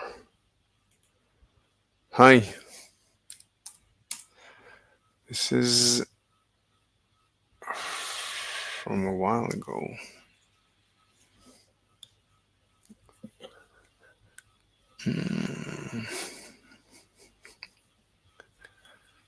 No, no, no. La la la la. La la la la. Let me give him the link. La la la la. La la la la. Hey, what's up? Whoa, you have a server? I did not know that. Yeah. What's up? What are you doing? What are you up to? Oh, I was literally just doing my assignment. Your assignment? Yeah, for uni, What are you studying? biomedicine, What year? second. Nice. So, what are you doing? Math? Yeah, I was doing physics. Oh, I love physics. So, like what? First year physics or second year? Well, it's just first year. It's not bad. It's just like the whole like kinematic stuff. Oh. We haven't gotten to the hard part yet, so it's kind of fun though. But I'm Mm. gonna regret saying that in about 2 semesters. How many semesters of physics do you need to do?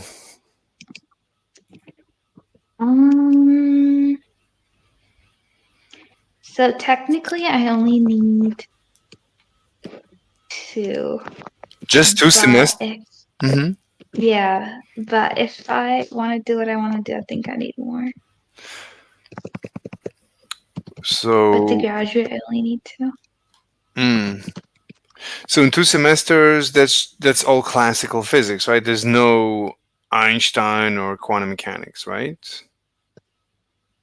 No. I mean, Einstein and quantum mechanics could be easy, but usually it's very hard. I mean, the way. No, we just do like physics with calculus. Okay. Not just like the basics.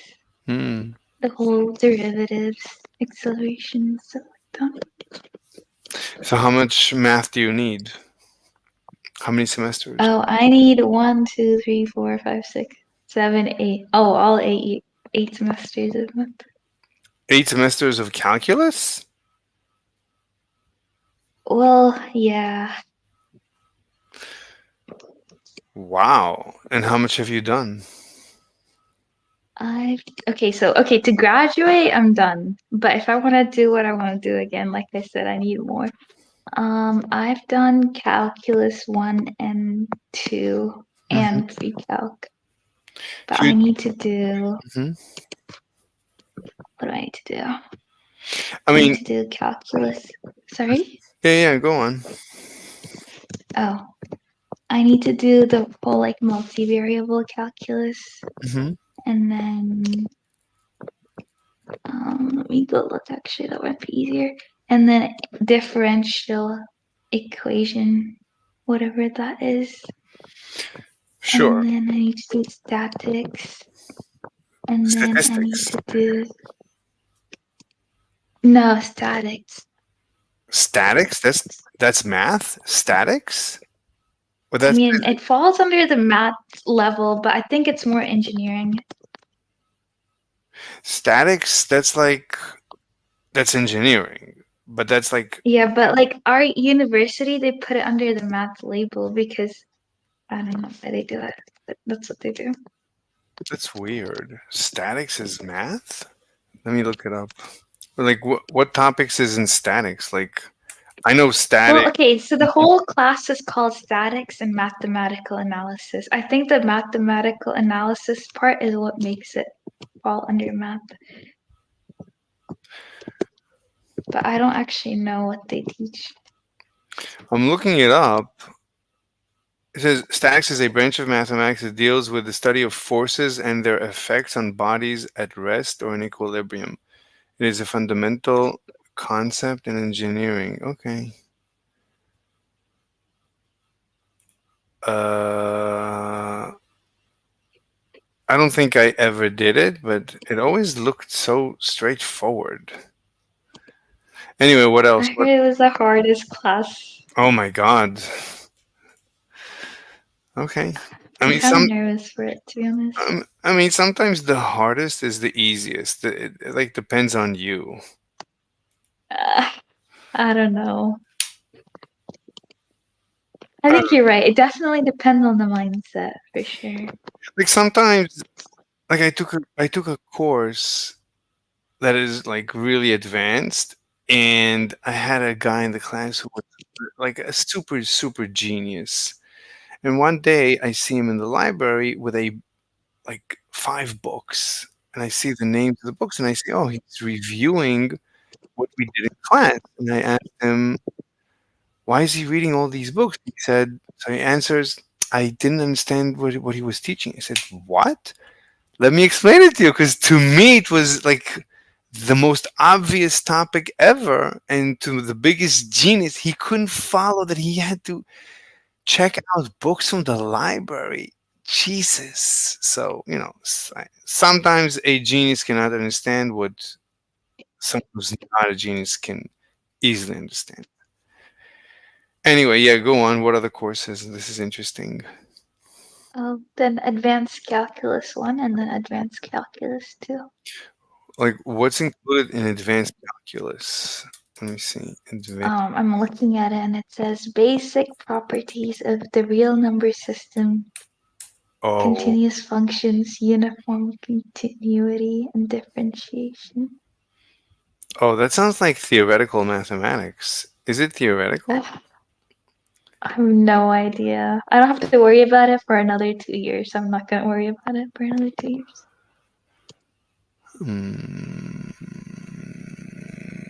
What? Riemann integrals? Oh, Riemannian math is basically general relativity. Oh, ew. I don't know, like I don't know it. I just heard people say it on YouTube. Okay, maybe I shouldn't do this then. Why It not? sounds hard. No, I No. say that, but I'll do it. I like torturing myself sometimes when it comes to academics. Then you want to stay in academia? You want to become like you want to do a PhD? No, I want to become an MD. Oh, fantastic. But then you should probably do chemistry because they're gonna like No, I'm an organic right now. really. And how's it going? Not too bad, honestly. I kind of like it better than general chemistry. So you Not kind of. I do like it better than general chemistry. so they let you play with those plastic Lego pieces to build different organic molecules? Yeah, but well, the other classes did, but my professor said that we don't need it and that Really? you have to learn how to use your brain. So that's what we did. We Interesting. never got to use the models because my professor thought they were a bit stupid. That's what he said. Okay, I mean, you have YouTube videos that show all these different geometries. So No, you're right. It was helpful last year when I did yeah, it, but he said that you need to just learn how to visualize it, so we never ended up using it. But and you're definitely right. It is quite nice. I mean, any visual aid is better. I mean, it's always better to absorb material. If there's an easier way to learn something, that's always preferable. Like you're not there to train your brain. You're there to learn the material.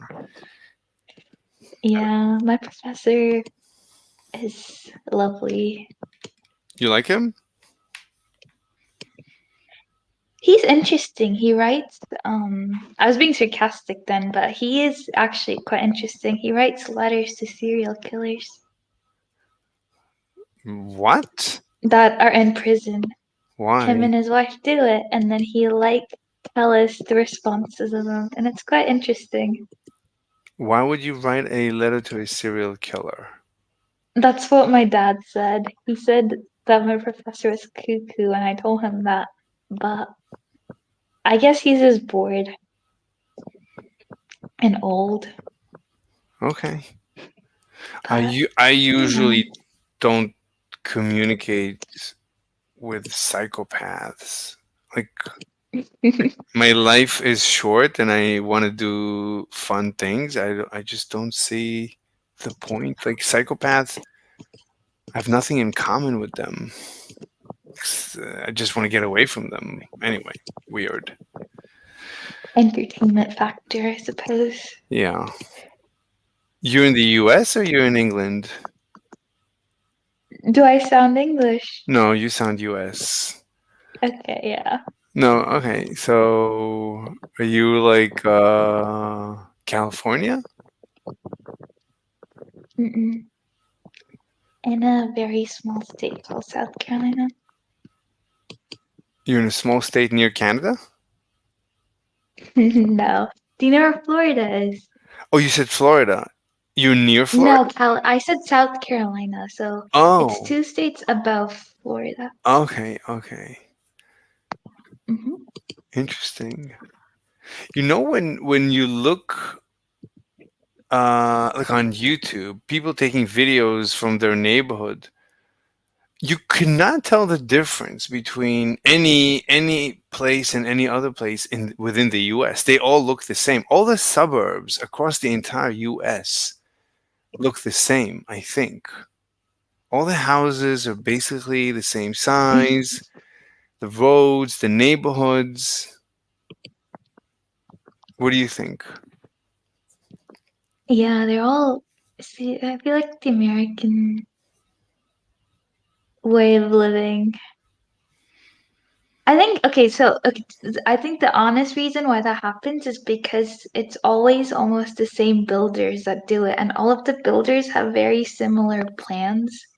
and that just is why it ends up being like that. Plus, with the whole HOA, it all has to look a certain way. That's why all of the neighborhoods look alike.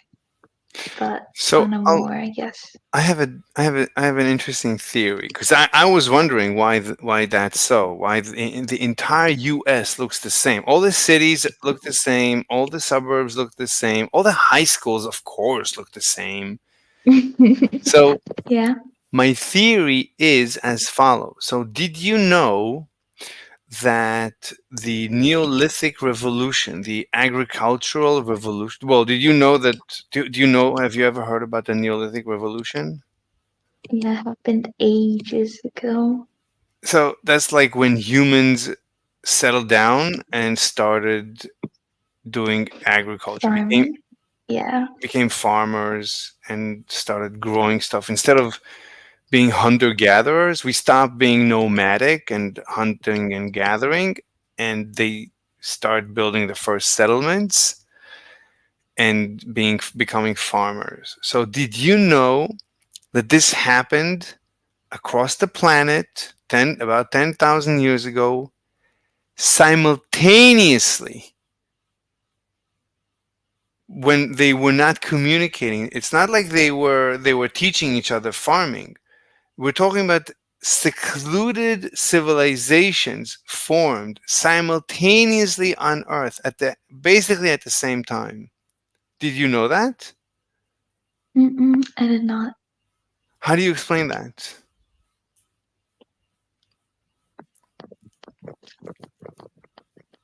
We're all like, It we're sounds all robots. it sounds like we all have ESP, and as soon as one person did it, it got transmitted Yeah. through brainwaves to the rest of the planet. That's the only explanation. So no one has an explanation. It's a mystery. It's a complete mystery. So my answer is actually I would have predicted it because it's called demographic pressure. You could view humans like water, and just like the sea level across the planet is the same. Why is it? Let me ask you. Why is the sea level across the planet identical? Why don't you have mountains of sea and valleys of sea? Why is the sea level the same everywhere, basically? Because it's water. Exactly. Yeah, it's fluid. So if you view humans as just another fluid, like imagine and replace humans with a fluid called humans. And if you spill a little bit of humans somewhere, it's just going to spread evenly across the planet. And now drip more and more. Every time you add more humans, they always evenly spread. Always. So in the beginning, they were spreading across the planet evenly, but there were very few of them. But then the populations started growing. But because humans are a fluid, if a certain location had more humans, a higher density, you cannot have a higher density of a fluid because the fluid, like you said, it's water. It just goes everywhere. It wants to always be even. So if you suddenly have a lot of humans somewhere, they're just going to spread. They're always going to spread, and there's always going to be the same amount of humans everywhere. The same human density is always going to be around the planet. And as the population continued to grow, the density continued to grow evenly across the planet. And at one point, the population was so dense everywhere all at once that you could not be nomadic anymore. Because in order to be a nomadic, you need a lot of space. You need to be able to travel to a new place where there's plenty of trees and animals to hunt. You need a lot of stuff. But if the population across the planet is too much, then you cannot be nomadic. But if you cannot be nomadic in one place, then you cannot be nomadic at every place, because humans are like the ocean. They're always evenly spread. So as soon as it became impossible to be nomadic at one spot, it became impossible to be nomadic everywhere. So the Neolithic revolution took place everywhere all at once, basically, because humans are fluid. Do you understand? Yeah. So that's my personal theory. So it's like, take it or leave it. What country are you from? I usually don't discuss. I try to remain thoroughly anonymous. I see. Yeah, Okay, I respect that. yeah, yeah. It's, You speak. Okay, I'm assuming you speak at least two languages, right? yeah, yeah. English is Do you not. speak a third one? Not. I wouldn't say. I don't speak anything fluently as well as English. I speak like a little bit of. Hmm. I mean, a little Spanish, a little Portuguese, a little French. Why What do do you? you know Spanish? How did you learn Spanish? Spanish? I grew up in America. Whoa. I mean, I'm in America. Oh, then you knew what where South Carolina was. You Oh, didn't know you were basically, from there. yeah, basically, I didn't say that I never heard of South Carolina. I've heard. I, Okay. I don't think I've ever been to South. I don't remember being in South Carolina, but I mean, maybe once, or maybe twice. But Interesting. yeah.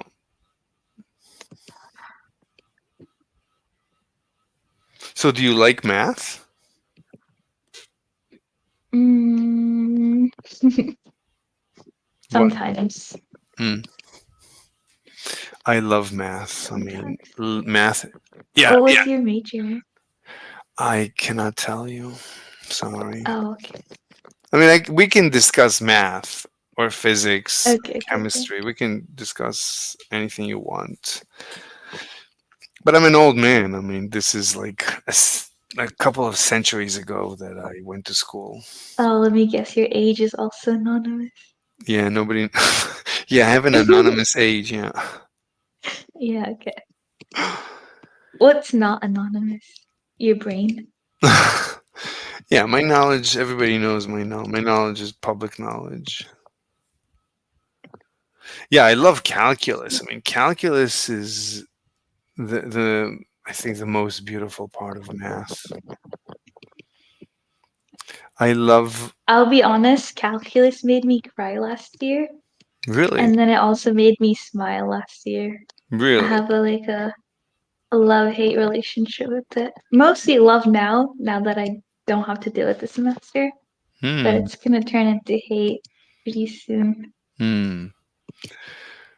No, I mean calculus is beautiful. Differential equations, which is just more calculus, beautiful. Partial differential equations, the most beautiful course I think there is. But I never got into more theoretical, like abstract math. I never took anything abstract and stuff like that. I don't even know why I have to take it. Wait, give me a second.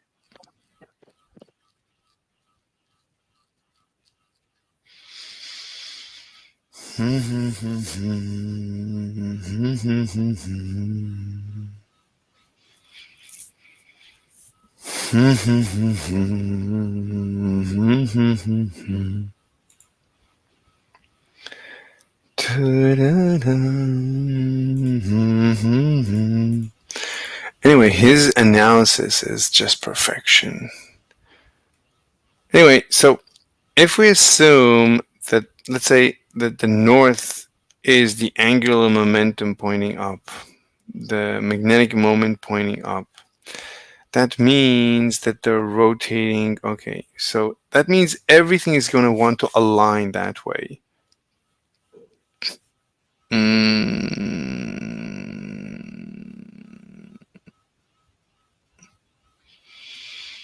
But is that the same as the wire?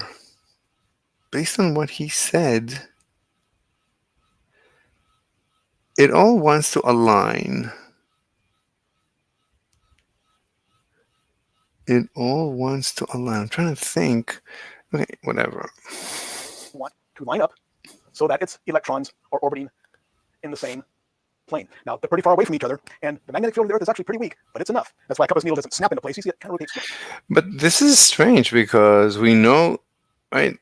It travels from the north to the south, so it's like the shouldn't it be the reverse?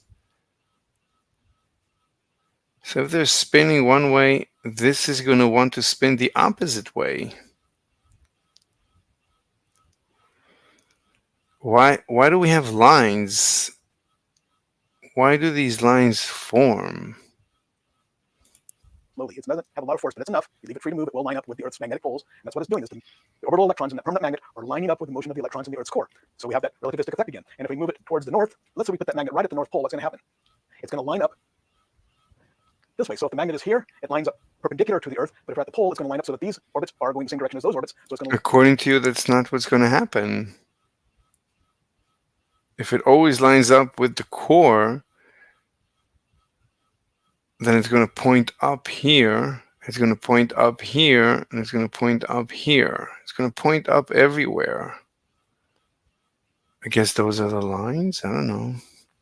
Line up in a straight line, but at the equator, it's going to line up horizontal. And so as we go in between, well, maybe up here, it's going to have some other angle. So the further north we go, we get what's called magnetic dip. It's going to turn more and more. At the pole, it points in. At the equator, it's parallel to the surface of the Earth. And the further north we go, the more the magnet dips toward the pole until standing at the North Pole, your magnet's going to point downward because that's the way the electron orbits want to line up.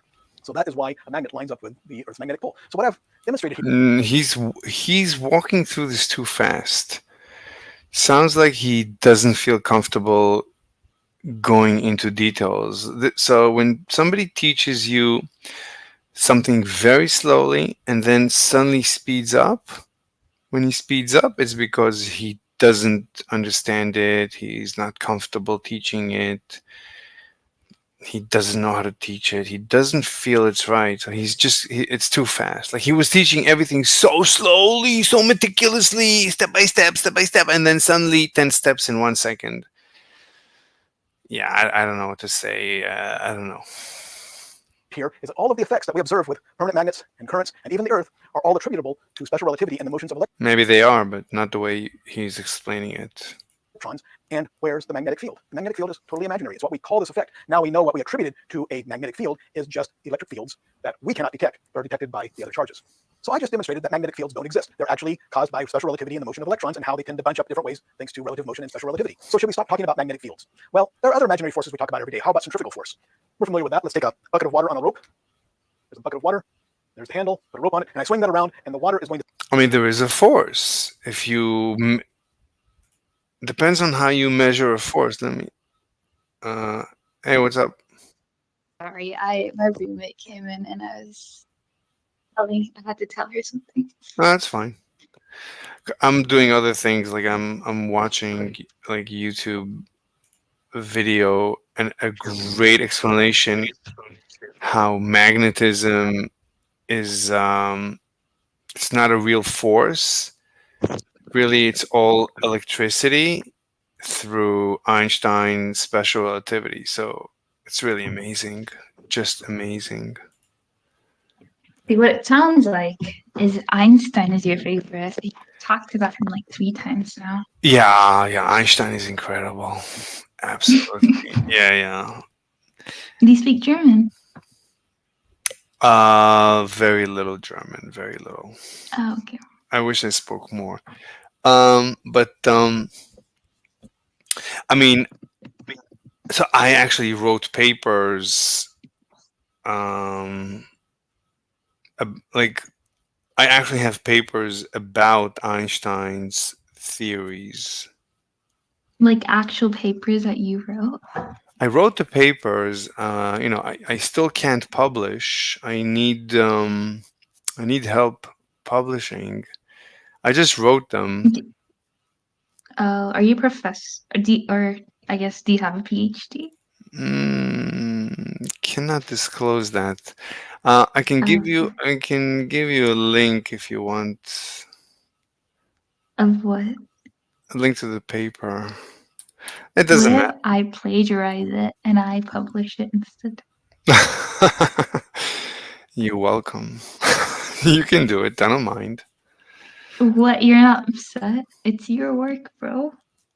You're gonna have a hard time defending this paper. This paper digs under Einstein's original special relativity and builds a foundation under special relativity. So yeah, you're No, gonna you're actually quite right. I don't know enough about it for me to defend it. and people know my position. So I mean, I'm not being quiet about it. It's not that I haven't, like, I've published the knowledge. I've spoken to people, and I've done YouTube streams about it. So if you plagiarize, you're gonna get yourself in trouble. But you just said you didn't mind. I I feel don't like you're being mind. contradictory.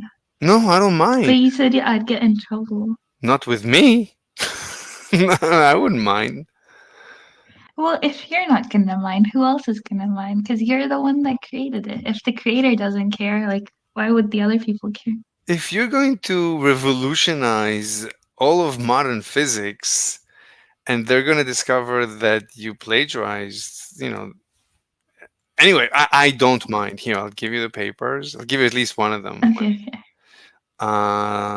The ready paper, the second postulate. Let me try and get you a link. Share, copy link. Here. It's in the side chat. It's it's a Google Docs. Wait, I have to open it in a very particular way. You can open it anonymously, no? Do you need to sign in to open? No, I have to make sure I'm not logged in. If not, it's gonna show you my first and last name. Oh, okay, yeah, that's not good.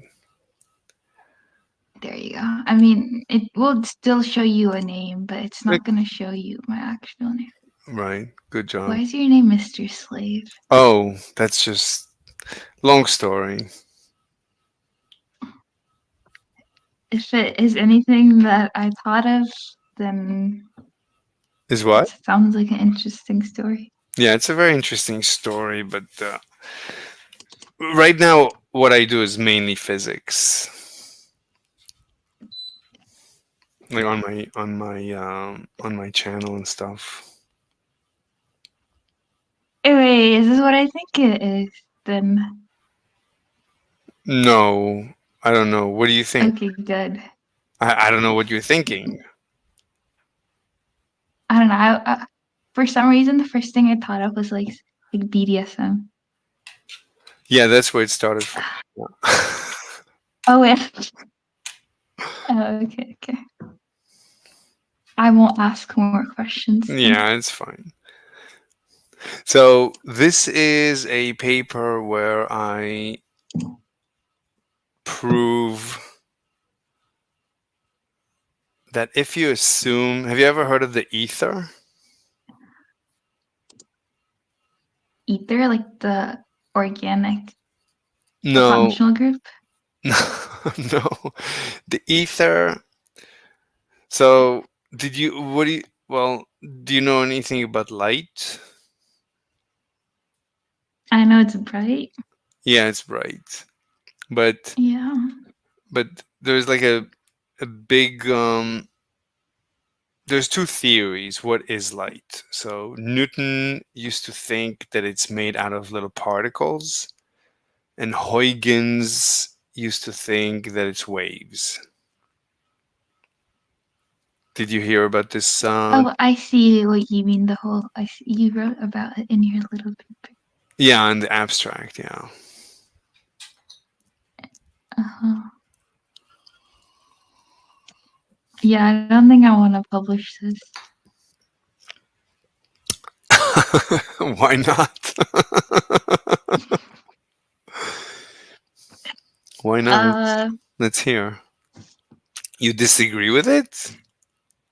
No, I don't think it's okay. Listen, I just thought about it, right? I submit it, and then they ask me questions, and the only thing I can talk about is a duck. I feel like it's not really a good ending. What? Oh, the only thing you're going to be able to talk about is this document? Is the duck. The rubber ducky. Yeah. Well, the idea is that like special relativity is so difficult to understand, but I claim that it's really simple to understand. It's so simple that it could be a baby's toy. Like a little baby that doesn't know how to talk can understand special relativity using the You rubber. know what you should do? You should. Sorry, I didn't mean to cut you off. Yeah, go ahead. You should add like an actual duck in place of the green box.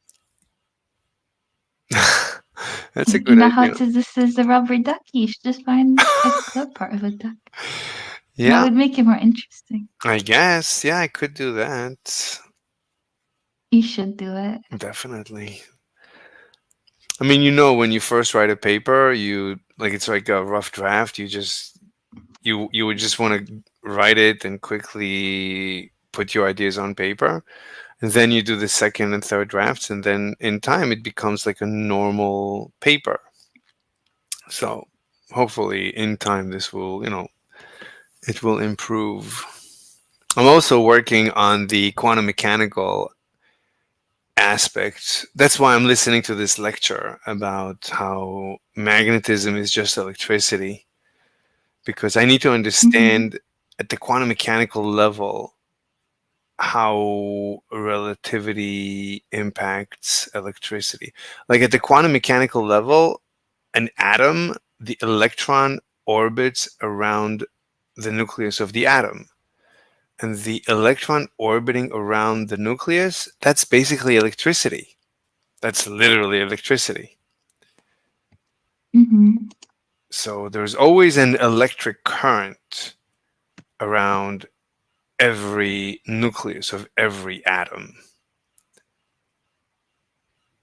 And electricity, if you add Einstein's special relativity, you get magnetism. Anyway, so I'm trying to figure out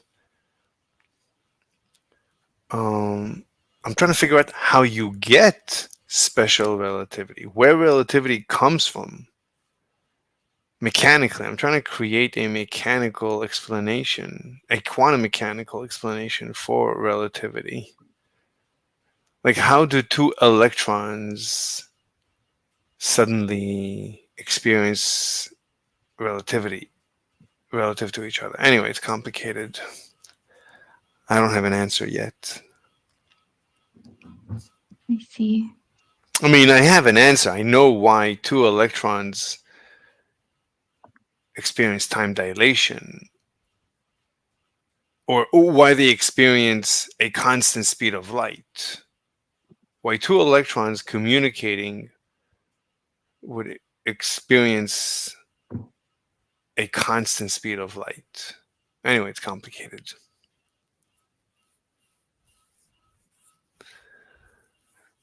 Move two electrons. I mean, that's the last. If you go to the last diagram, that's what you're going to see. Let me go to the last diagram. Wait, can you see if I highlighted something? Look, if I do this, can you see it? No, I don't. Okay, good. Did you say good? Yeah, I did say good. Oh, okay. I mean, I see that Anonymous Buffalo is watching, but I don't know. I'm assuming that's you. Lovely. Yes. Anonymous buffalo. Yeah. That could be something cooler, like a tiger. And you look like, I mean, they put an image of a buffalo, a green buffalo. Oh, Like in the beginning, here. You know what? I know how to make it not a buffalo. Give me a second. I'm gonna do it, and then you tell me what it says that I am. Okay. Okay. What about now? Do you have a second person watching it? Yes, What am I there's now? anonymous duck. I know Is why. that ironic? Okay. I want to be something fierce. Fierce. Let's try. This one. Okay, tell me what I'm now. Okay, now you are a loris, an anonymous loris. What is a loris? Well, it looks like a lemur. Lemur? Lemur? Lemur, yeah. It looks like a lemur. Oh. Okay, no, that doesn't really work either. Let's try. Okay, this is the last one, and then I'm gonna give up, okay? Okay. What's this one? It's a unicorn, an anonymous unicorn. You know what? I'll take it. Okay. At least they can do weird things. You know? Yeah. They can kill you. Indeed. They're very dangerous, yeah. Oh shit, I just got an email that I got rejected. From what? What? Rejected from what? Oh, a random internship for the summer. It's okay. I have other ones. But that's still unfortunate. What kind of internship are you looking for? A medical one. A research one in particular. A medical research one. Awesome. That's great. It's okay. Someone will accept me, hopefully. Yeah. Yeah. They will. Did I'll you- just trend them. Did you I'll go? be like, What? oh, sorry, go ahead. What do you say? Did you get interviewed in a bunch of places? I applied yesterday. Oh, so. Oh, okay. So when they reject you, it's just because of your CV, right? Or your application. Yeah. Yep. So they didn't even go through. Do they have like interview rounds and stuff, or is it just CV and join us? No, they have interviews. Okay, so usually when you apply for these research interview or research positions, you want to apply to the ones that are funded by the National Science Foundation, which is the government. So you want to apply to the ones that are funded by the government because that is the one that looks the best on your resume. But this one is private. This one's like a random pharmaceutical company. Wow. And I know why they rejected me. They rejected me because, like, I'm literally just not even done with university yet. And they want people that can join their company after. And they know I'm not going to join their company after. Oh. Fascinating. That's why I got rejected. Wow, that's so interesting.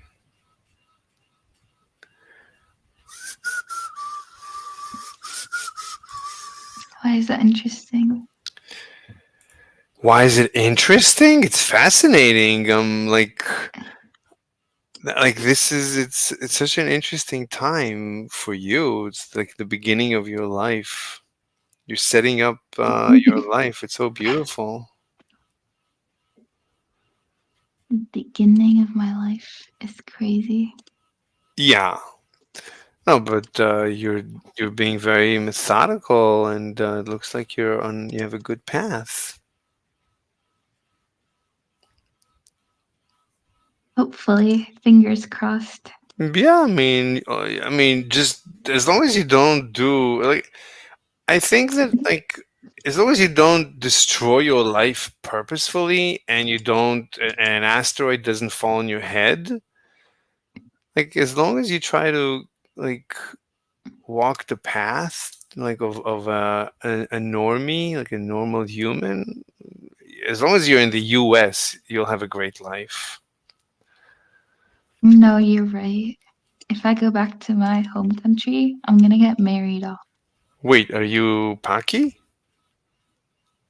No, I mean I'm gonna do the same thing you're gonna do. No, you're not allowed.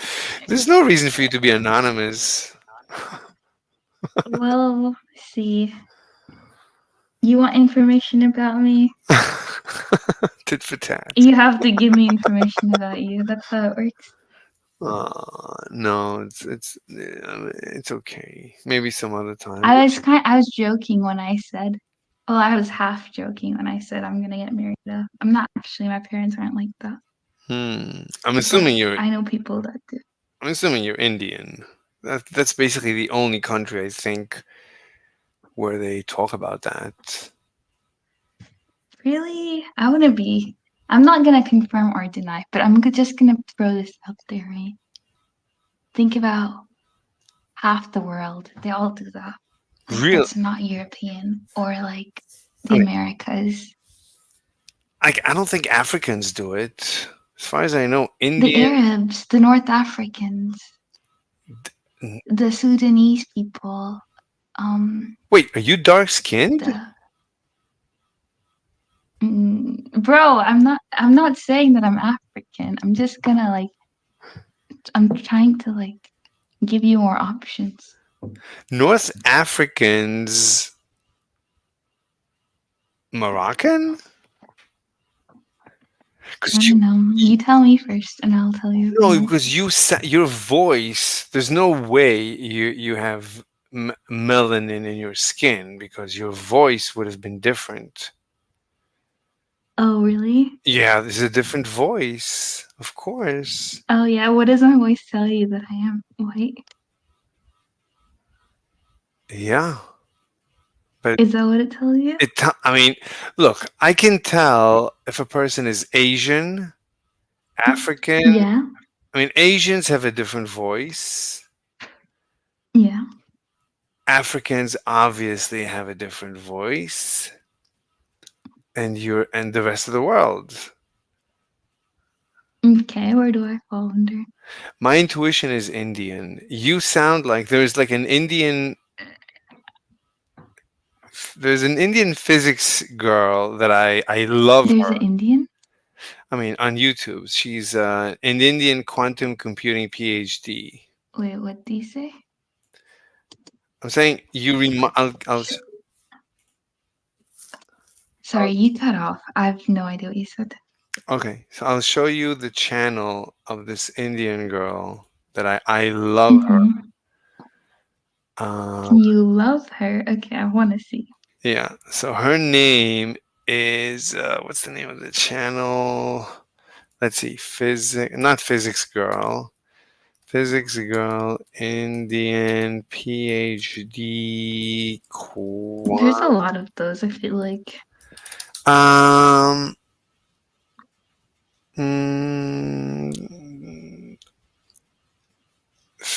mean, there is a girl whose name is Physics Girl, and I love her too. But we lost her. She's bedridden. She has long COVID, and every time I see her, I cry. Her name is literally Physics Girl. Looking Glass. Her name is Looking Glass. Let me check out. Let me find Looking Glass. Looking Glass Physics. There it is. Looking Glass Universe. Her name is Mituna Yoganathan. Here. And I sound like her. You sound very similar. I'll give you her channel. Let me get a link to the channel. I found it. It's okay. You found Looking Glass Universe? Yeah, I did. Okay, listen, I guess, to her shorts. You'll see that you're the same. I think she's beautiful too. She sounds more British than I do. But yeah, but the voice, she's very, very gentle voice. Like you have the voice of a blanket.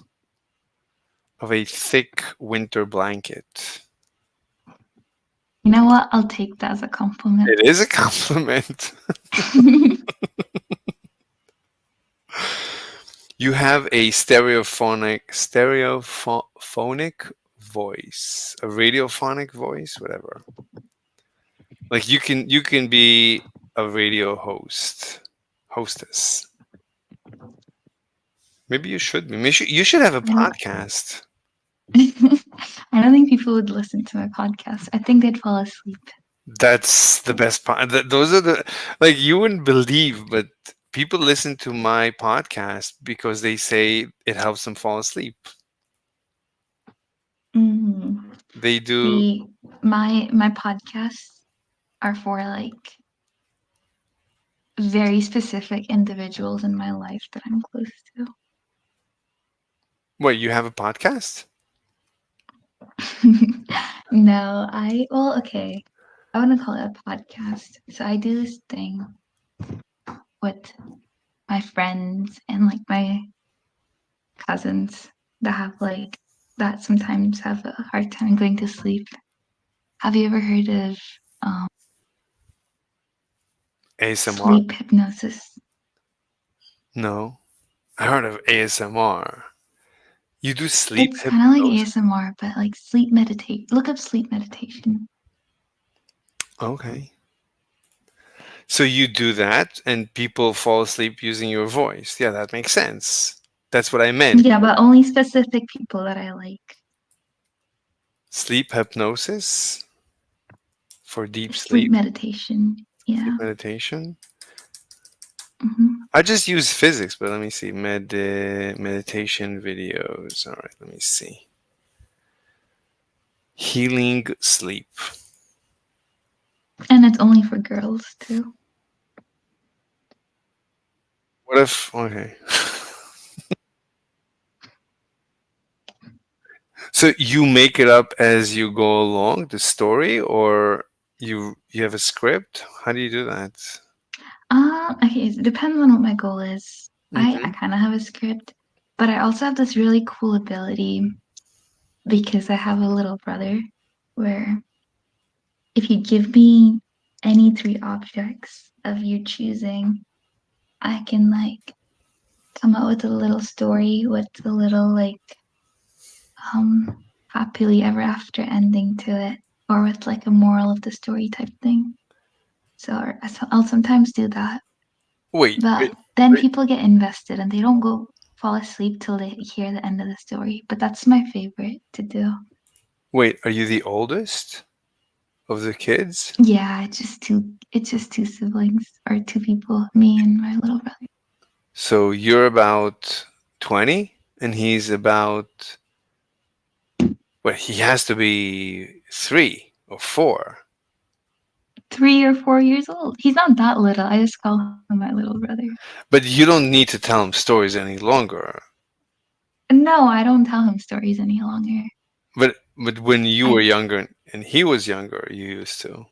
Yeah, we slept in the same room up until I was probably 13 because my parents thought it would be good for our like relationship and we would like talk for hours before we'd fall asleep. Wow, that's genius. I never thought of that. That is I genius. mean, I was always close to him. He's my only little brother. But now it sucks because, like, I mean, it doesn't really suck. He's also getting a little annoying now. But I don't live with my parents anymore. So You don't what? I don't see him as much. Well, that's natural. I mean, because yeah, it's natural. Anyway, Dr. Alpha, are you back to continue our discussion about global warming? Yeah. What's up? Yeah, what's up? We have Miss. It's a long night, dude, and I'm kind of geeked right now. You're geeked. Yeah. What does that mean? You're That's such a Gen Z term. That's funny. I'm not that Gen Z, but What are you, hi. like 22? No, I'm like not that old. like 17ish. I forgot. But anyways, I'm not good. I'm not gonna Brother, if sound you're very. 17, right? You're very much Gen Z. I forgot what this Gen Z is. Gen Z is if you're born after 1997, I believe. I'm not 97 though. You're like in the 2000s, right? Yeah. Yeah, But you're like anyways, we can 2007, continue the right? climate change discussion if you want. But Yeah, sure. So, Hmm? so Dr. Alpha, you feel so if you didn't have access to any data, would you say the planet has been getting warmer? no, but that doesn't really matter because like you can say the same about if they added a little more sugar to Coca-Cola.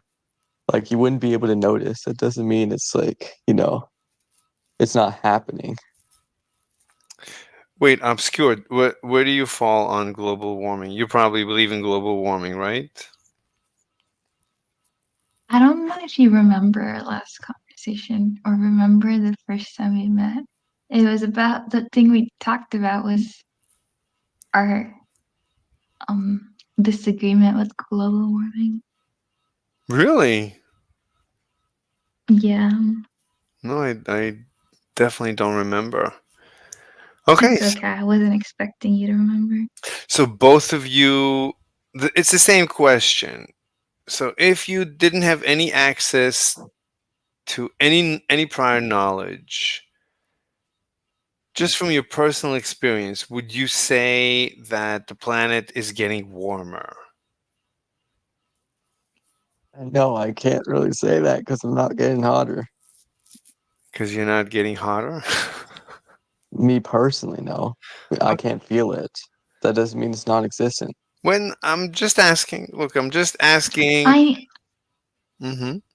I know our winters in South Carolina have been a lot warmer because when I first moved to the States, I we pretty much got snow every year. Hmm. And then slowly, like, we didn't have snow for like 2 years. Hmm. And then we didn't have snow for 3 years. Now it's been like almost 4 since we haven't had snow. Hmm. Interesting. And Dr. Alpha, what do you say about snow? Oh, it's like measured like 110 this year, which is like a new high for where I live. No, but forget about the data. No, I wouldn't be able to make any theory without the data. Okay, hold on. In the last couple of years, did you notice winters less wintry, less winterish? Less wintry.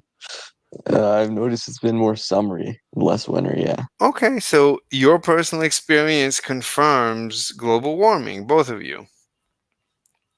Correct. I think. Okay, so you don't need the data. I'm not saying that. Fine. Okay, so let me explain to you the following. So as far as I understand, global war. So okay, so right now the difference in temperature between your head and your toes is much greater by far than what global warming is supposed to be. Global warming is supposed to be 1 or 2 degrees in the last 100 years, planet-wide average. And the difference in there's no way it has any impact on this winter or that winter. There's no way. 1 or 2 degrees is like between your head and your toes right now. It's probably 2 or 3 degrees, or even more. I don't know. Or the difference in temperature between inside your house and outside, or from day to night, of course, is much more than global warming is supposed to be. It's supposed to be completely beyond your ability to perceive if it exists. So whatever it is you're perceiving, has nothing to do with global warming. Cannot have basically cannot have anything to do with the supposed global warming. Okay, but that's just that's just one thing. Okay, let's look at the data. So, what do you know about the data? Like, what do you know about the data? What does the data? I know that more fossil fuels are being burned than ever, No, so no, but that's not that's data. causing CO2. You're asking about the global warming data? Let's start from the temperature. Let's We start. haven't been able to measure like them properly since like 1992. Wait, what did you say? We haven't been able to measure like Why not?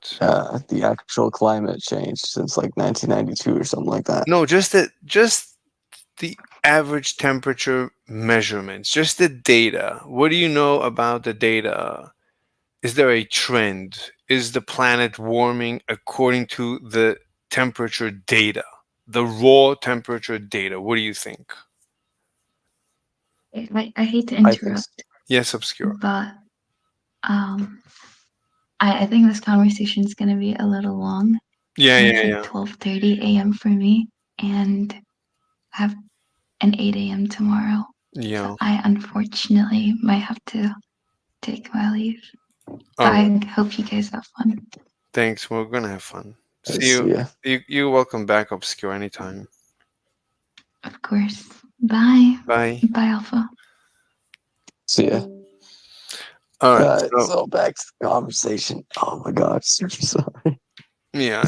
I don't know the trend of the data. No, I haven't taken a look at the trend in a long time. So I'll tell you what I know. What I know is they took the data from like 100 years ago, and they massaged it. So they made the old data lower. They pretend as if 100 years ago it was cooler than the raw data says. The raw data is that there's no difference, zero difference, no trend. That's the maybe a little bit cooling. That's the raw data. But they took the data and they said that the old thermometers were not properly calibrated, which is nonsense because thermometers are like 1,000 years old. I mean, thermometer technology is ancient. To claim anyway, but this is what they claim. They claim that they need to do error correction, schmarection, correction from here to there. It used to be colder. So now it's hotter, so therefore the earth is cooling, but it's a lie. They massaged the data. When you see the data, you're seeing massaged data. You never see the raw data. They never show you the raw data. They never show you the I think I massage. asked you this last time, but Mhm. can you define raw data? Yeah, exactly as it sounds. Like, show me everything. Show me everything. Don't touch. Show me everything. Publish everything. It shouldn't be an issue. Publish everything. I I mean, showed you a. we're talking about On 100. God, I showed you a draft, right? I showed you a graph. You showed me a graph. I don't want to see a graph. I want to see data, and I want to see the data from 100 years ago. The raw data from 100 years ago. I want to see the original. Right? It should be paper on ink from 100 years ago. Right? 100 years ago, there was no. What? Yeah, 100 years ago, we didn't have computers, so it was just ink on paper. There's no other way. I want to see that, or let's not have the conversation. I want to see the raw data, or I don't want to have a conversation because otherwise, we don't have data. I want to see raw data, no stories. Okay, I think I might be able to find something like that. Anyway, Can you get? Let's just say but there's there's some things that, like don't have raw data out there. Like I don't think there's good raw data of us landing on the moon. Does that mean the moon landing's fake?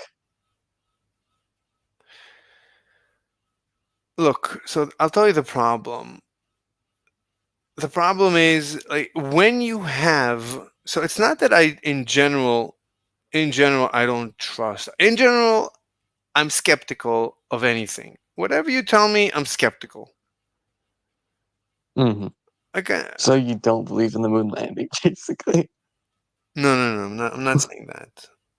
I'm saying in general, I'm a skeptic about everything.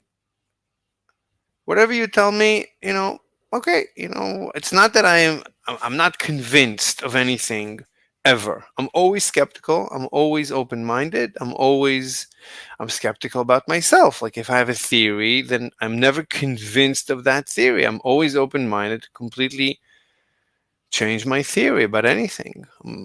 What do I care? I don't care one way or the other. What do I care if there is or there isn't global warming? Why would I care? Obviously, I want to live a long, happy life. So Yeah, if yeah, I think we discussed this. Like the real estate prices are going to go out hella. I don't, but look, the point is, I don't care. I don't care. Why Either not? way, Like you live in New York. If your state gets flooded, you're gonna have to buy real estate, and if the real estate's going to be more expensive, either you likely way, would care. of course. So that's just then I should care. But if I don't care, then there you go. I don't. The point is, I'm at least objective, right? I I'm objective, and I should be more careful. I should be more towards believe. I should tend to believe in global warming because or to worry about global warming than the average person. Like if I have beachfront property, then I should be more worried or more weary of global warming. I should take it more into consideration. Yet I take it into exactly zero consideration in every aspect of my life.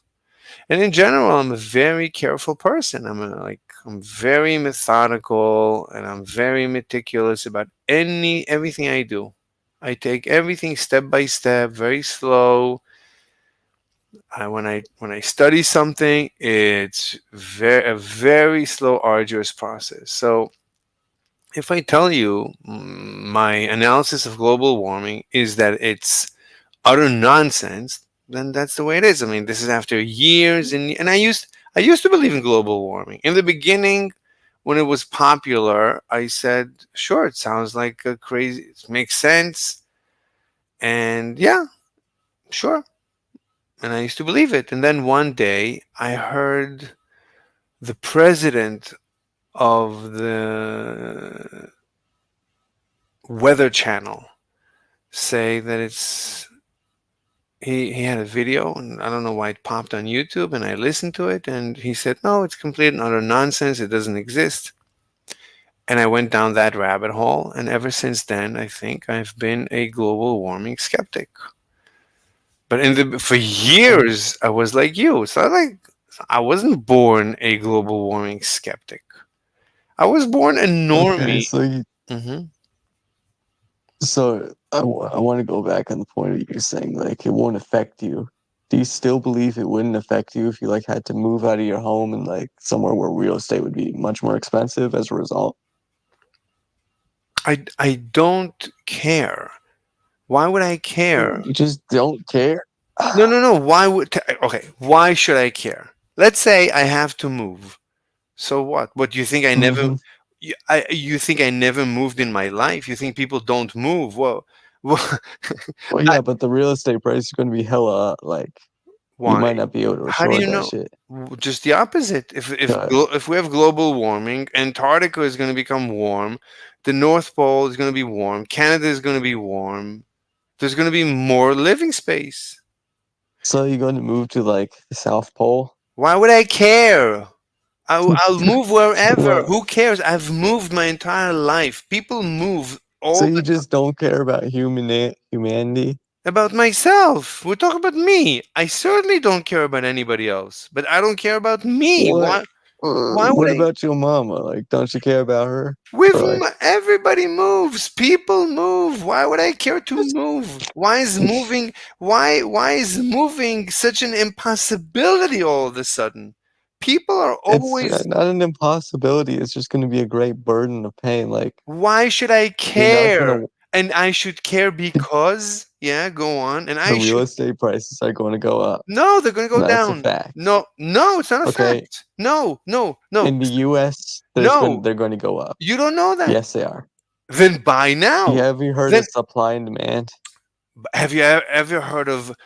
So if it's true, if you think the prices are going to go up, then go buy now. Invest in real estate. I'm already in the Midwest, Look, so I'm good. if it's going to go up, then the people who own land are going to be rich. So why should I care? Why should I care? If I thought it was real, I would go buy land. I believe it's a lie. I'm not going to buy land. And even if it's true that we're going to have to move, it doesn't mean the prices are going to be high. Why would it's supply and demand? It's not like the supply will go down. You're saying it's going to get It warmer. will if these coastal cities get flooded. Okay, so this has nothing to do with warming. Now you're talking about sea rise, which is The down. sea rise is the direct result of warming. Not direct, not direct, and it's another hurdle you're gonna have to go through to convince me to worry about global Okay, warming. There's many. let me explain to this, bud. All right. You don't have So to. You're not the when the first. You temperatures don't have. go up, Don't waste my time. ice You don't melts. have to waste my time. You're not the first person I'm debating about global warming. I've heard this nonsense many times. I You're used just gonna call it nonsense without hearing what I have to say about it. Well, I think it's nonsense. Well, what do you want from me? Yeah, I've you heard think it. it's nonsense? I don't think it is. Okay, I'm not saying that you believe it's nonsense. I'm saying I think it's nonsense. I think it's nonsense. Like I We can actually still discuss it, like if it is nonsense or not. no, Like it's I fine. think, We can discuss it. I think that's like okay. Then, do you know why it would be a direct result? Not direct. It's not, fine. You can call it a direct result. You can call it anything you want. You can call it a triple direct result. Direct result squared. It's not going to change my mind. It's an indirect result. We don't know if it's going to happen. If it happens, we don't know how slow. We don't know. We don't know. We don't know. There's so many things we don't know. There's so many things I do know are very dangerous, and we need to take care of them right now. And we're not taking care of them at all for many years, and they're really Can you dangerous. give an example? Of course, I mean we can have an asteroid impact on Earth and wipe us out We're instantaneously. prepared for that. We're not. We could have a black hole come and swallow up the entire solar system, and we wouldn't see it coming because it's black. We could have an almost at light speed neutron star heading at us right now. We wouldn't see it coming. We could have But there's nothing we can do about that. there is many things we can do. We can leave this planet We can't even leave the solar system yet. because we're worried about nonsense. We're worried about this planet. Oh, this planet is the only one we have. As long as we're slowing down. Why? What's that noise you're making? It was just the way you talk. It was nothing else. My bad. What do you mean the way I talk? I don't understand. It was the way you like described not how you regularly talk, like how you were like the planet. Like that part was funny. My fault. What's funny? Tell me what's funny. The impression you made about like climate change people, like how they're like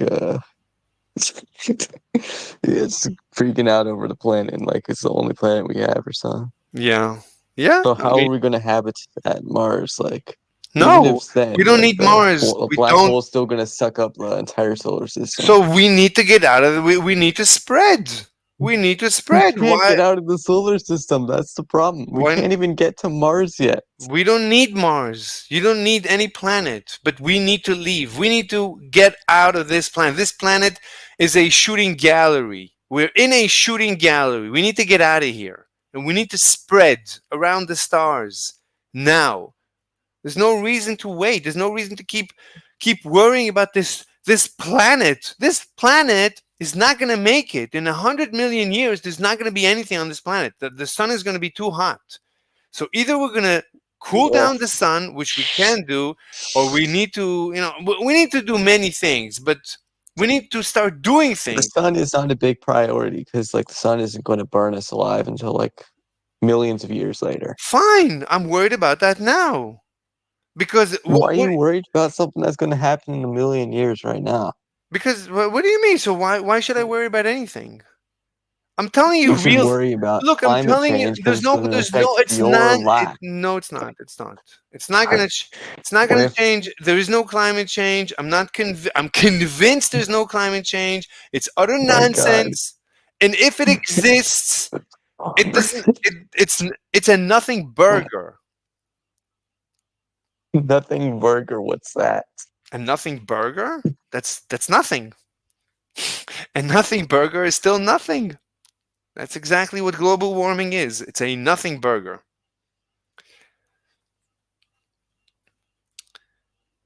Even if the globe is warming, I would say that's a terrific thing. We should warm the globe.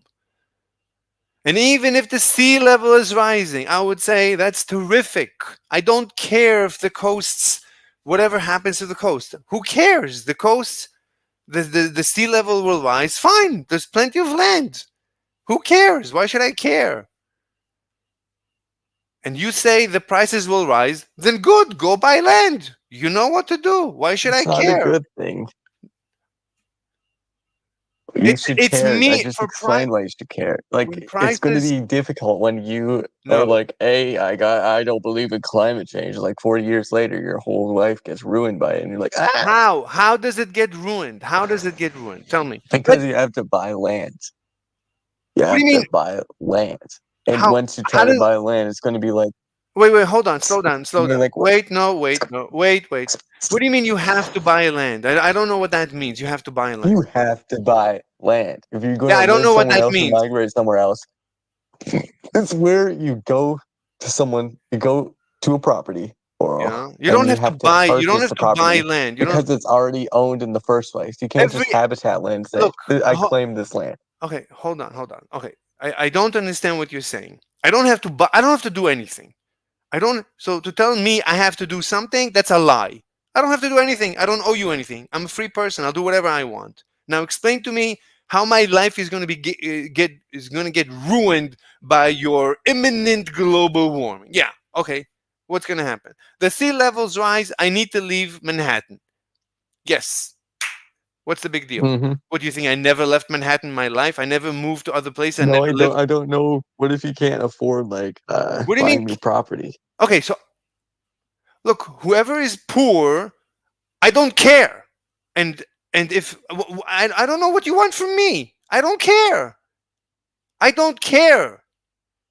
It Do you doesn't. care about humanity? Yes or no? Of course, I'm telling you, there's actual imminent dangers that we need to take care of, and you're telling me nonsense. Like No, I no, don't know no, what you no, want no, from no, me. no. Like my life is perfect. No. It's always going to be perfect. If you care about Everybody's life. humanity, What? then you shouldn't be saying climate change is going to be good. Am I on speaker? What? Am I on speaker? No, why would you say that? No, because you talk over me. You keep talking over me. My fault, gang. So stop it. I'm geeking. No, you gotta be nicer. Like when you talk, I stop. So when I talk, like let me talk a little bit. Anyway, Yeah, I usually am like pretty nice about it, but I'm a high key geek and like you fun. are you high? Very, very, very. So we'll talk some other time. I guess so then. Yeah, man. I don't talk to people who are high. So next time, don't Said be that high. earlier. Yeah, well, I didn't think I was gonna get high, but you know, You can get high. Just let things me happen. know. Let me know when you want to have a conversation. I don't talk to people who are high. It's All right, very. we can do this. Might be able to do it again tomorrow. Yeah, sure. Anytime. I'm always here. All right, man. I'll see you around. See ya. See you. Bye.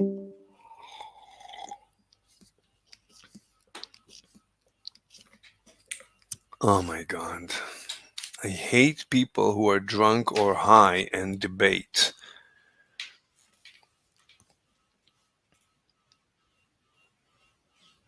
All right.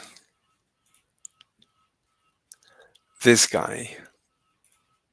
To stay in the bucket even though I'm swinging it around, regardless of gravity. And we say that's due to centrifugal force, a force that pushes the water against the bucket. But there's no such thing as centrifugal force.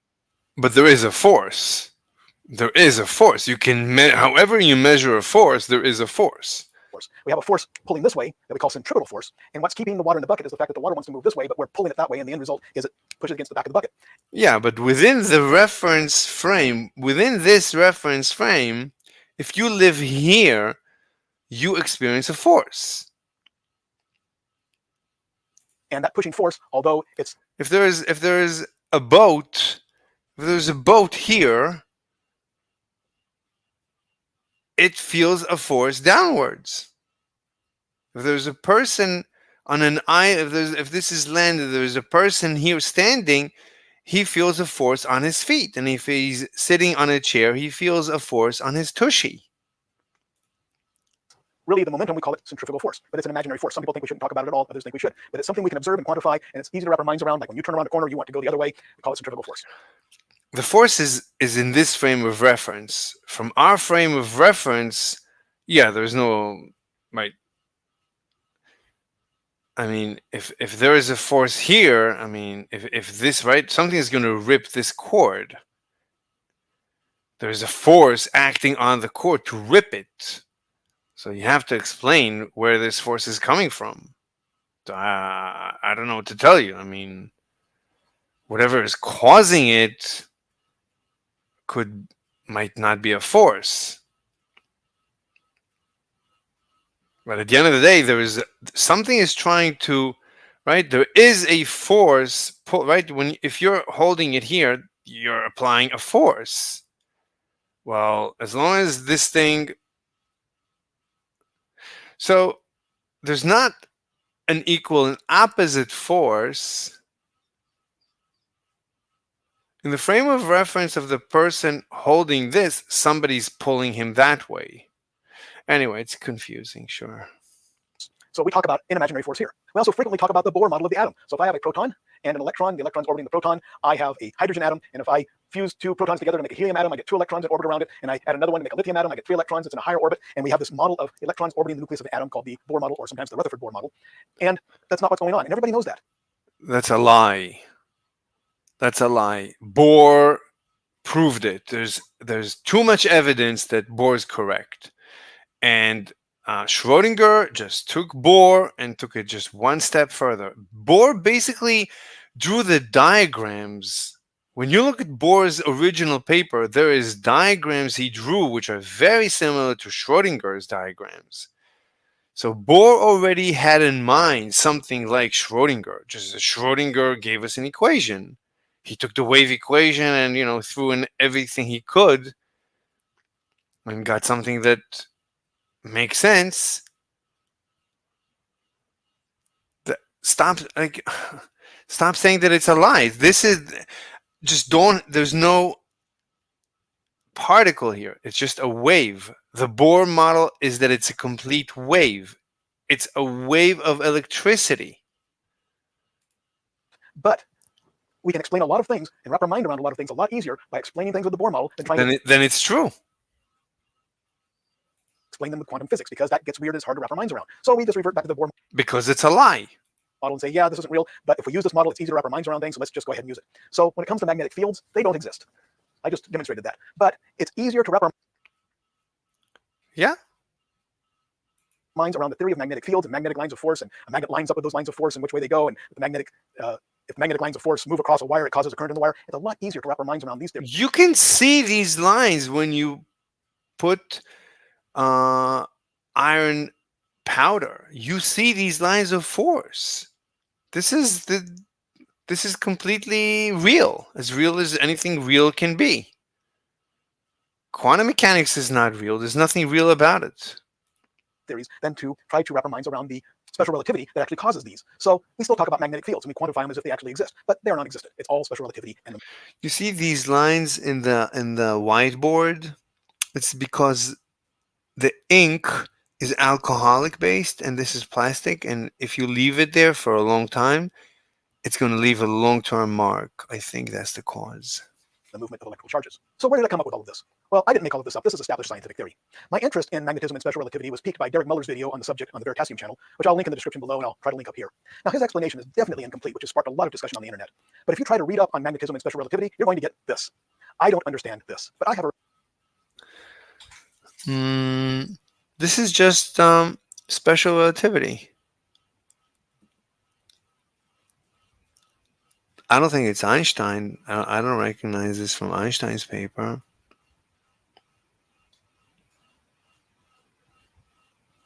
This is a current.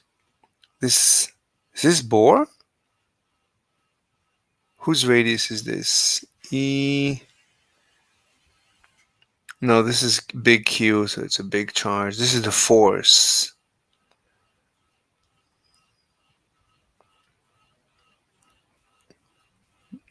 I mean, you don't understand it, maybe you can just go slowly, step by step.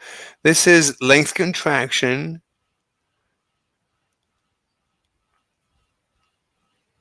I mean, I don't know what this looks like, an L. Quantitatively, the separation distances in the test charge frame are, this is the test charge is the electron. So that's what you said. Let's hop onto an electron. The electron is gonna see the electrons as if they are compacted, length contracted.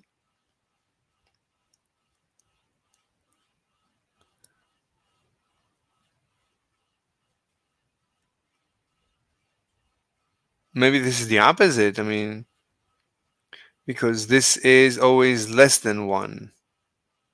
So this is contracted, and this is the proton. He's going to see the protons as dispersed, because this is less than 1. So this is this. So it's multiplied by a bigger than 1. But this is the way you said. Let's hop onto an electron. We'll see the other electrons, I guess, in the other wire. To calculate the strength of the force, first find the linear charge density of the wire in the test charge frame, assuming the velocity is much less than c for simplicity. So lambda, what is lambda?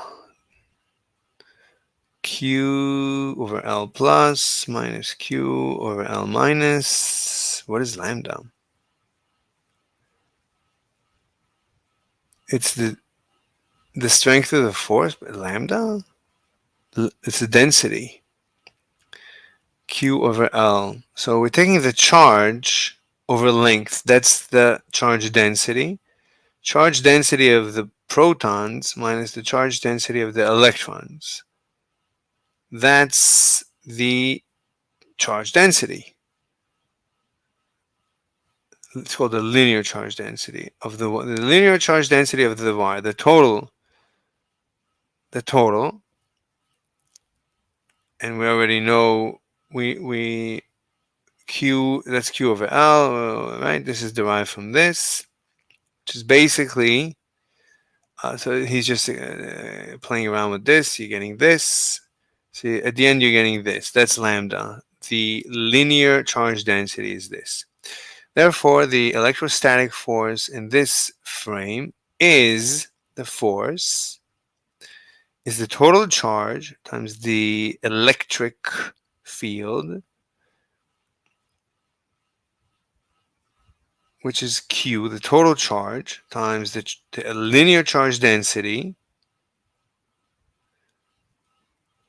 R is, I guess, the distance between them, 2 pi epsilon naught, those are constants, so that's the distance. But you're saying it's Q times, it's the total charge. I don't know what this is. I don't know what this is supposed to be. This is out of nowhere. I mean, what is this? This is the linear this is supposed to be E. What is E? I don't know what E is. Anyway, where R is the distance of the test charge from the wire, the magnetic force in the lab frame has the same magnitude, written in terms. Anyway, it's kind of straightforward. It's basically they're just calculating the actual force, where you just gave us the direction, the direction of the force. Is it attractive or repulsive? And they're going into the details. Let me just go take care of something. I'll be right back. Here, you can listen to this. The physical and historical context, as well as the motivations of the Stein-Gerlach experiment. Now, I want to explain why their results are correct, but for the wrong reasons. This is a follow-up video on the Stein-Gerlach experiment, so make sure to check that video for context. I would like to emphasize how lucky Stein and Gerlach were that they got the correct result at all. In addition to all the issues that plagued the experiment, from plane crashes to hyperinflation, there were a series of lucky mathematical cancellations, as well as fortunate coincidences that led to their success. I told you about the bad cigars that helped Stein and Gerlach to see the silver atoms collected by their detector, and the millionaire banker that donated funds to save the experiment. But there were more instances of good fortune.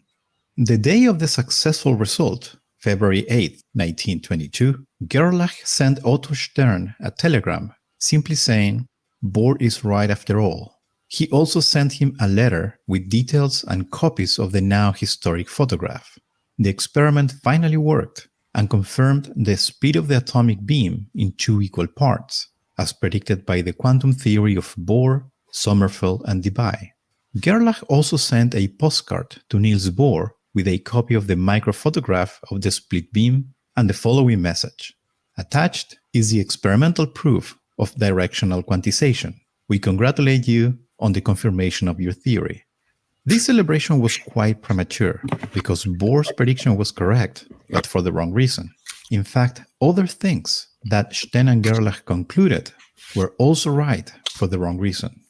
I insisted at the beginning of the previous video that our modern interpretation of the Stein-Gerlach experiment is that the beam splitting was a consequence of the electron's spin, but that is not what Stein and Gerlach reported and what the physics community celebrated. Just to be clear, the splitting observed by Stein and Gerlach was produced by the spin of the electron and not by the quantized orbital angular momentum, or space quantization as they call it back then. Quantized orbital angular momentum is a real phenomenon, but this was not observable in the experiment set up by Stein and Gerlach. This involves 2 coincidences. The first coincidence was the choice of silver for the atomic beam. Silver is chemically stable and easy to evaporate in the oven of the experiment, which made it a great choice. This is a representation of a neutral silver atom with its 47 electrons. You will immediately notice that 1 electron is alone in the 5th level. Another way to see this is by filling orbitals using the rules that you might recall from your chemistry class. This is the electronic configuration of silver, where again we see the ampere last electron in the 5th level, with 0 angular momentum. It turns out that the orbital angular momentum of the atom is 0, which according to the Bohr-Sommerfeld-Debye theory leads to a 0 orbital magnetic moment, and therefore 0 force, even in the presence of the non-uniform magnetic field. In other words, Stein and Gerlach didn't know it, but according to the theory, the beam should not split at all. But another thing that they didn't know back then was that the ampere electron has an angular momentum that has nothing to do with its motion. It is an intrinsic angular momentum, quantified by a new quantum number, ms, called spin. The accidental combination of these 2 effects led to the beam splitting observed in the experiment, which revealed the spin of the electron, although Stein and Gerlach incorrectly interpreted as a confirmation of the Bohr-Sommerfeld-Debye theory. I will discuss spin in more detail in a future video, but for now we can understand the result of the Stein-Gerlach experiment as a consequence of a 4th quantum number that can take 2 values, +1/2 or -1/2. Being an intrinsic angular momentum of the electron, this new property produces a magnetic moment given by this. This relation is analogous to the formula derived by Pauli that I showed you in the previous video following a classical electron orbiting the nucleus. I will get back to this expression in a minute. In summary, the ampere electron and its intrinsic angular momentum that we now call spin is what made half of the silver atoms in the atomic beam go up and the other half go down in the Stein-Gerlach apparatus. But again, they didn't know about this and incorrectly attributed the splitting of the beam to space quantization. In a long article published during 1924, Stein and Gerlach described more details of the experiment and concluded with this.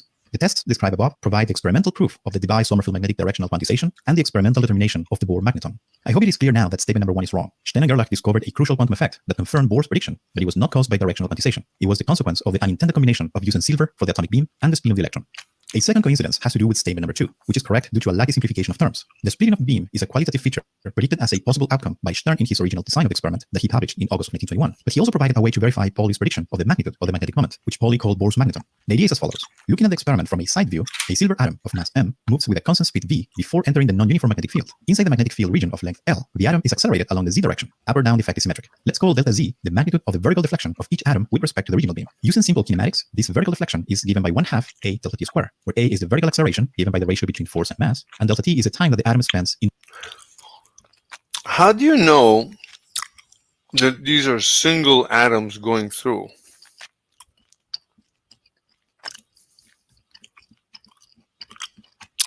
How do you know this?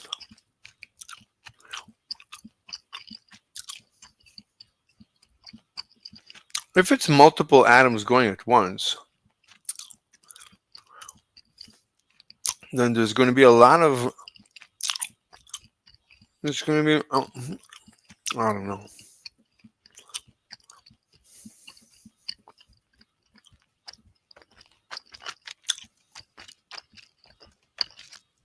I would like to actually see one dot at a time showing up.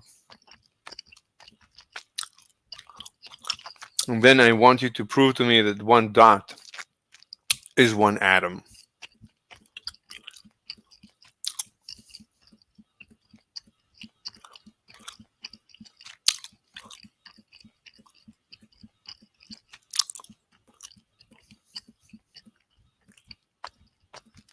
I want this experiment to be done much, much slower. Slow it down so that we have very few atoms. The beam shouldn't be so thick. Make it thinner and thinner, thinner and thinner. I want to make sure it's one atom at a time. Because the theory is one atom at a time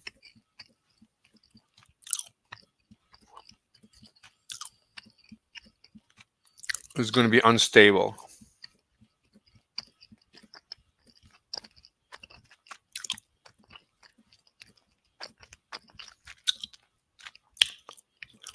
It's going to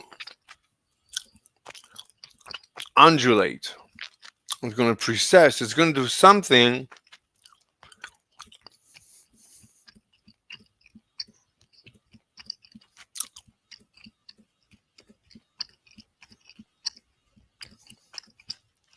that a bunch of atoms are not going to do. A bunch of atoms are going to align together.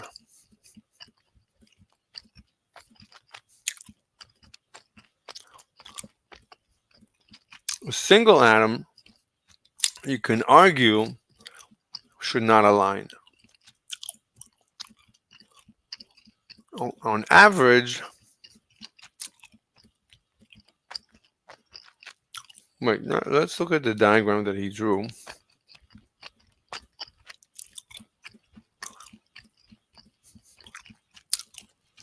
Why is the beam so wide?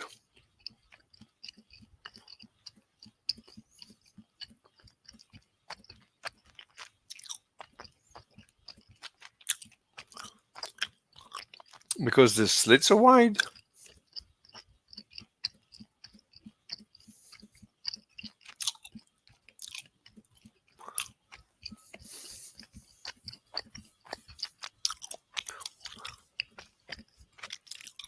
Why do we have a wide slit? Why not an aperture? A tiny hole? I would want to see a tiny hole.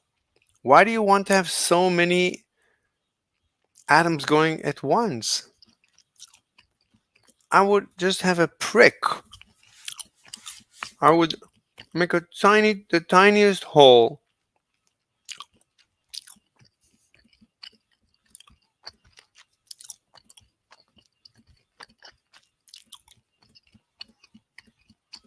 A tiny hole, so that only once, I don't care how often, once a second, I want to make sure only one atom goes at a time. And whenever something goes through, I want to make sure it's one atom.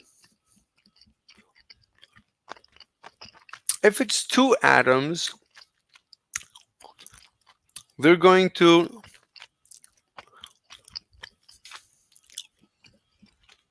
not going to allow each other to precess. They're going to interfere with each other's precession. I don't think you're getting one atom at a time. This is nonsense. You're probably getting, I don't know what numbers, very big numbers. Why would you think it's only one atom at a time? Why would you say that? And look at the size of this beam.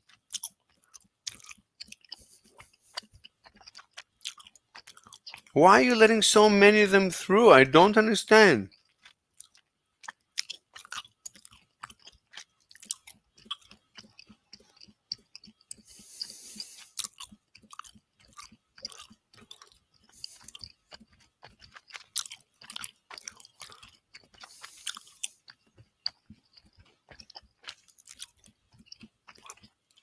And to think that this created single-handedly, this nonsense created quantum mechanics, with the universe not knowing and stuff and nonsense like that.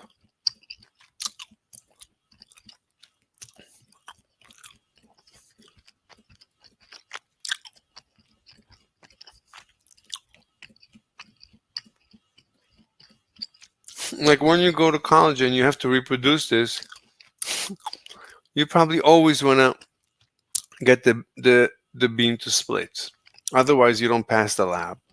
And if you actually close this to almost completion, you're not going to,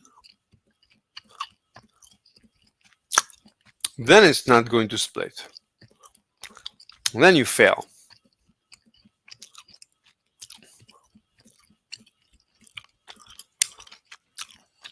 I don't know. Let me ask.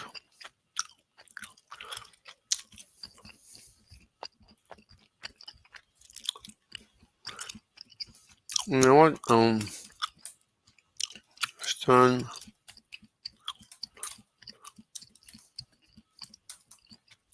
Golach Wiki.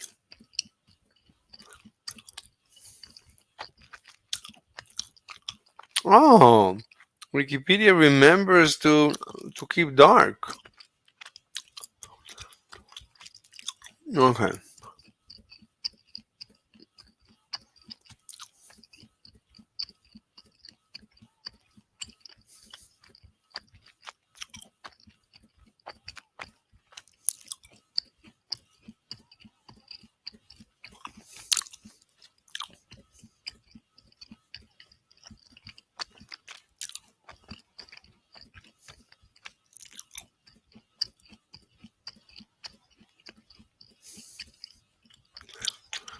What is this intrinsic angular momentum?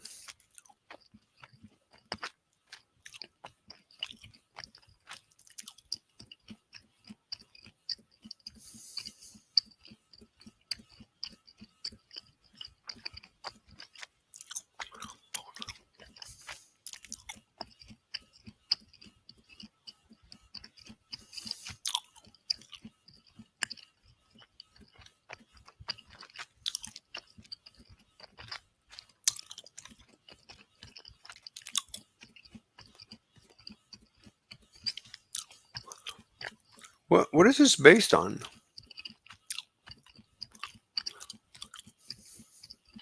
What's the data on spin 1/2?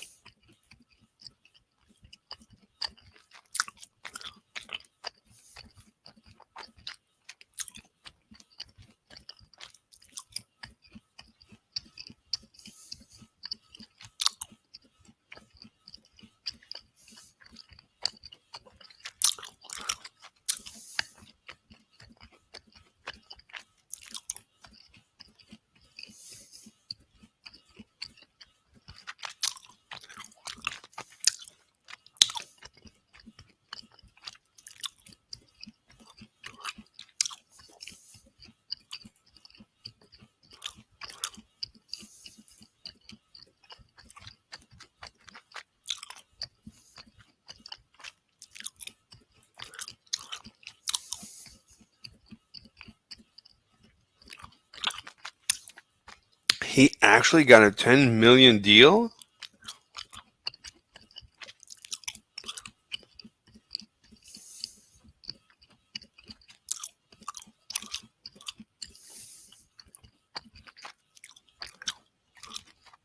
Israeli strike on Iran?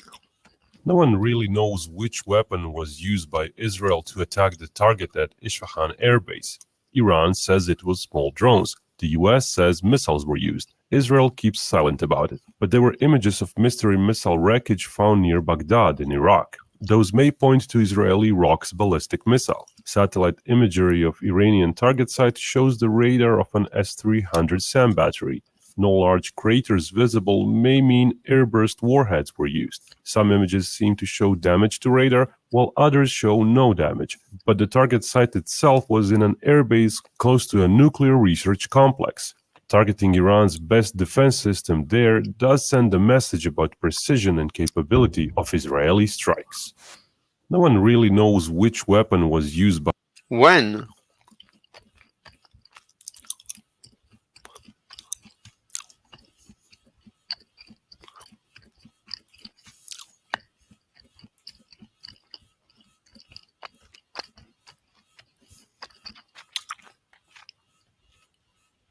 April 24th.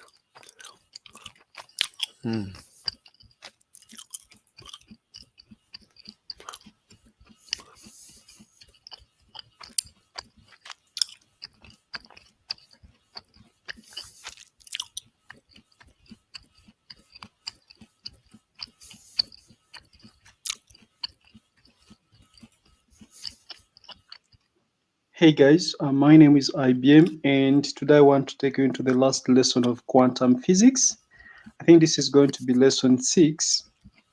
Just to remind ourselves about what we mentioned in lesson 5. In lesson 5, we had introduced the atomic structure and energy levels, where we talked about Neil-Bohr's model.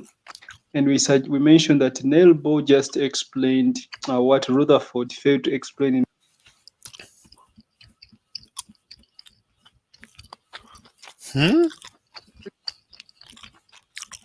Hi, everybody.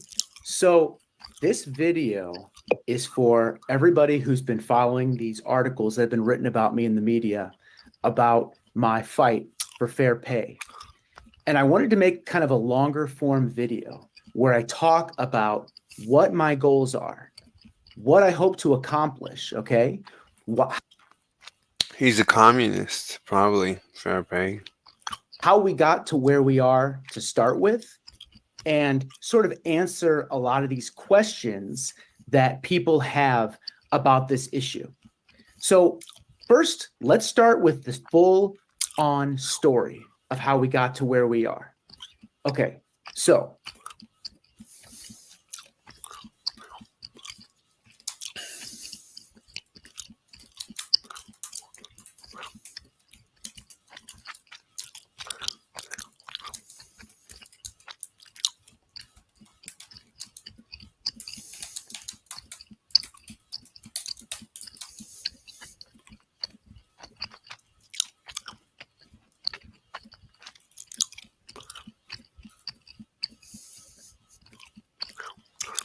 Okay, my question is, oh yeah, Yahya Sinawar is dead.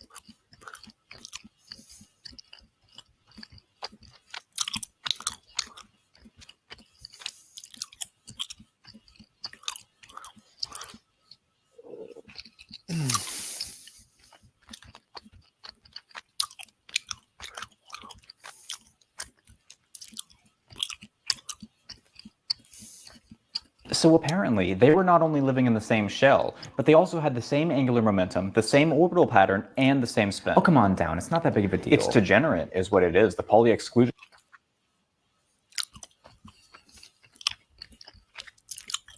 principle exists for a reason. I just feel like you're making a tauan out of an electron. It's not like it's any of your business anyway. You do realize that you sound just like Strange right now? You know what he said to me the other day? Ugh, do I even want to know? He said, "Hey, yo, where are my two favorite quarks at? What are you guys talking about?" Oh, speak of Maxwell's demon. Go away, Strange. This baryon's already full. Now, what did I do? Isn't this where we're supposed to be having the party? Yeah, if anyone else bothers to actually show up. Oh, great, because I've got some killer jokes for you guys. Please, no more jokes. New joke this time, new joke this time. Why did the Pion only give 2 out of 5 stars to Oppenheimer on Letterboxd? Because he didn't like it? No, because he's very particular about his mise en scène. You didn't even try to make that funny. Hey guys, we ready to get this party started or what? Salutations, my dear fellows. A toast to your good health. Hey guys, thanks for coming. Is it just me, or is this like the best day ever? You say that every day. Now down, don't be so down. I'd love to hear about Positron's day. Oh boy, well, you're not going to believe what I did. First of all, I orbited around my anti-hydrogen atom. Okay. And that's pretty much it, yeah. You guys want to hear about my day? Strange? Please shut up. I saw a tachyon this morning. You absolutely did not. Did too. We exchanged phone numbers at the bar, and then he vomited out a whole pint of beer and left the bar walking backwards. Nobody cares, Strange. Y'all are just jealous. I don't know what to say. Hey, it's me. Not like anyone cares. Hey, Electron, you look great today. Please stay away from me. Electron, are you going to behave today? What do you mean behave? Am I not allowed to express myself? No, it's not that. It's just sometimes I think, why can't you? Oh, let me guess. Be more positive? Yeah, I've never heard that one before. You do kind of kill the vibe, Electron. I just think he needs a little love. I gotta come over to that proton of yours and clobber you. Hey, settle down, children. Settle down. This isn't a neutron star. I say, Beauty, have you ever seen such a rowdy group of fermions? Not in all my life, Truth. Not in all my life. They do look like they could use a little enlightenment, don't you think? Oh, come on. You two are still pulling this truth and beauty crap? Every respectable physicist I know calls you top and bottom these days. Top and bottom, you say? You know, if you all ever need a third, maybe I ought to pop over to the Hadron of yours sometime. I'm glad to see you haven't changed a bit, Strange. His only hope of enlightenment lies in decay, This is beyond genius. I can't follow most of it. Really impressive. Amazing. The thermoacoustic engine utilizes heat differential to amplify sound waves. A magnetic material alternates between compression and expansion, thereby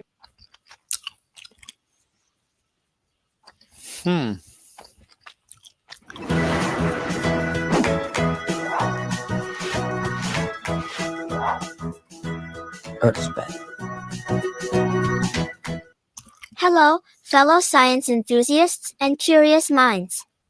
Welcome back to Earth Pen. Today, we're delving into the electrifying world of electromagnetic effects. Join me on this electrifying journey as we explore the fascinating ways in which electricity and magnetism shape our world. Introduction to electromagnetism. Before we dive into the effects, let's start with the basics. Electromagnetism is a fundamental force of nature that unites electricity and magnetism. It's a force that governs countless phenomena around us. Electromagnetic induction. Our first stop is electromagnetic induction. This effect is all about the generation of an electromotive force, EMF, or voltage in a conductor when it's exposed to a changing magnetic field. It's the principle behind generators and transformers, electromagnetic waves. Next, we have electromagnetic waves. These waves are the result of oscillating Impossible to understand.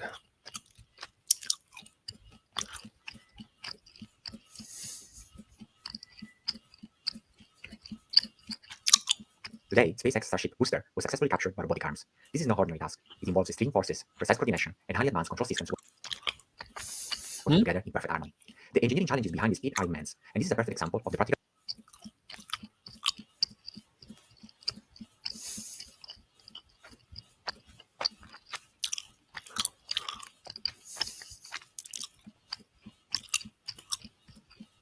Hello, my name is Dr. Jacob Judas. Welcome to another episode of Mastering Quantum Mechanics Through Problems. Although in today's lesson, I'm not actually going to solve any problems. In the future presentations, I'm going to solve several problems related to today's lesson. Terrific! The title of this talk is Everything You Need to Know About Quantum Mechanical Spin in a Clear, Understandable Lesson. In today's presentation, I'm going to talk all about quantum mechanical spin, and I'm going to teach it to you in a way, hopefully, that's clear, concise, interesting, and well put together. By explaining these ideas, you're going to learn about spin, as well as many of the concepts in this crazy subject known as quantum mechanics. On this slide, I'm going to tell you about some important properties of elementary particles. On the next slide, I'll use a gyroscope to help visualize these ideas. Every elementary particle has a specific intrinsic angular momentum. It can be thought of as if the particle is a tiny ball spinning about its axis. Every elementary particle has a What's your evidence for that? specific and immutable value of spin, denoted s. The value of the particle's angular momentum can be obtained from the particle's intrinsic spin. The spin is not the angular momentum, but it's related to the angular momentum by this important formula. The angular momentum of a particle is equal to h bar, this Planck's constant, times the square root of s times s plus 1. And these are the different spin values of various particles. For example, a pi meson, also known as a pion, has a spin 0. Therefore, it has an angular momentum of 0, because if you replace s with 0, you get h bar times 0. By the way, h bar has units of angular momentum. An electron has a spin of 1/2. If you replace s with 1/2, you see that the electron has an angular momentum of the square root of 3 by 2 times h bar. A photon, which is a particle of light, has a spin 1, and therefore it has a total angular momentum of 2 times h bar. The value Lz equals h bar times s represents the maximum value of the spin angular momentum component along the chosen direction. How do you know that? How do you measure it? Where's the data? Parallel to the magnetic field. This is often denoted as the z-axis. This is a gyroscope, and we can think of this as an elementary particle like a proton or an electron. Nothing but animations and analogies and allegories, but no data. And the protons or electrons have spin, which means they have intrinsic angular momentum. I'm going to give the gyroscope some angular momentum. All right. So now the gyroscope has angular momentum, and so it's spinning. And you can see it spinning like this. And so we would think of this as the elementary particle. The elementary particle is constantly spinning. The thing is, the elementary particle can't change its spin. In the case of the gyroscope, I can slow this down, or I can pull harder and speed it up, and then it would be spinning quicker or slower. With an elementary particle, that's not the case. When I place the gyroscope on its stand, it begins to precess or wobble due to the torque from gravity. As the gyroscope slows down, the z component of its angular momentum decreases gradually, causing it to tip over. This component changes continuously, not in jumps. Elementary particles with spin also precess, but they do so in a magnetic field rather than a gravitational one. The physics behind this is the same as with a current loop in a magnetic field. However, unlike the gyroscope, the z component of an elementary particle's angular momentum can only take on specific discrete values ranging from negative s to positive s in That's no. What are you talking about? Why would you say that? integer steps. Here's an animation to help you visualize this. This is a spin 1/2 particle. The vector going through the center is the total angular momentum, which is the square root of 3h bar by 2. There's a magnetic field. This is a permanent magnet. Magnetic field always goes from the north and ends at the south. If you turn on the magnetic field, the particle will precess in the magnetic field. And as the magnetic field strength increases, it will precess quicker. And the projection along the z-axis never changes. It's always h bar over 2. This slide is titled, All Formulas for Spin Angular Momentum in One Concise Location. The spin state of a particle is represented by the ket s, m, where s denotes the spin quantum number and m represents the z component of angular momentum. The magnetic Unlike the gyroscope, the z component of an elementary particle's angular momentum can only take on specific discrete values ranging from negative s to positive s in integer steps. Here's an animation to help you visualize this. This is a spin 1/2 particle. The vector going through the center is the total angular momentum, which is the square root of 3h bar by 2. There's a magnetic field. This is a permanent magnet. Magnetic field always goes from the north and ends at the south. If you turn on the magnetic field, the particle will precess in the magnetic field. And as the magnetic field... But she said in digital, what did she say, in quantized steps? Elementary particles with spin also precess, but they do so in a magnetic field rather than a gravitational one. The physics behind this is the same as with a current loop in a magnetic field. However, unlike the gyroscope, the z component of an elementary particle's angular momentum can only take on specific discrete values ranging from discrete. And what you're showing is not discrete. In one concise location. The spin state of a particle is represented by the ket s, m, where s denotes the spin quantum number and m represents the z component of angular momentum. The magnetic field points upward. The state plus corresponds to this picture, which has h bar over 2 parallel to the magnetic field, and minus, which is 1/2 minus 1/2, corresponds to this state, which has h bar over 2 anti-parallel to the magnetic field. We say this is minus h bar over 2. This slide, along with the next, highlight the key features of a particle with spin in a magnetic field. While the focus is on the spin 1/2 case, the formulas presented are applicable to particles of any spin. This equation gives the total angular momentum of a particle with intrinsic spin s. The operator s squared acts on the spin state sm to yield total angular momentum h bar squared s times s plus 1. These results are grounded in experimental physics, which we describe by using precise mathematical equations. The second formula focuses on the z component. Show me the data. All you're going to show me is the Stern-Gerlach, so I'm going to reject that right away. That's unacceptable. Of angular momentum. Here, sz acts on the spin state to yield h bar m, where m. You got to do better than Stern-Gerlach. I need more data. Nonsense. Ranges from negative s to plus s in integer values. For example, for spin 1/2 particle precessing in a magnetic field, m can take on. The spin is quantized. Why is the mass not quantized? Why does the mass not give us any hard time?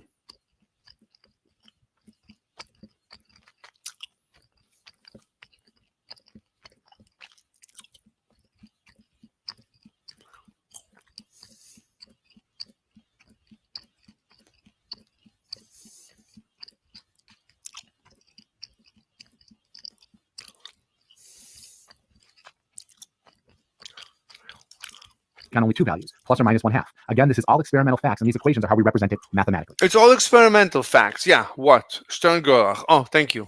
Have a great rest of your day. Nonsense. Everything they have is Stern-Gerlach. Nothing else. Just Stern-Gerlach. The final equation on the bottom involves raising and lowering operators s plus and s minus. These operators allow us to move the spin state between different m values. It's an experimental fact that the z component of angular momentum is quantized, meaning it can only take on discrete values. These latter operators are crucial in the mathematical framework that explain how spin states can transition from one m value to another. Again, it's important to understand that this is all a mathematical framework to explain a relatively simple picture on the right. The spin processes around the magnetic field, and it can only do so with quantized values of z components of angular momentum.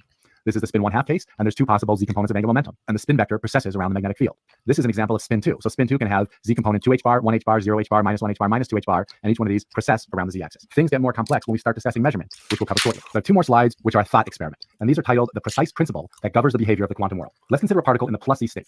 If someone asks for the z component of its angular momentum, we can confidently say it's h bar over 2. There's a magnetic field pointing upward. This is the spinning particle, and this particle is in state plus z, and if we make a measurement on this particle, we know that it's going to have h bar over 2 pointing upward parallel to the magnetic field. If we ask about the x component, the answer is less certain. Measuring the spin in the x direction has a 50-50 chance of being h bar over 2 or minus h bar over 2. A spin up state is equal to half h bar over 2 in the plus x direction and half h bar over 2 in the minus x direction. I just want to know what is the exact x component of the spin angular momentum. I know the z component is h bar divided by 2. I want to know the x component. Can you please just tell me what that is? The particle simply doesn't have a well-defined x component of spin. Having both spin x and spin z well-defined would violate the uncertainty principle.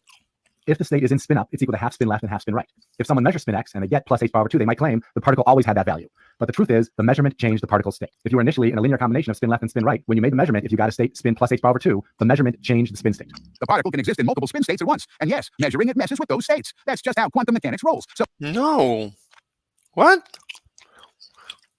No, it's pointing in some random direction, and the test is putting it through a magnet, through a magnetic field.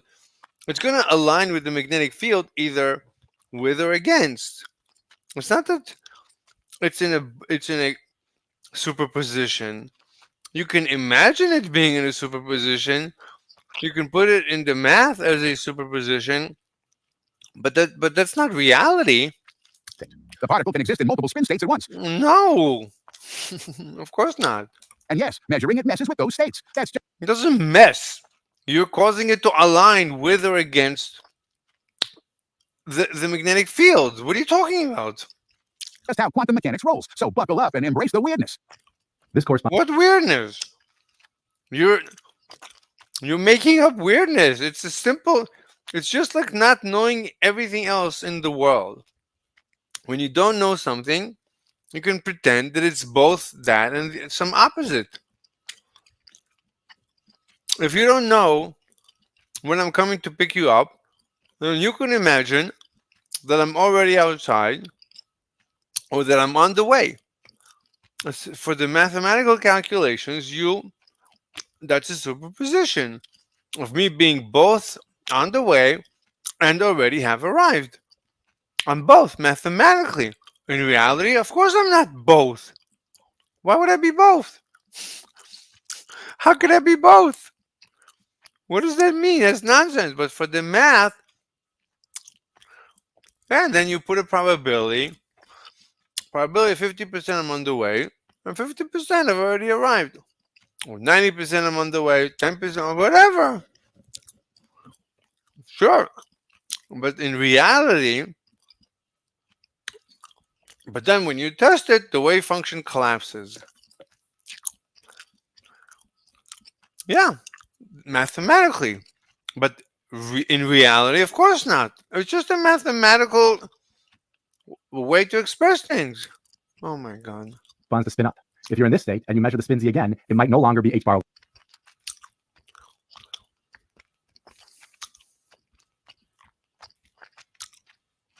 Sean G. Oh.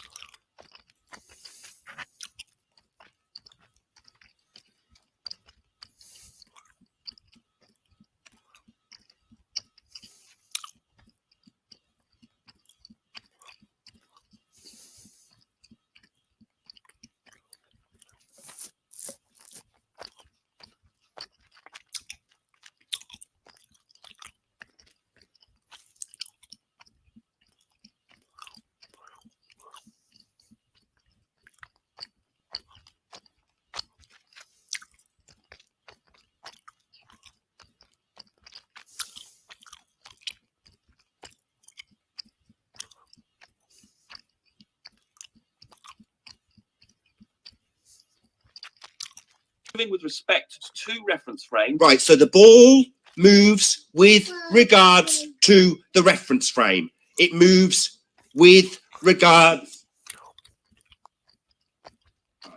Strappy, my kid starts playing with my touch screen. Typical.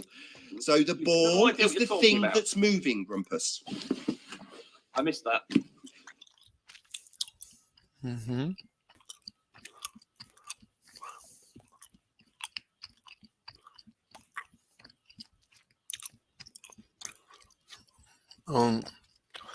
How many atoms were going through at once? Oh. Let's ask Brave. We can't ask ChatGPT because we very quickly run out of questions. Hmm.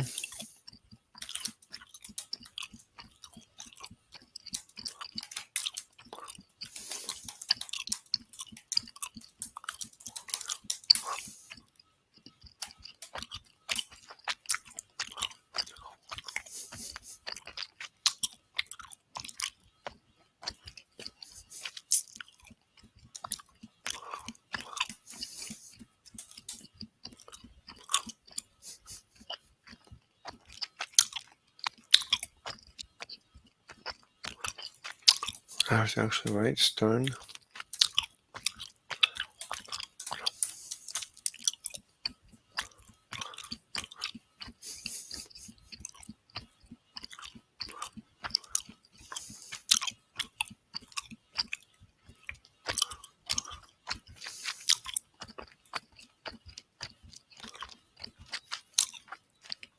A high intensity beam?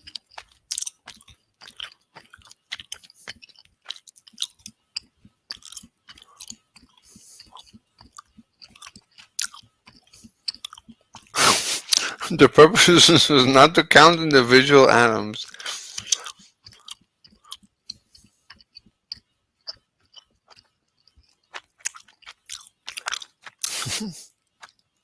You want one atom at a time.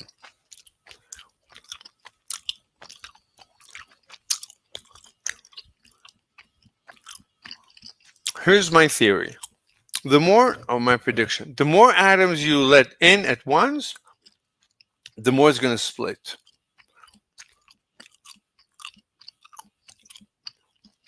Splitting is what normal magnets do. A normal magnet is going to align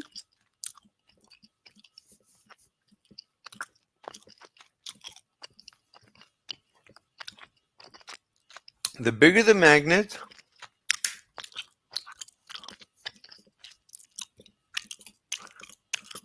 unless you say it's not,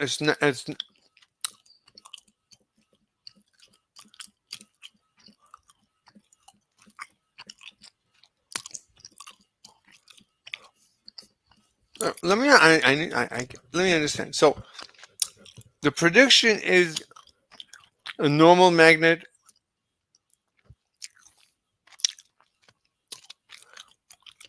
right gives you a spread.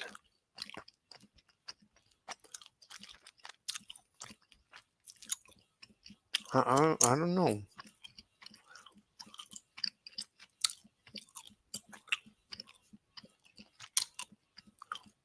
So according to, I'm trying to understand the contradiction between classical prediction. You saw I was talking to two people and we couldn't come to a conclusion what to expect. What's the expectation?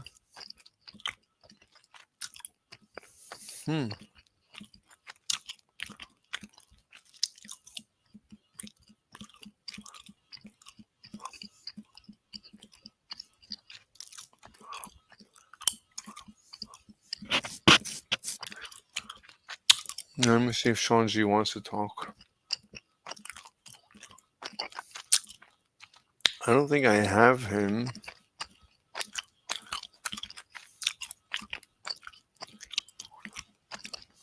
as a friend.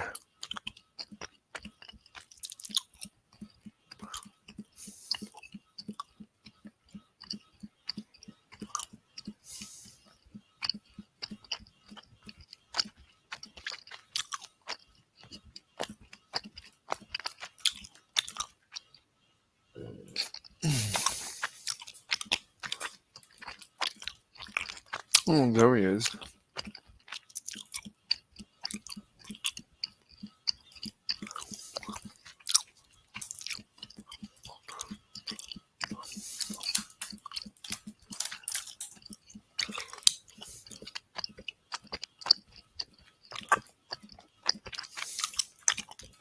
Over 2. This is outrageous. This illustrates that the particle's spin components along different axes can't be simultaneously well-defined, and measurement affects the state, aligning it with the measured component. The idea that particles' position, momentum, or spin isn't well-defined may seem strange to those unfamiliar with quantum mechanics. However, this uncertainty is not only a fundamental aspect of quantum theory, but it's a precise and critical principle that governs the behavior of the quantum world. This That's nonsense. What, I don't even know what that means. uncertainty is the whole concept behind quantum mechanics. That wasn't what I wanted. AcePhysics.org. Math and Physics Tutoring with Dr. H. AcePhysics.org. Math and Physics Tutoring. Dr. Hoops.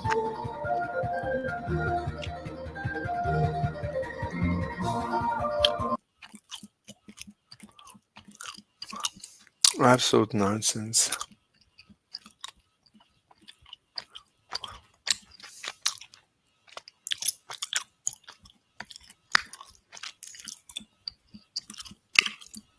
Hi, everybody. So this video is for everybody who's been following these articles that have been written about me in the media about my fight for fair pay. And I wanted to make kind of a longer form video where I talk about what my goals are, what I hope to accomplish, okay? How we got to where we are to start with, and sort of answer a lot of these questions that people have about this issue. So first, let's start with the full... Capitalism can only exist freedom of speech. I'm exercising freedom of speech to point out imbalance markers where greedy administrators are not paying me my fair market value. At least 140K, which would be market value for the work I do. You know, he's a communist, a Marxist. Furthermore, I'm educating the public about these problems, so address these issues and improve public education for students and educators alike. This is pro-capitalism.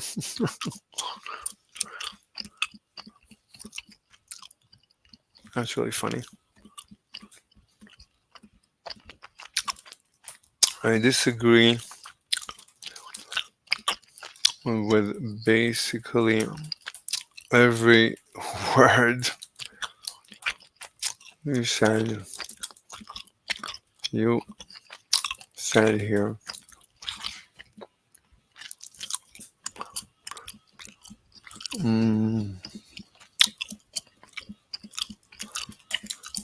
Please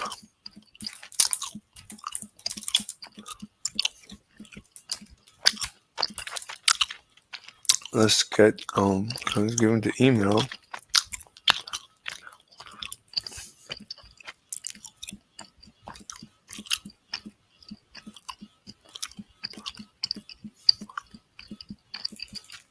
Okay, that's my email.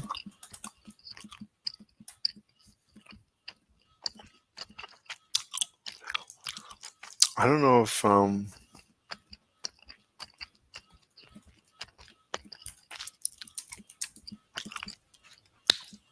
who is this?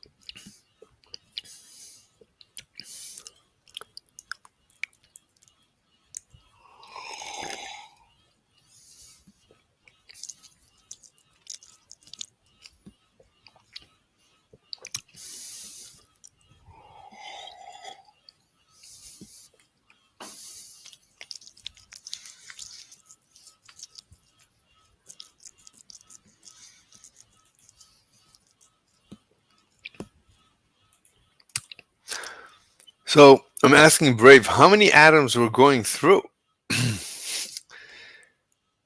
So it says, based on provided search result, it is not possible to determine an exact number of atoms going at once in the Stern-Gerlach experiment. The experiment involved a beam of silver atoms, and the setup was designed to produce a high-intensity beam.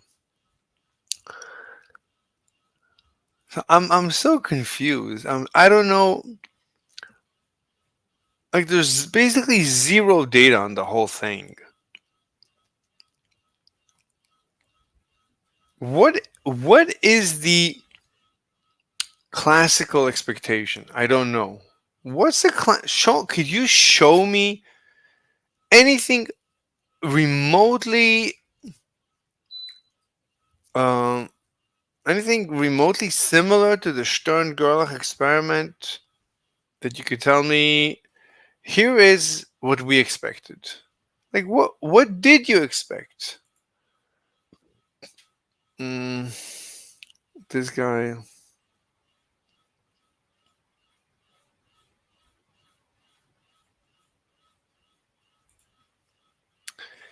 I'll try. Let me see if he has. I think they're gonna block it. I'm gonna say .com.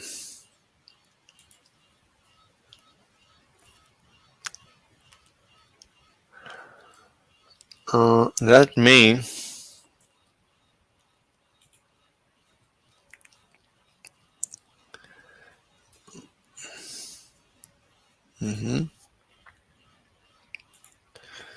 I'm not a rope. Palm tree.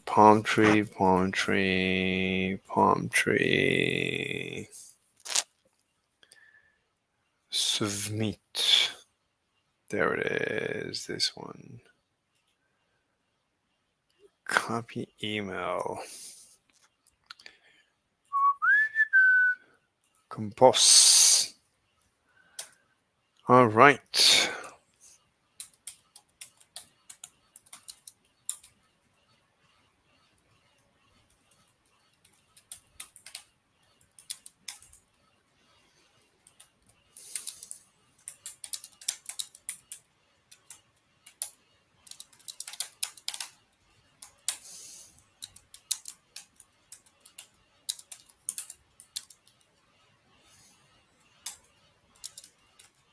I propose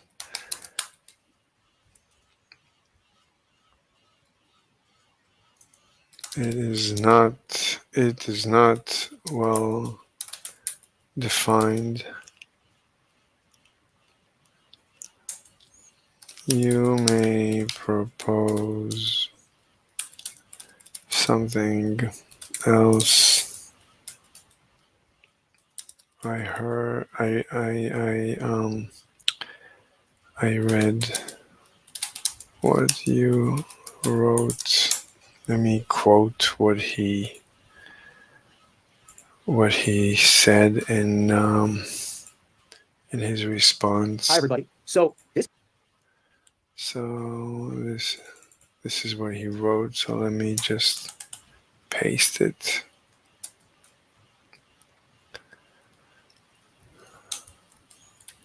We can debate this entire comment of yours as the proposition. Either way, I'm sure we will have an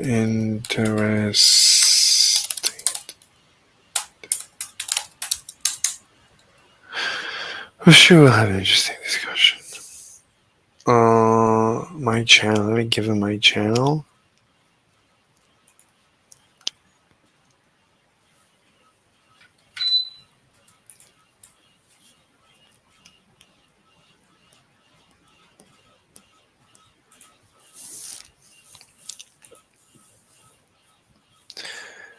We're down to 199. subscribers. Copy clean link. Let me go back to my Gmail. My channel.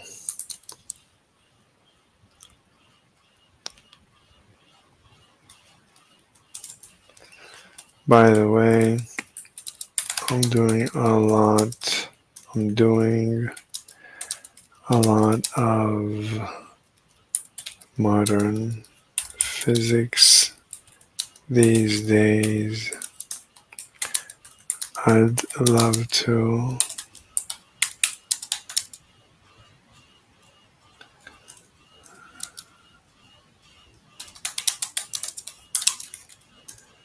as capitalism la la la la. So debate about capitalism and fair pay. Professor. Okay.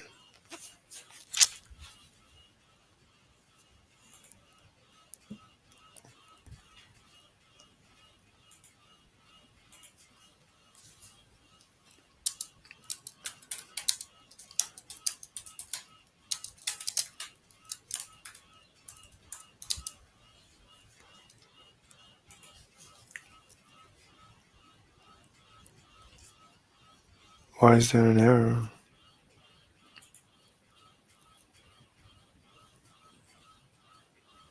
Maybe it's been deleted?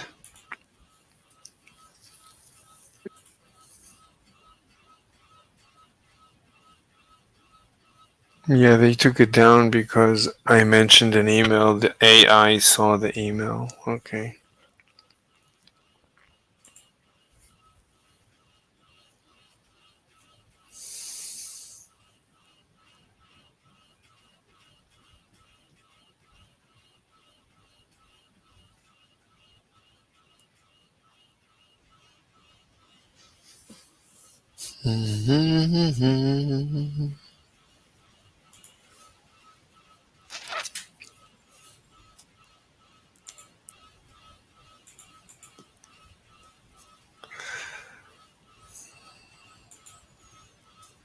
The beam is a qualitative feature predicted as a possible outcome by Stern in his original design of the experiment that he published in August of 1921. But he also provided a way to verify Pauli's prediction of the magnitude of the magnetic moment, which Pauli called Bohr's magneton. The idea is as follows. Looking at the experiment from a side view, a silver atom of mass m moves with a constant speed v before entering the non-uniform magnetic field. Inside the magnetic field region of length L, the atom is accelerated along the z direction. Up or down, the effect is symmetric. Let's call delta z the magnitude of the vertical deflection of each atom with respect to the... What did they think? I don't understand. That it's not going to precess? It's going to precess in quantas? I don't understand. I'm trying to imagine what they were imagining. But you have to imagine something. Can you tell me what you imagined? To the original beam. Using simple kinematics, this vertical deflection is given by 1/2 a delta t squared, where a is the vertical acceleration given by the ratio between force and mass, and delta t is the time that the atom spends in the magnetic field region. This time can be obtained from the motion along the horizontal direction, where the speed is constant. Delta z, the magnetic deflection, is 1/2 a times delta t squared. Okay.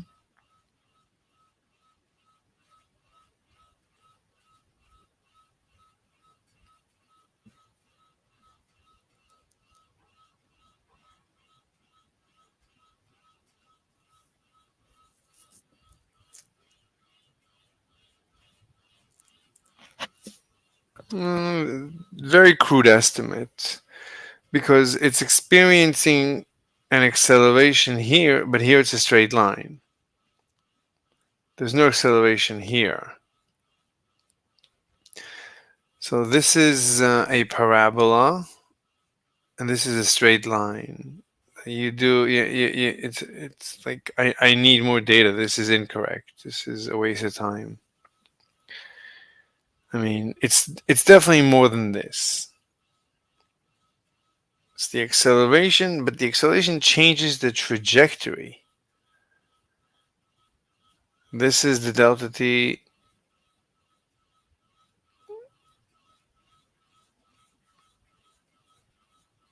And the acceleration is well, F equals ma, so the force over the mass.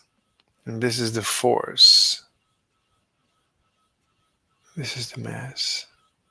So that gives you A. Constant. So that delta t is the horizontal length of the magnet L divided by the You know the velocity? speed p. Putting all this together, we find that the deflection is given by this expression. We still need to determine the speed of the atom in the beam, for which Stern related the average kinetic and thermal energy of an atom in the oven at temperature T in this way. How do you know this is true? This is the velocity, depending on the m.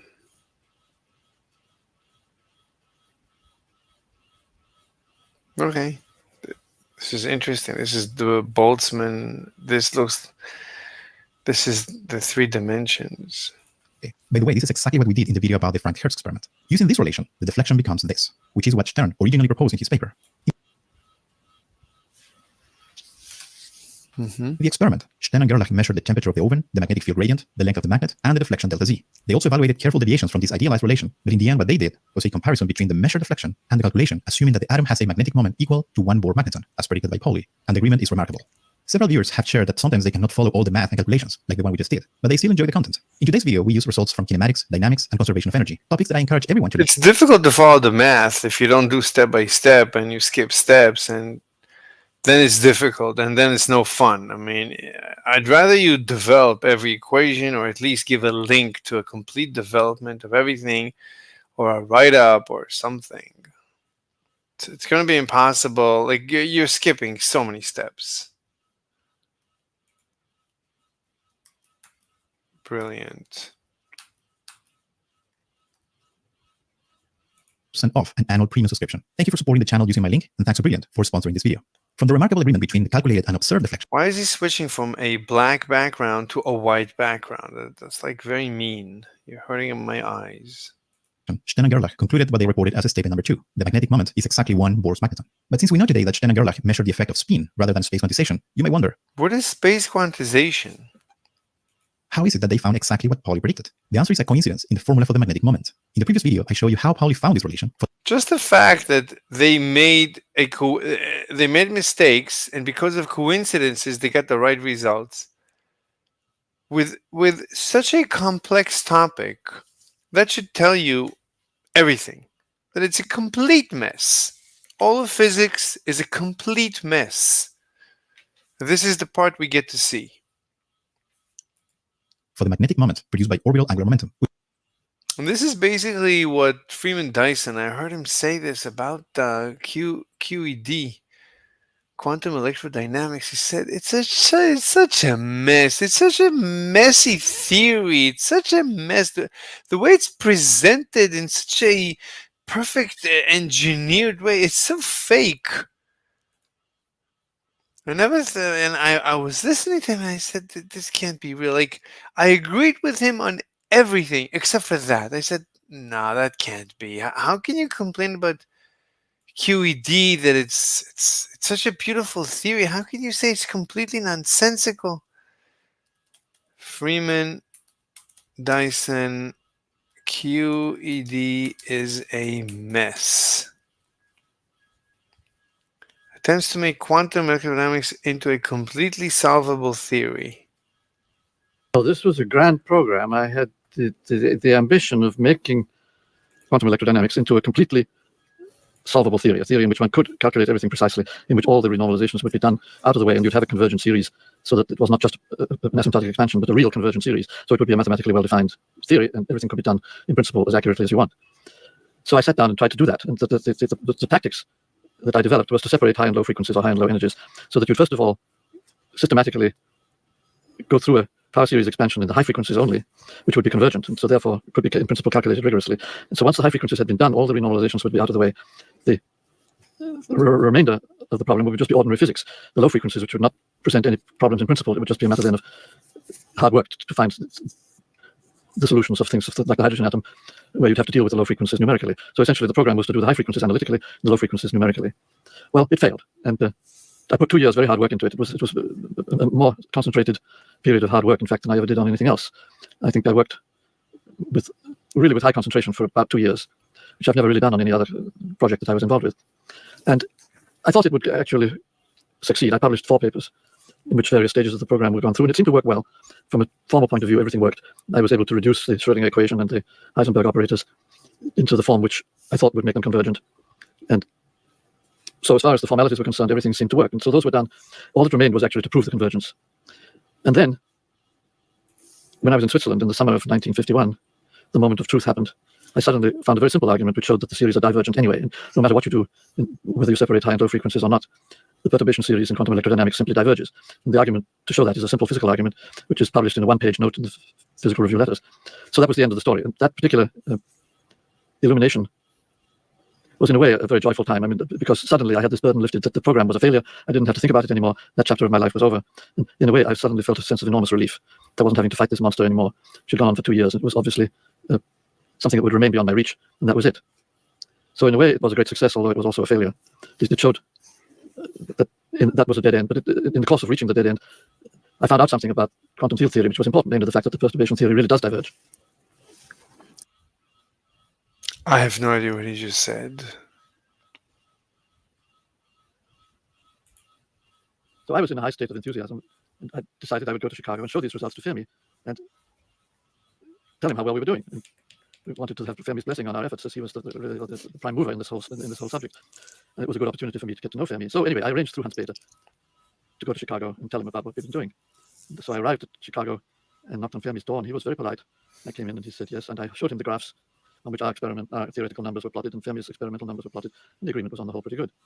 And so Fermi hardly looked at these graphs. He just put them on the desk, just glanced at them very briefly, and he said, "I'm not very impressed with what you've been doing." And he said, "When one does a theoretical calculation, there are 2 ways of doing it. Either you should have a clear physical model in mind, or you should have a rigorous mathematical." Wow. Did you hear what he just said? Theoretical calculation, there are 2 ways of doing it. Either you should have a clear physical model in mind. A clear physical model? Is there a clear physical model for anything in quantum mechanics? Or you should have a rigorous mathematical basis. What? Rigorous mathematical basis? That's nonsense. That's just a language to express the rigorous physical model. You have neither. So that was it. In about 2 sentences, he disposed of the whole subject. Well, I asked him, well, what does he think about the numerical agreement? And he said, how many parameters did you use for the fit? And how many free parameters are there in your method? So I counted up. It turned out there were 4. And he said, Johnny von Neumann always used to say, with 4 parameters, I can fit an elephant.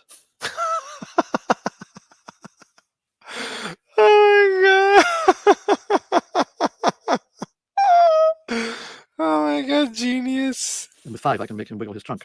So I don't find the wiggle his trunk, oh my god. numerical agreement very impressive either.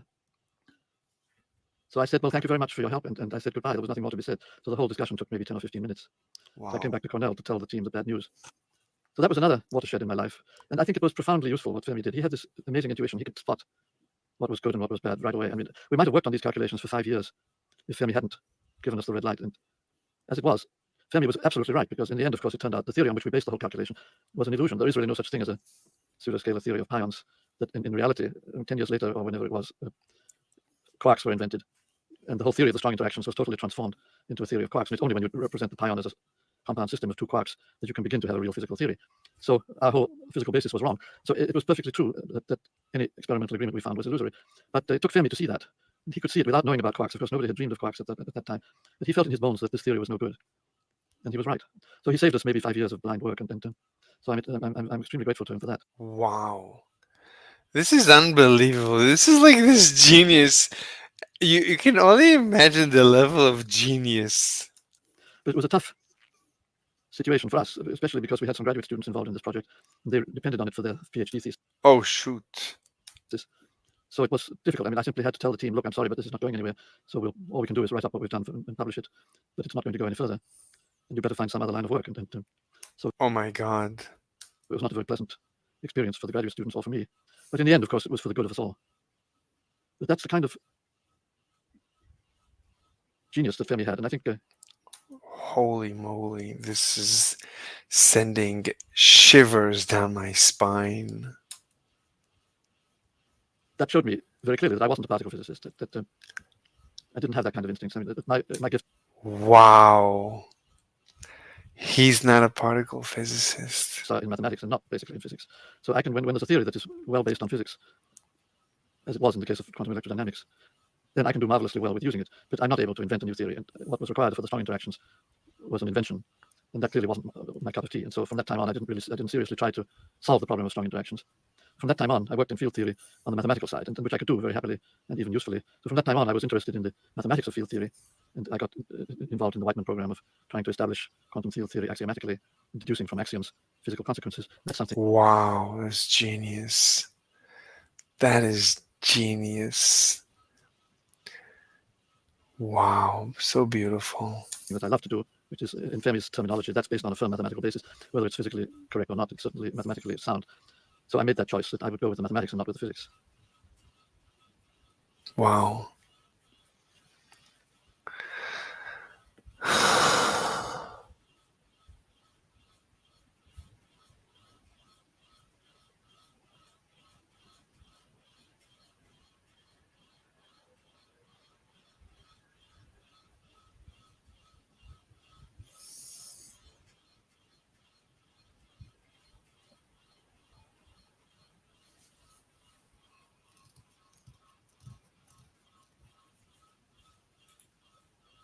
Freeman, general relativity, and quantum mechanics are the two elements of science that most explain what our world is. One, the whole universe, the other, the microstructure of reality. And everybody tells me that we've got to integrate these two to make sense out of reality, and everybody's trying to do that. Is that really necessary? I don't think so, but of course I'm in the minority there as usual. But no, I think the world does have two different aspects. I mean, this is the world of physics, which maybe should not be unified. And in some way, I like a universe to be more diverse, more subtle, rather than putting it all together. And so anyway, here's what I think, that the classical world is what we know about the past. All our knowledge of the past essentially is classical. That's to say, we know facts. We know what happened when. We know that the Earth condensed out of a cloud of dust. We know that the continents have been shifting around, and we know that a particular atom of uranium did in fact decay at 9 o'clock yesterday. And those are facts. On the other hand, we have quantum mechanics, which talks about the future, which enables us to calculate probabilities. If you want to know when this uranium atom is going to decay, there's no way you can tell. You can calculate the probability. There's one chance in a million that it will have decayed by the end of next week or something like that. So that's what quantum mechanics can do, and that's all it can do. It's about the future. It's about probabilities. So why should you try to unify those two? I don't think you have to. And in fact, the great physicist Niels Bohr, who was more or less the founding father of quantum mechanics, believed in keeping them separate. And so I'm actually just following him. He always believed that there is a classical world. Your measuring apparatus is always classical. Everything you can say with certainty is classical. And there's also the quantum world, which is not directly observable, but is there, and all you can do with it is to use it for calculating probabilities. So I don't find anything wrong with that.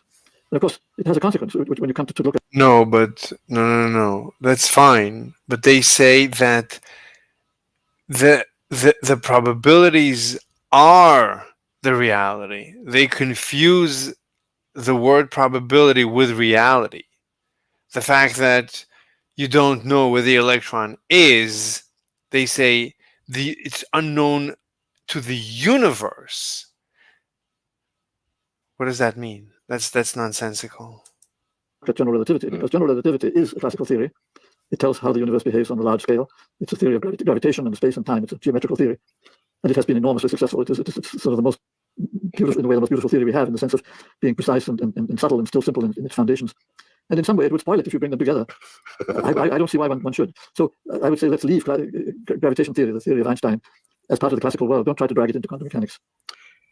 The argument, though, takes us back to the very beginning, and it says that in order to go to the first instant of the Big Bang, that the two fight, and mathematically we have absurdities that occur. And so something must happen if we want to push our understanding to that ultimate point. Well, that we don't know. I mean, that's a statement, but it's not really an argument. We know nothing about the Big Bang in detail. I mean, it certainly happened. But I think it's amazing how far we are able to explore into the past, but we certainly haven't yet got there. Well, we have these four fundamental forces, and first electricity and magnetism were united, and then they united the weak force with that, and then the strong force and the one holdout is gravity. Right. And, why should that remain a holdout in terms of being able to be unified at some energy level or something? Well, it could be something like temperature. I mean, temperature is a classical quantity. You can measure temperature, and you can talk about temperature, but you can't quantize it. There's no way. You can't talk about temperature as a quantum object, or there's no such thing. There's no such thing as a tempon. Yes, it's really a statistical property of matter and bulk. And the same thing could be true of gravitation. Well, that's very interesting because that would mean that this A tempon, like a temperature quantum particle or gauge boson. called graviton, which is like the photon from electromagnetism, the quanta of gravity is a fiction. Yes, I mean, I would say it is a fiction in the sense that you can study it mathematically, but you can never study it in the real world. You can never. I can't think of any thought experiment which could tell whether graviton is there or not. We can observe crowds and crowds of gravitons coherently because then they become a classical field. But there could be a classical field without having gravitons. So your worldview is completely comfortable if gravity is never integrated into quantum theory. Right. That to me seems, it's certainly quite plausible. I don't say it's true, but there's no evidence against it as far as I can see. There's a very famous argument of Bohr and Rosenfeld, which was one of their most famous papers, which Bohr was a perfectionist, and he wrote 14 drafts of this paper, almost drove Rosenfeld crazy. And finally it was published as a big fat paper about the measurability of electric and magnetic fields. And he... A big fat paper means that's not good. Always separate into separate papers. By analyzing very, very carefully... Then a big fat's going to take you forever. Quantum measurements of the electric and magnetic fields, he proved that in fact the photon exists, and that the photon really has the properties that you postulate for it, that you can't have an electric and magnetic field without having photons. And if you look very carefully at his apparatus in that paper, you find there's a thing he calls compensation, which is very essential. That the measuring apparatus consists of a charge or a current, an electric charge or an electric current. And when you use that to measure the field, the measuring apparatus itself produces additional fields which will mess up the measurement unless you compensate them. So you have to have another set of charges and currents which you don't measure, but you use them to compensate for the ones that do measure. So that compensation is an essential part of this whole argument. Well, try to do that with gravitation. When you try to measure a gravitational field, you have to have a mass to measure it with. Mass, by looking at the mass, you can tell what the gravitational field was. But there's no way you can compensate a mass with a negative mass. So there's a real difference there. So this argument of Bohr and Rosenfeld, which supports the quantization of the photon, fails when you come to gravity. There's also the real issue that gravity is so much weaker than electromagnetism, like 10 to the 39th or some enormous differential, which really puts them into certainly different measurement categories. Yes, if you look at the LIGO apparatus, which is now measuring classical gravitational fields, you figure out what is the threshold of that piece of apparatus, the weakest gravitational wave that it could actually measure. The answer is that's 10 to the power 37 gravitons. So you have to improve it by 37 orders of magnitude to see a single graviton. And I have calculated that even in principle can't be done. And if you build such an apparatus to measure a single graviton, it would in fact collapse into a black hole. So nature would say, no, you can't do it. So but in your view, it's not only that it can't be seen, but that you have no discomfort that they remain permanently and in some final physics different. Yes, absolutely. I mean, I think that it would be a much more interesting universe, in fact, if it has these two quite disconnected parts. And of course, there's much more which we still don't understand. So all these questions may turn out to be irrelevant in the end.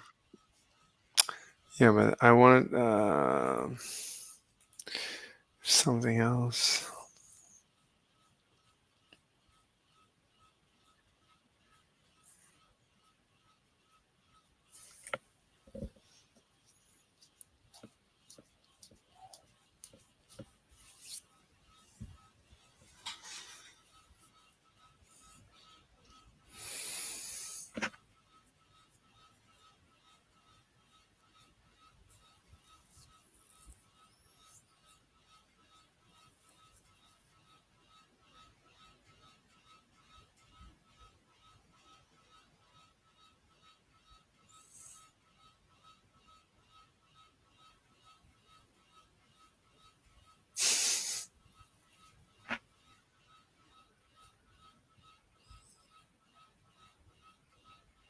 He doesn't have a PhD.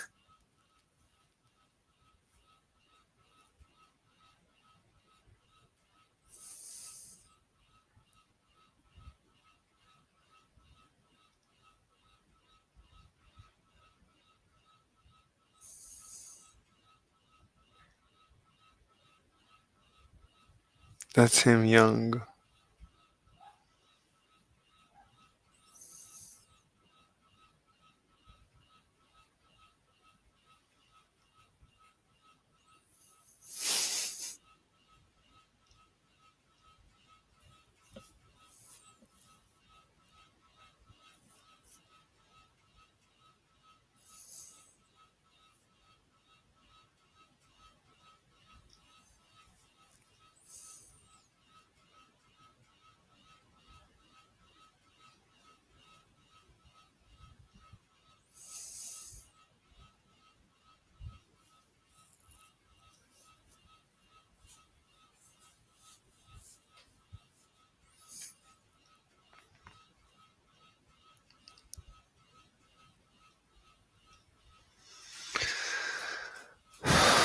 What did he say?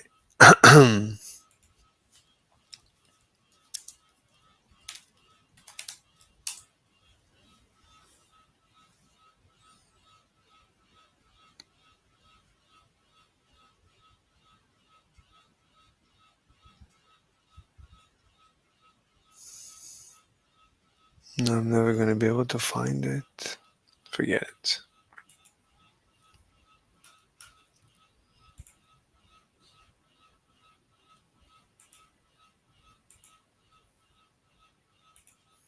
which is what Stern and Gerlach used. But in reality, the magnetic moment was produced by the spin of the electron, in which case they should have used the formula shown earlier, where ms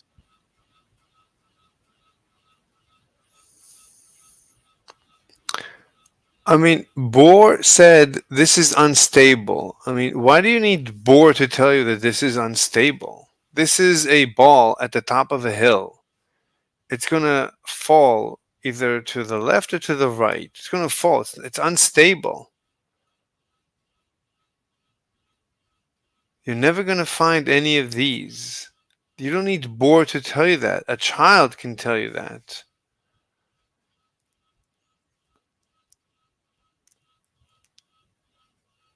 Orbital magnetic moment, spin magnetic moment. What is this?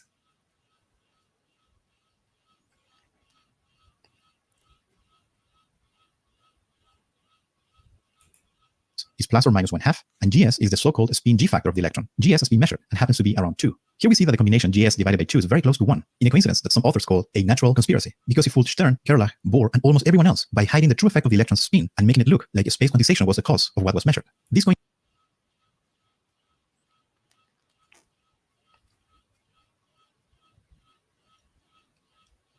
Spin magnetic moment is if.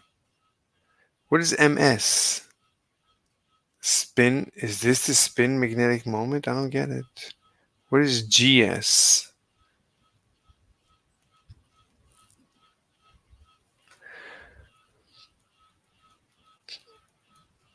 In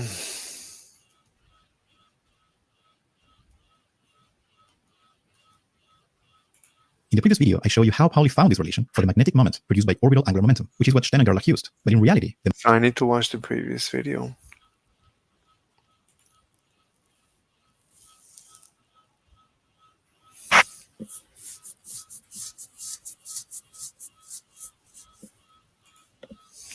the quantum version of the classical theory using what we now experiments in quantum mechanics and always present. Stern-Gerlach is one of the landmark experiments in quantum mechanics and always presented to introduce the concept of spin. Something always bothered me about this. Stern and Gerlach did their famous experiment in 1822, but the spin was introduced more than 3 years later. The truth is that this experiment had nothing to do with spin. This is the real story of the Stern-Gerlach experiment.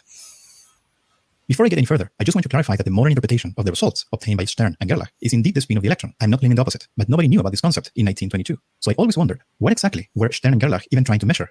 Otto Stern got his doctorate in physical chemistry in 1912 and moved to Prague to work as an assistant to Albert Einstein. In July of the same year, Einstein received an offer from his alma mater, the ETH in Zurich, and he asked Stern to join him. In Zurich, Stern became friends with Max von Laue, the former assistant to Max Planck, who 7 years earlier, in 1905, had traveled to Bern to meet the unknown author of the theory of special relativity. Von Laue was now a respected professor after proposing an experimental method that finally ended the debate about the nature of X-rays in 1912. The publication of Bohr's model in 1913 made Stern and von Laue close friends as they shared a dislike for what they called Bohr was, I think it was a giant. He was a football player or a soccer player. This nonsense of Bohr. They wished for an experiment that could falsify the nonsense of quantum jumps and quantum. What are you talking about? What? I don't understand this idea of nonsense of Bohr. What exactly? I need to go. What exactly? What's your issue? I don't understand your issue. If I could only understand what nonsense of Bohr are you worried about? What quantizations? What quantization? He explained exactly the mechanics. It's completely classical. The theory is completely classical, completely understandable as a classical theory. What is the issue?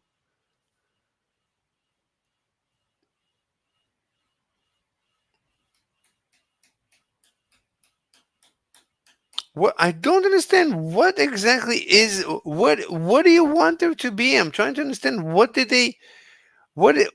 their expectation? For what they called this nonsense of Bohr. They wished for an experiment that could falsify the nonsense of quantum jumps and quantized orbits. Stern was not a...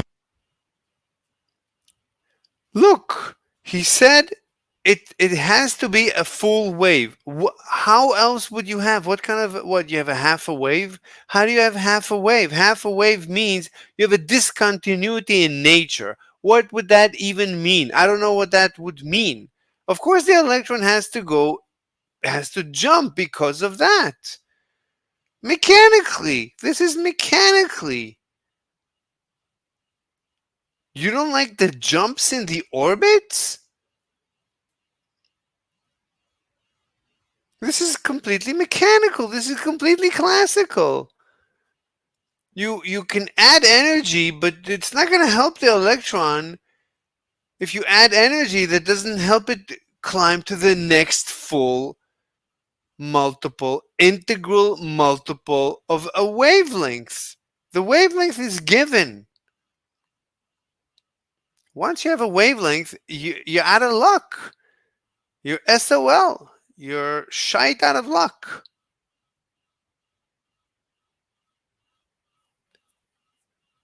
Lambda is given. And you cannot have less than integral multiples of lambda. Mechanically, in this universe, it's impossible. I don't know what universe you live in. In this universe, you cannot have half a wave. Imagine a wave going around a planet. Imagine right? Because that's what it is. It's a wave going around a nucleus. It's a wave. Can you have half a wave? How would you have half a wave or a wave and a half? How? You can't. You can only have a full wave or full 2 waves or 3 or 4 or 5 or 6 and so on and so on. You cannot have half a wave. And if the wavelength is a given and you can only have full waves because it's a circle. It's a circle. You try how can you have half a wave? The wavelength is a given. That's it. Right? Unless you're going to tell me that the wavelength can change. The wavelength cannot change. Let's assume, but the wavelength is a given. The wavelength of an electron is a given. That's it. And you're assuming it's waving around the nucleus, right? That goes without saying. So it's waving around the nucleus and it's a real wave. So you need what you call quantization of the waves, of the orbits. You have to quantize the orbits. You can only have integral multiples of orbits, of wavelengths, of lambdas.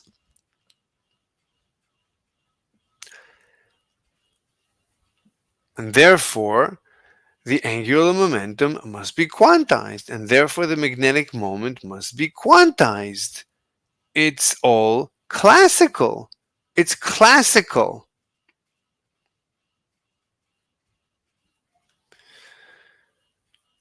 I don't know. I mean, what is wrong with these people? Just tell me what is wrong with these people. So, I'd like to know what's wrong with them.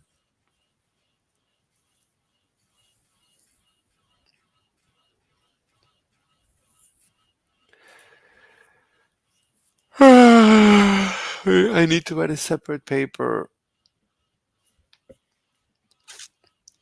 arguing Bohr from first principles. Maybe Bohr didn't explain it well enough. I don't know. Like people keep saying, Bohr is too simple. Why is Bohr too simple? Bohr is basically Schrodinger. You can visualize Schrodinger from Bohr. Bohr is Schrodinger without the math of the wave equation. But it's the intuition of you can intuit a wave.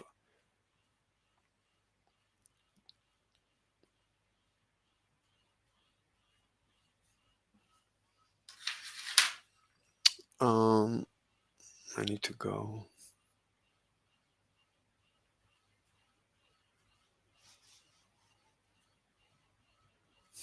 Let's see what he said. A theoretical physicist, so he attended all of Einstein's lectures, and he will later recall that one of the most important skills learned from Einstein was coming up with realistic thought experiments. All of Einstein. I don't care. In July. I just want to clarify that the modern interpretation of the results obtained by Stern and Gerlach is indeed the spin of the electron. I'm not claiming the opposite, but nobody knew about this concept in 1922. So I always wondered, what exactly were Stern and Gerlach even trying to measure? Otto Stern got his doctorate in physical chemistry in 1912 and moved to Prague to work as an assistant to Albert Einstein. In July of the same year, Einstein received an offer from his alma mater, the ETH in Zurich, and he asked Stern to join him. In Zurich, Stern became friends with Max von Laue, the former assistant to Max Planck, who 7 years earlier, in 1905, had traveled to Bern to meet the unknown author of the theory of special relativity. Von Laue was now a respected professor after proposing an experimental method that finally ended the debate about the nature of X-rays in 1912. The publication of Bohr's model in 1813 made Stern and von Laue close friends, as they shared a dislike for what they called this nonsense of Bohr. They wished for an experiment that could falsify the nonsense of quantum jumps and quantized orbits. Stern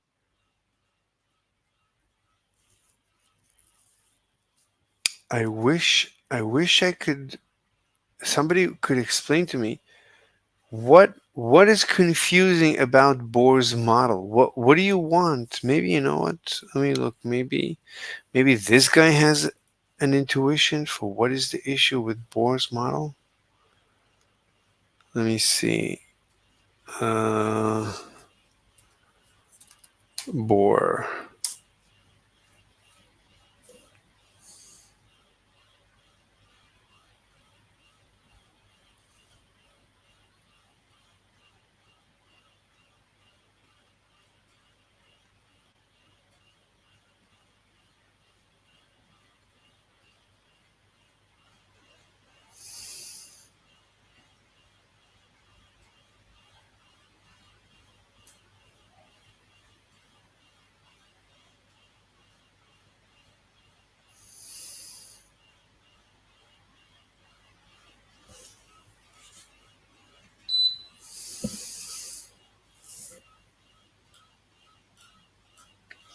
If he believes light is a particle,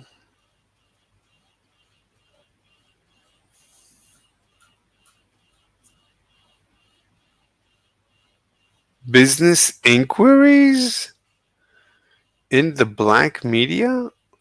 What?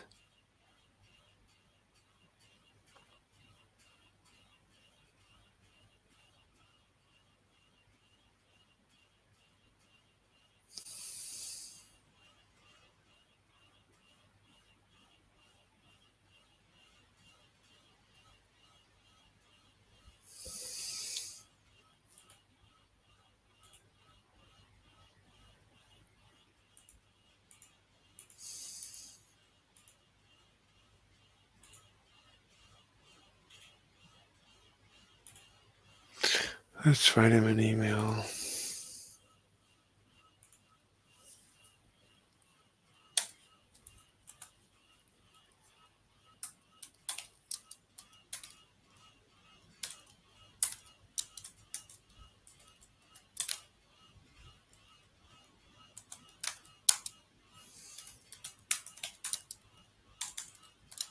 Hi, Professor. I am doing a deep dive into Stern Gerlach.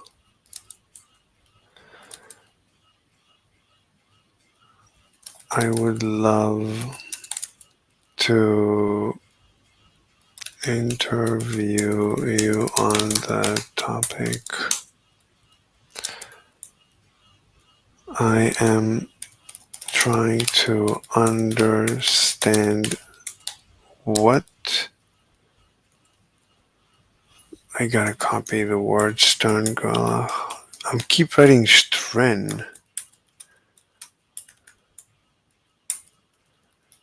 I'm trying to understand what Stern Gerlach felt was. What did he say? Nonsense? This nonsense of Bohr?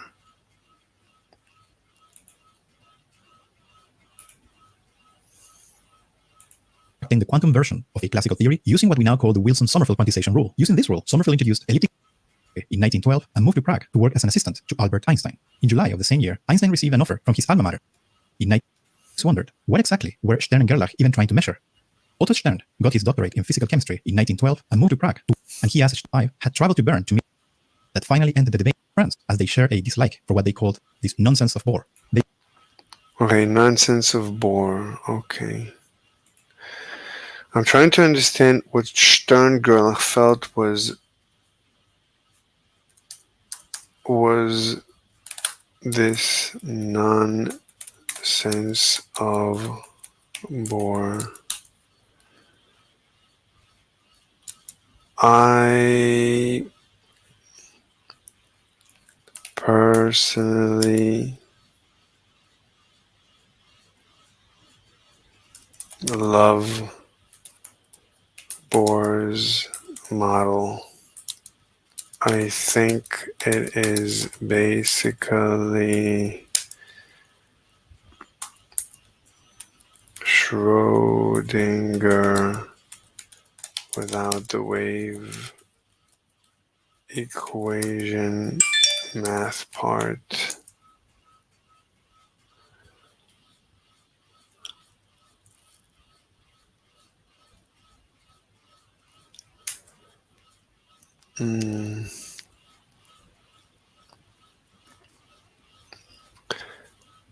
I can just give him a link to my channel.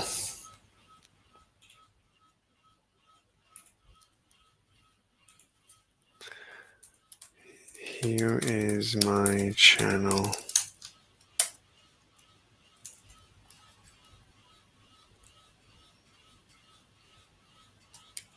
It's almost all physics these days.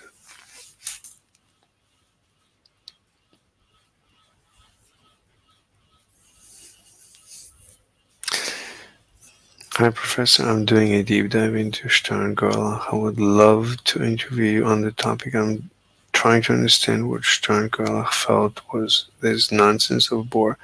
I personally love Bohr's model. I think it is basically Schrödinger without the wave equation, man. I don't even know if I should say that.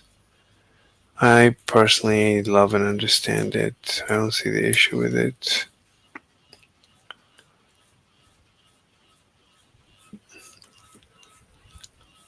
I mean, we know it agrees with... Okay. I personally love the model done. Whatever.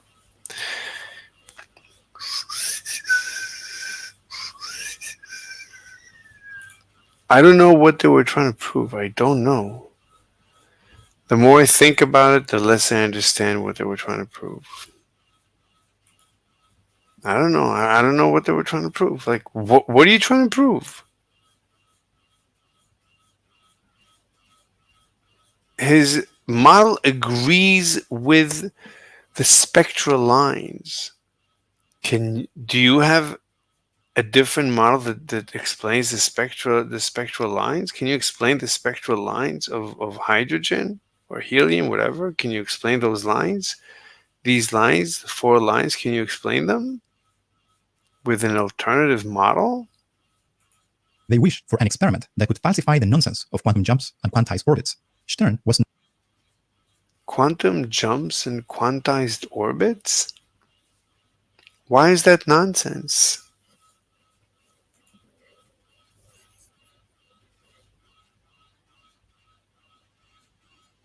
Why is that nonsense?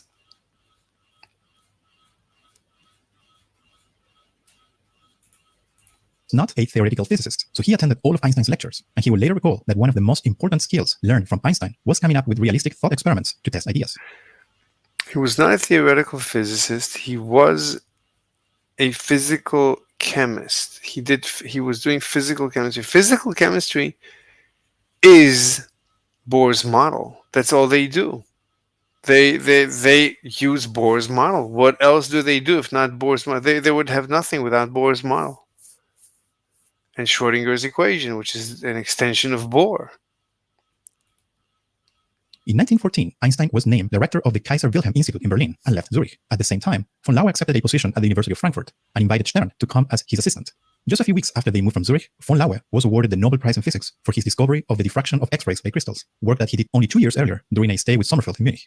With the start of the First World War, Stern volunteered to serve in the German army. After training as a meteorologist in Berlin, he was sent to Belgium, supporting the setup of a physics lab for the military. Given the lack of materials and equipment, the idea of confiscating the physics equipment of the Solvay Institute in Brussels was proposed. Stern knew very well the value of the Solvay Institute for the physics community and secretly alerted Walter Nernst in Berlin about the plans. Nernst was the mastermind behind the creation of the Solvay Institute in 1911, and after Stern's secret warning, successfully used his influence to keep the Solvay Institute untouched during the war. After surviving the crash of the weather airplane carrying him during a mission, Stern moved to Berlin and joined Nernst's lab, where he got trained as an experimental physicist by one of the most recognized physicists of the time, James Franck. Ironically, Stern still could not accept Bohr's model, and now he was being mentored by one of the first to provide experimental support for Bohr's model with his famous experiment with Gustav Hertz right before the war.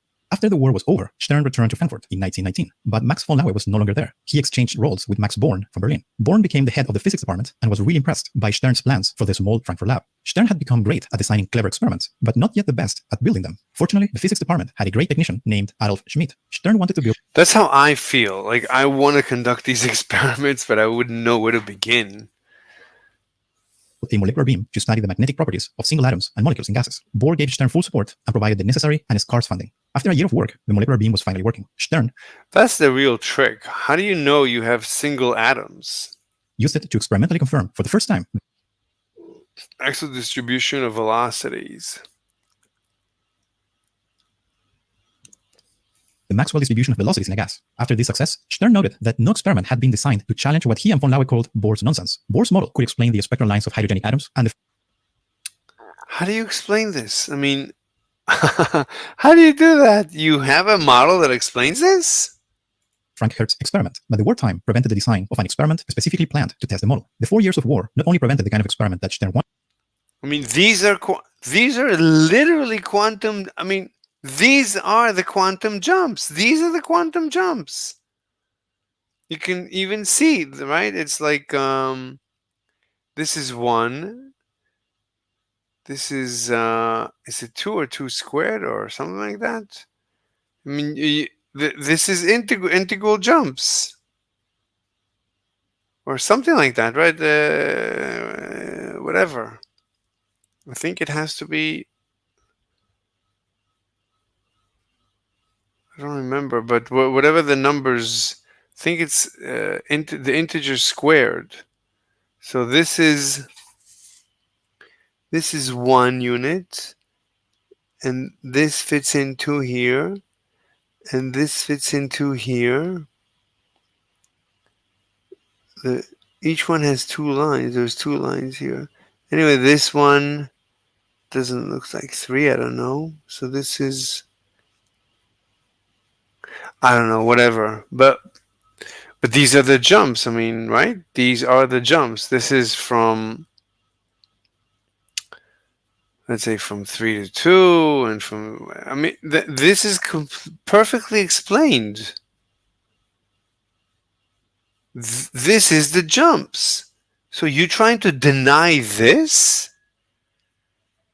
You're trying to deny what we have, a theoretical explanation that is backed up perfectly by the empirical data? What? Time prevented the design of an experiment specifically planned to test the model. The 4 years of war not only prevented the kind of experiment that Stern wanted, but also during this time, Bohr's model had been refined and extended by Sommerfeld, as I showed you in the last video. Crucially for Stern, a few months after the publication of the Bohr-Sommerfeld model in 1916, Maybe I need to see that video. Sommerfeld himself and his former student, Peter Debye, had independently discovered a unique property of the new atomic model that could be tested in the lab. In the last video, I showed you how Sommerfeld proposed a general method for constructing the quantum version of a classical theory using what we now call the Wilson-Sommerfeld quantization rule. Using this rule, Sommerfeld introduced elliptical orbits and solved the mystery of the fine structure spectral lines. In that video, I showed you that Sommerfeld imposed a quantization over the azimuthal angle, just like Bohr, and the radial coordinate to describe elliptical orbits. But you might have noticed that no quantization over the polar coordinate was imposed. After all, electrons should be able to move in 3 spatial dimensions. Sommerfeld, just like Bohr, assumed that electron orbits lie on a plane like the orbits of the planets around the sun. This assumption makes sense for planets that form from a common disk of material, but electron orbits are not required to satisfy this assumption. Sommerfeld quickly fixed this. In October 1916, he published a new article allowing electron orbits in 3 dimensions instead of being confined to a plane, for which he had to introduce a third quantum number. Using energetic and geometric conditions, he found that these quantum numbers could not take any integer values. They must satisfy some conditions. Sommerfeld initially called these quantum numbers n1, n2, and n prime, which later became simply n, k, and m. They satisfy the following relations. N is a positive integer, k is a positive integer less than or equal to n, and m is an integer. I don't know, maybe I need to watch this. When spectral lines were studied with high-precision instruments, very fine transitions were observed. When spectral lines were studied with high-precision instruments, very fine transitions were observed, new lines very close to each other. Bohr's atomic model could not explain this fine structure, which requires taking the analogy of the planetary motion of the electron to the next level. Why is this starting like halfway into a video? What's going on?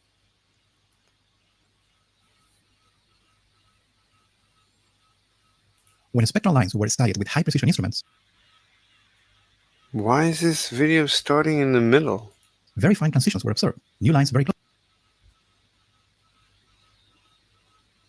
520 comments.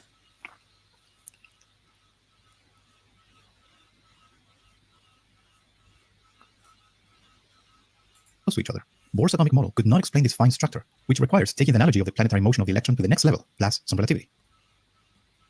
Arnold Sommerfeld is considered a great teacher. He was the mentor of remarkable physicists, including Wolfgang Pauli. Is there a video about Bohr? This is not about Bohr.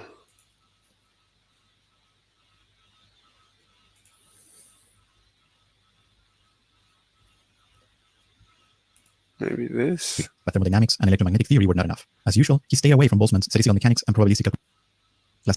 In this video, I want to show you how the study of hot objects broke classical physics, and the only way to fix this mess was by using a math trick that led to a revolution in physics called quantum mechanics. You may know the story already. This is amazing. Okay, let's see chapter 2. In 1900, Max Planck introduced a discretization of the energy to derive his successful formula of the black body radiation. He intended this only as a math trick, but Einstein promoted it to a true feature of nature. Okay. After 1 decade since the discovery of the electron was announced, the idea of subatomic particles was still not completely accepted. This is the story of the experiment that changed that. In 1897, J.J. Thomson published his groundbreaking research on cathode rays, demonstrating. After Einstein published his quantum theory of light, the physics community was shocked, but far from convinced. It is safe to say that nobody believed this. Physicists pay attention to what Einstein wrote, but they could not accept that light, known to be a wave, could sometimes behave like a particle. There was only one way to disprove his unpopular idea: experimentally check its predictions. While emitting fluorescent radiation. It took almost 2 decades, but in 1922, Einstein's quantum theory of light was finally verified by experiments. This is the story of how Arthur Holly-Compton caught light behave. In 1911, Ernest Rutherford proposed a new atomic model, but it had a terrible flaw that would make all matter unstable. Then Niels Bohr showed up. In this video, we will encounter 6 of the participants in the famous Solvay Conference of 1927, most notably Niels Bohr. In 1909, Rutherford was already an accomplished physicist. As one of J.J. Thomson's great students, he had a distinguished career. This is 1909.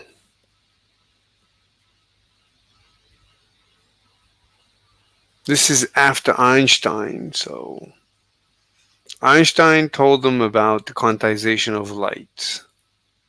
Studying radioactive elements and received the Nobel Prize in Chemistry in 1908. Rutherford created a prestigious lab in Manchester, where his assistant Hans Geiger invented a radioactivity detector that would later become the famous Geiger-Müller counter. Rutherford asked Geiger to work with an undergraduate student named Ernest Marsden, bombarding thin foils with alpha particles and measuring their arrival on the other side.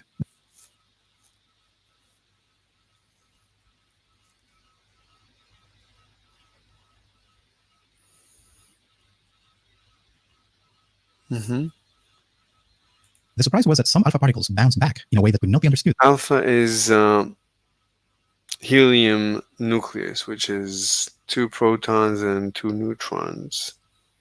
Within the accepted atomic model that Thomson had proposed in 1904. In the summer of 1909, Geiger and Marsden published the mysterious results of their experiments, indicating that a small fraction of the alpha particles falling upon the metal plate have their directions changed to such an extent that they emerge again at the site of incidence. There is a famous quote in which Rutherford described the phenomenon in simple words. It was almost as incredible as if you fired a 15-inch shell at a piece of tissue paper and it came back and hit you. 2 years later, and after careful calculations, Rutherford found a solution. Challenging the atomic model of his mentor, he found that the behavior of the alpha particles could only be explained if the positive charge of the atom is concentrated in a small nucleus and the negative electrons stay at a great distance around this nucleus. To compensate for the electrostatic attraction, the electrons would not be at rest. Borrowing ideas from celestial mechanics, the electrons must orbit the nucleus. Just to compensate for the electrostatic attraction, the electrons would not be at rest. Borrowing ideas from celestial. Oh, this is brilliant. To compensate for the attraction. We know the electrons are negative. That's why he assumed that the positive is spread out so that the electrons don't have to move. But if the positive is concentrated, the electrons now have to orbit. Electrons stay at a great distance around this nucleus. To compensate for the electrostatic attraction, the electrons could not be at rest. Borrowing ideas from celestial mechanics, the electrons must orbit the nucleus, just like planets around the sun. Oh, this is Bohr. So Bohr's idea is to make them orbit. Leading to the most popular depiction of the atom, used as a representative diagram until our days. This so-called Rutherford atomic model explains the results of the Geiger-Marsden experiment, but it has a significant problem. If the electrons orbit the nucleus, they continuously accelerate, otherwise they would move in a straight line. And according to Maxwell's electromagnetic theory, this acceleration produces radiation.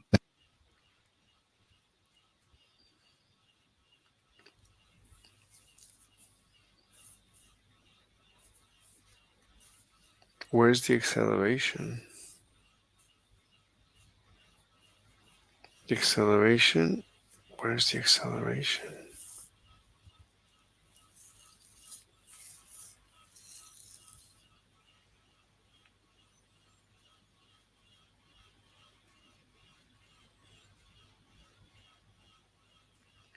Acceleration is change in, is this electric?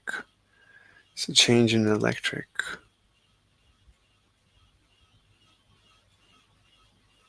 I don't know. That would be emitted away. This is in fact how antennas work. This effect would make the electrons lose energy and rapidly Yeah, but they're not moving. They're waving. So that's not, they're not losing energy. spiral down into the nucleus. Let's calculate how long it takes for an electron to fall into the nucleus. Consider the simplest atom, hydrogen, with a single electron orbiting the nucleus of the opposite charge at a distance r. From Newton's second law, the centripetal force mv squared divided by r is equal to the electrostatic attraction given by Coulomb's law. From here, the speed of the Yeah, because if it's a trillion years, then you can say, yeah, it's stable. So we need to calculate. So mv squared over r.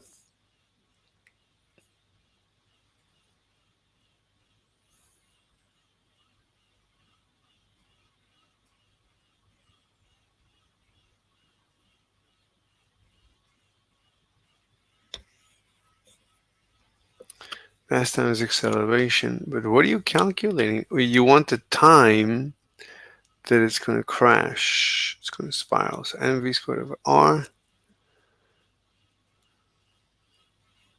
So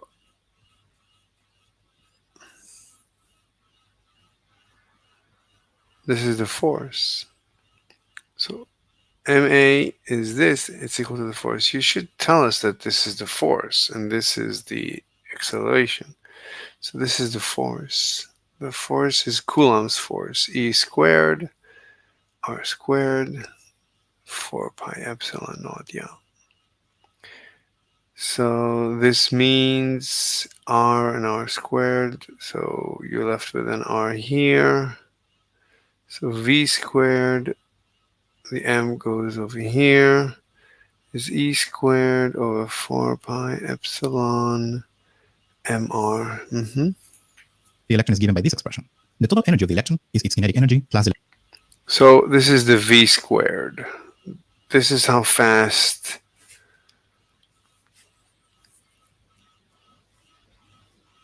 the velocity is if it's to balance the Coulomb.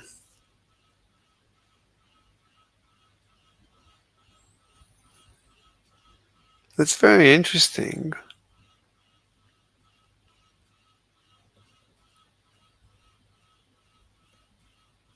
Because this is what it ends up doing. The mass is orbiting, but the electrostatic is not orbiting. The electricity is not orbiting. The electric density is not. The electric density is orbiting.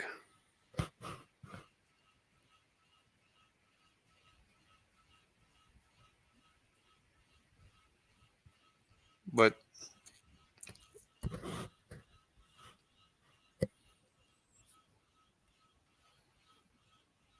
maybe not even that. If the electric density was orbiting, you would get, it would impact, it would create a vibration. So it could be that the mass density is orbiting.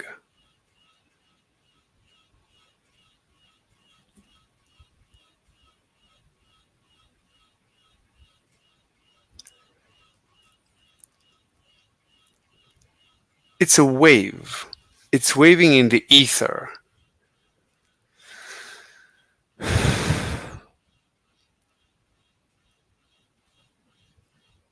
But this waving of the ether is not creating waves in the ether.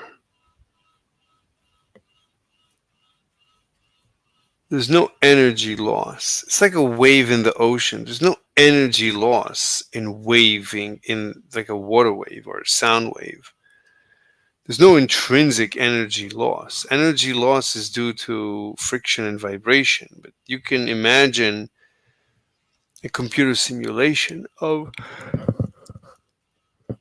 a sound wave that goes on forever.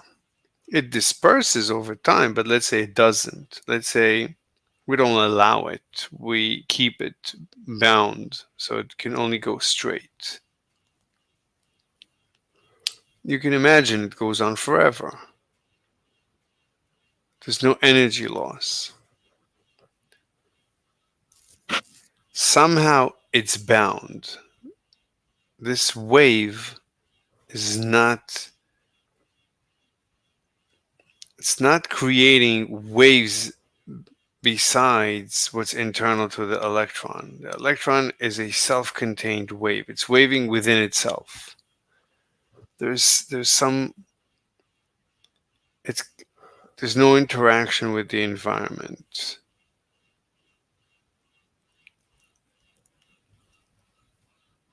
Well, that's not possible. We know that it's communicating to the rest of the environment. So, but there's no loss of energy. So whatever it's sending, it's also receiving, which means it's changing its environment. But there's no loss of energy. The electron doesn't dissipate. The universe knows about this electron waving.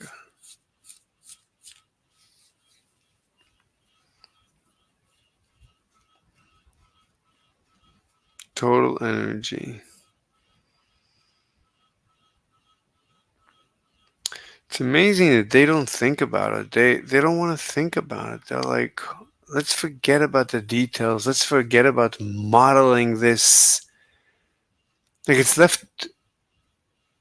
Like I've never seen anyone trying to model. Let's assume ether. Assume the ether. You know, like with today's computers, we can assume an ether and simulate. Try and simulate these things. Simulate a wave in the ether. What? Well, you have nothing to lose. What can you lose? Simulate the ether. Try to create a wave, an electron as a wave in the ether. Try and make it work. You know all the equations. You know we have so much information, but no probability. There's a probability. There's a probability distribution. It's like a shortcut. That's like that's when you don't want to actually do a simulation. So you write some equation to predict, but you can do a simulation, a finite element analysis. You can build the perfect simulation. Why won't you do that? Just a hydrogen atom. Simulate what. Right? Very few forces are involved. It's such a simple system.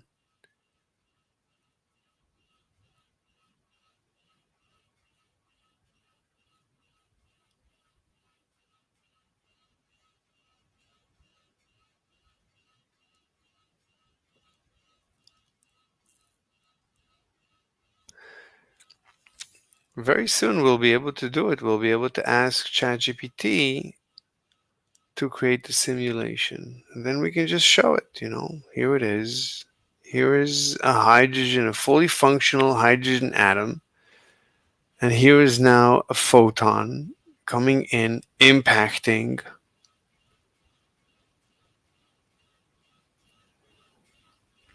Sending somehow it imparts all its energy. It's all or nothing. Imparts all its energy into the system, sending the electron into the next orbital. This situation is unstable. It's untenable in the long run. And then at one point, it collapses back to its original ground state, sending a shock wave, which is identical to the original photon, except for a different direction. but everything else about it is identical. It's indistinguishable from the original photon. This is maybe the lowest, the smallest photon available. Well, it has to be a perfect photon. It has to fit this situation, this system. But we can do it with actual in fluid dynamics simulator. We can simulate this with fluid dynamics, with electrostatics. There's no need for magnetism in this case, but we can also simulate magnetism from first principles. Everything can be done from first principles.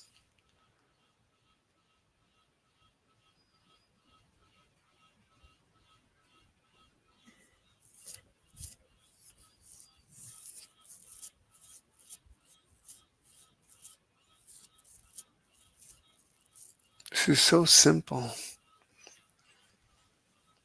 Okay. So this is the velocity of the mass, not necessarily of the current, of the electric current. But you would argue this is the velocity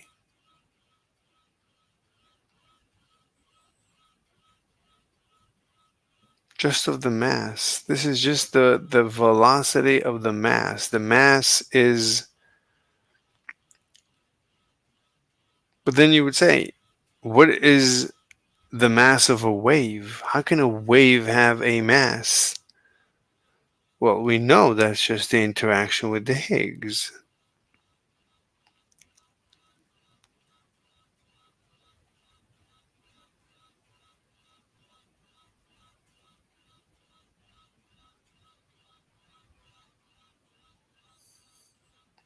Right? Because it has a mass,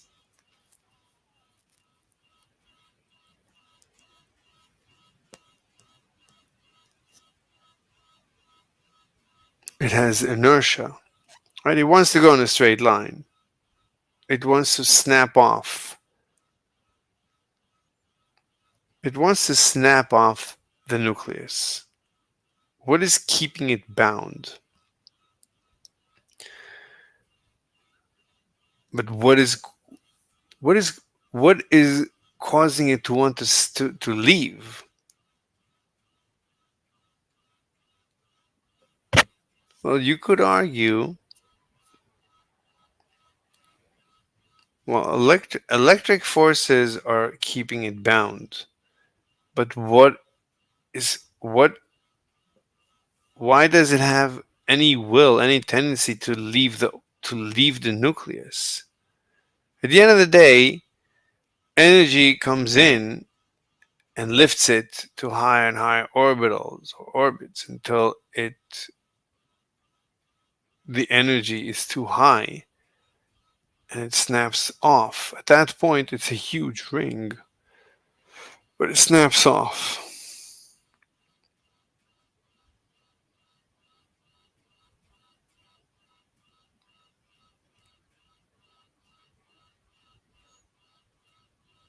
At that point, it's a huge wave.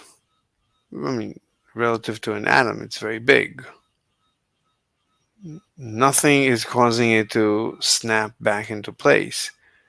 Theoretically, it could absorb more and more energy and grow longer and longer. There's no limits to how long it can grow. If it keeps absorbing light, it could become galaxy size. But we've never seen an electron the size of a galaxy.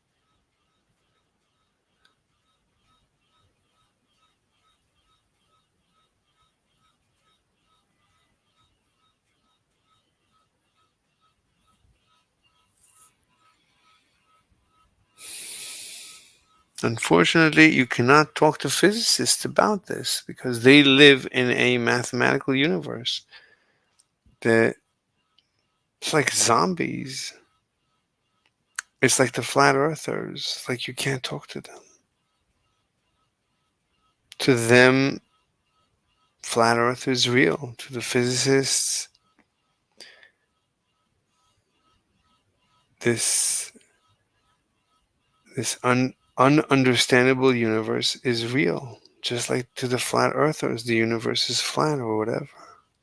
Anyway, I gotta go. This is such a deep rabbit hole. Wow, I don't know if I can do anything. Fascinating, absolutely fascinating. All right, I gotta go. See you tomorrow.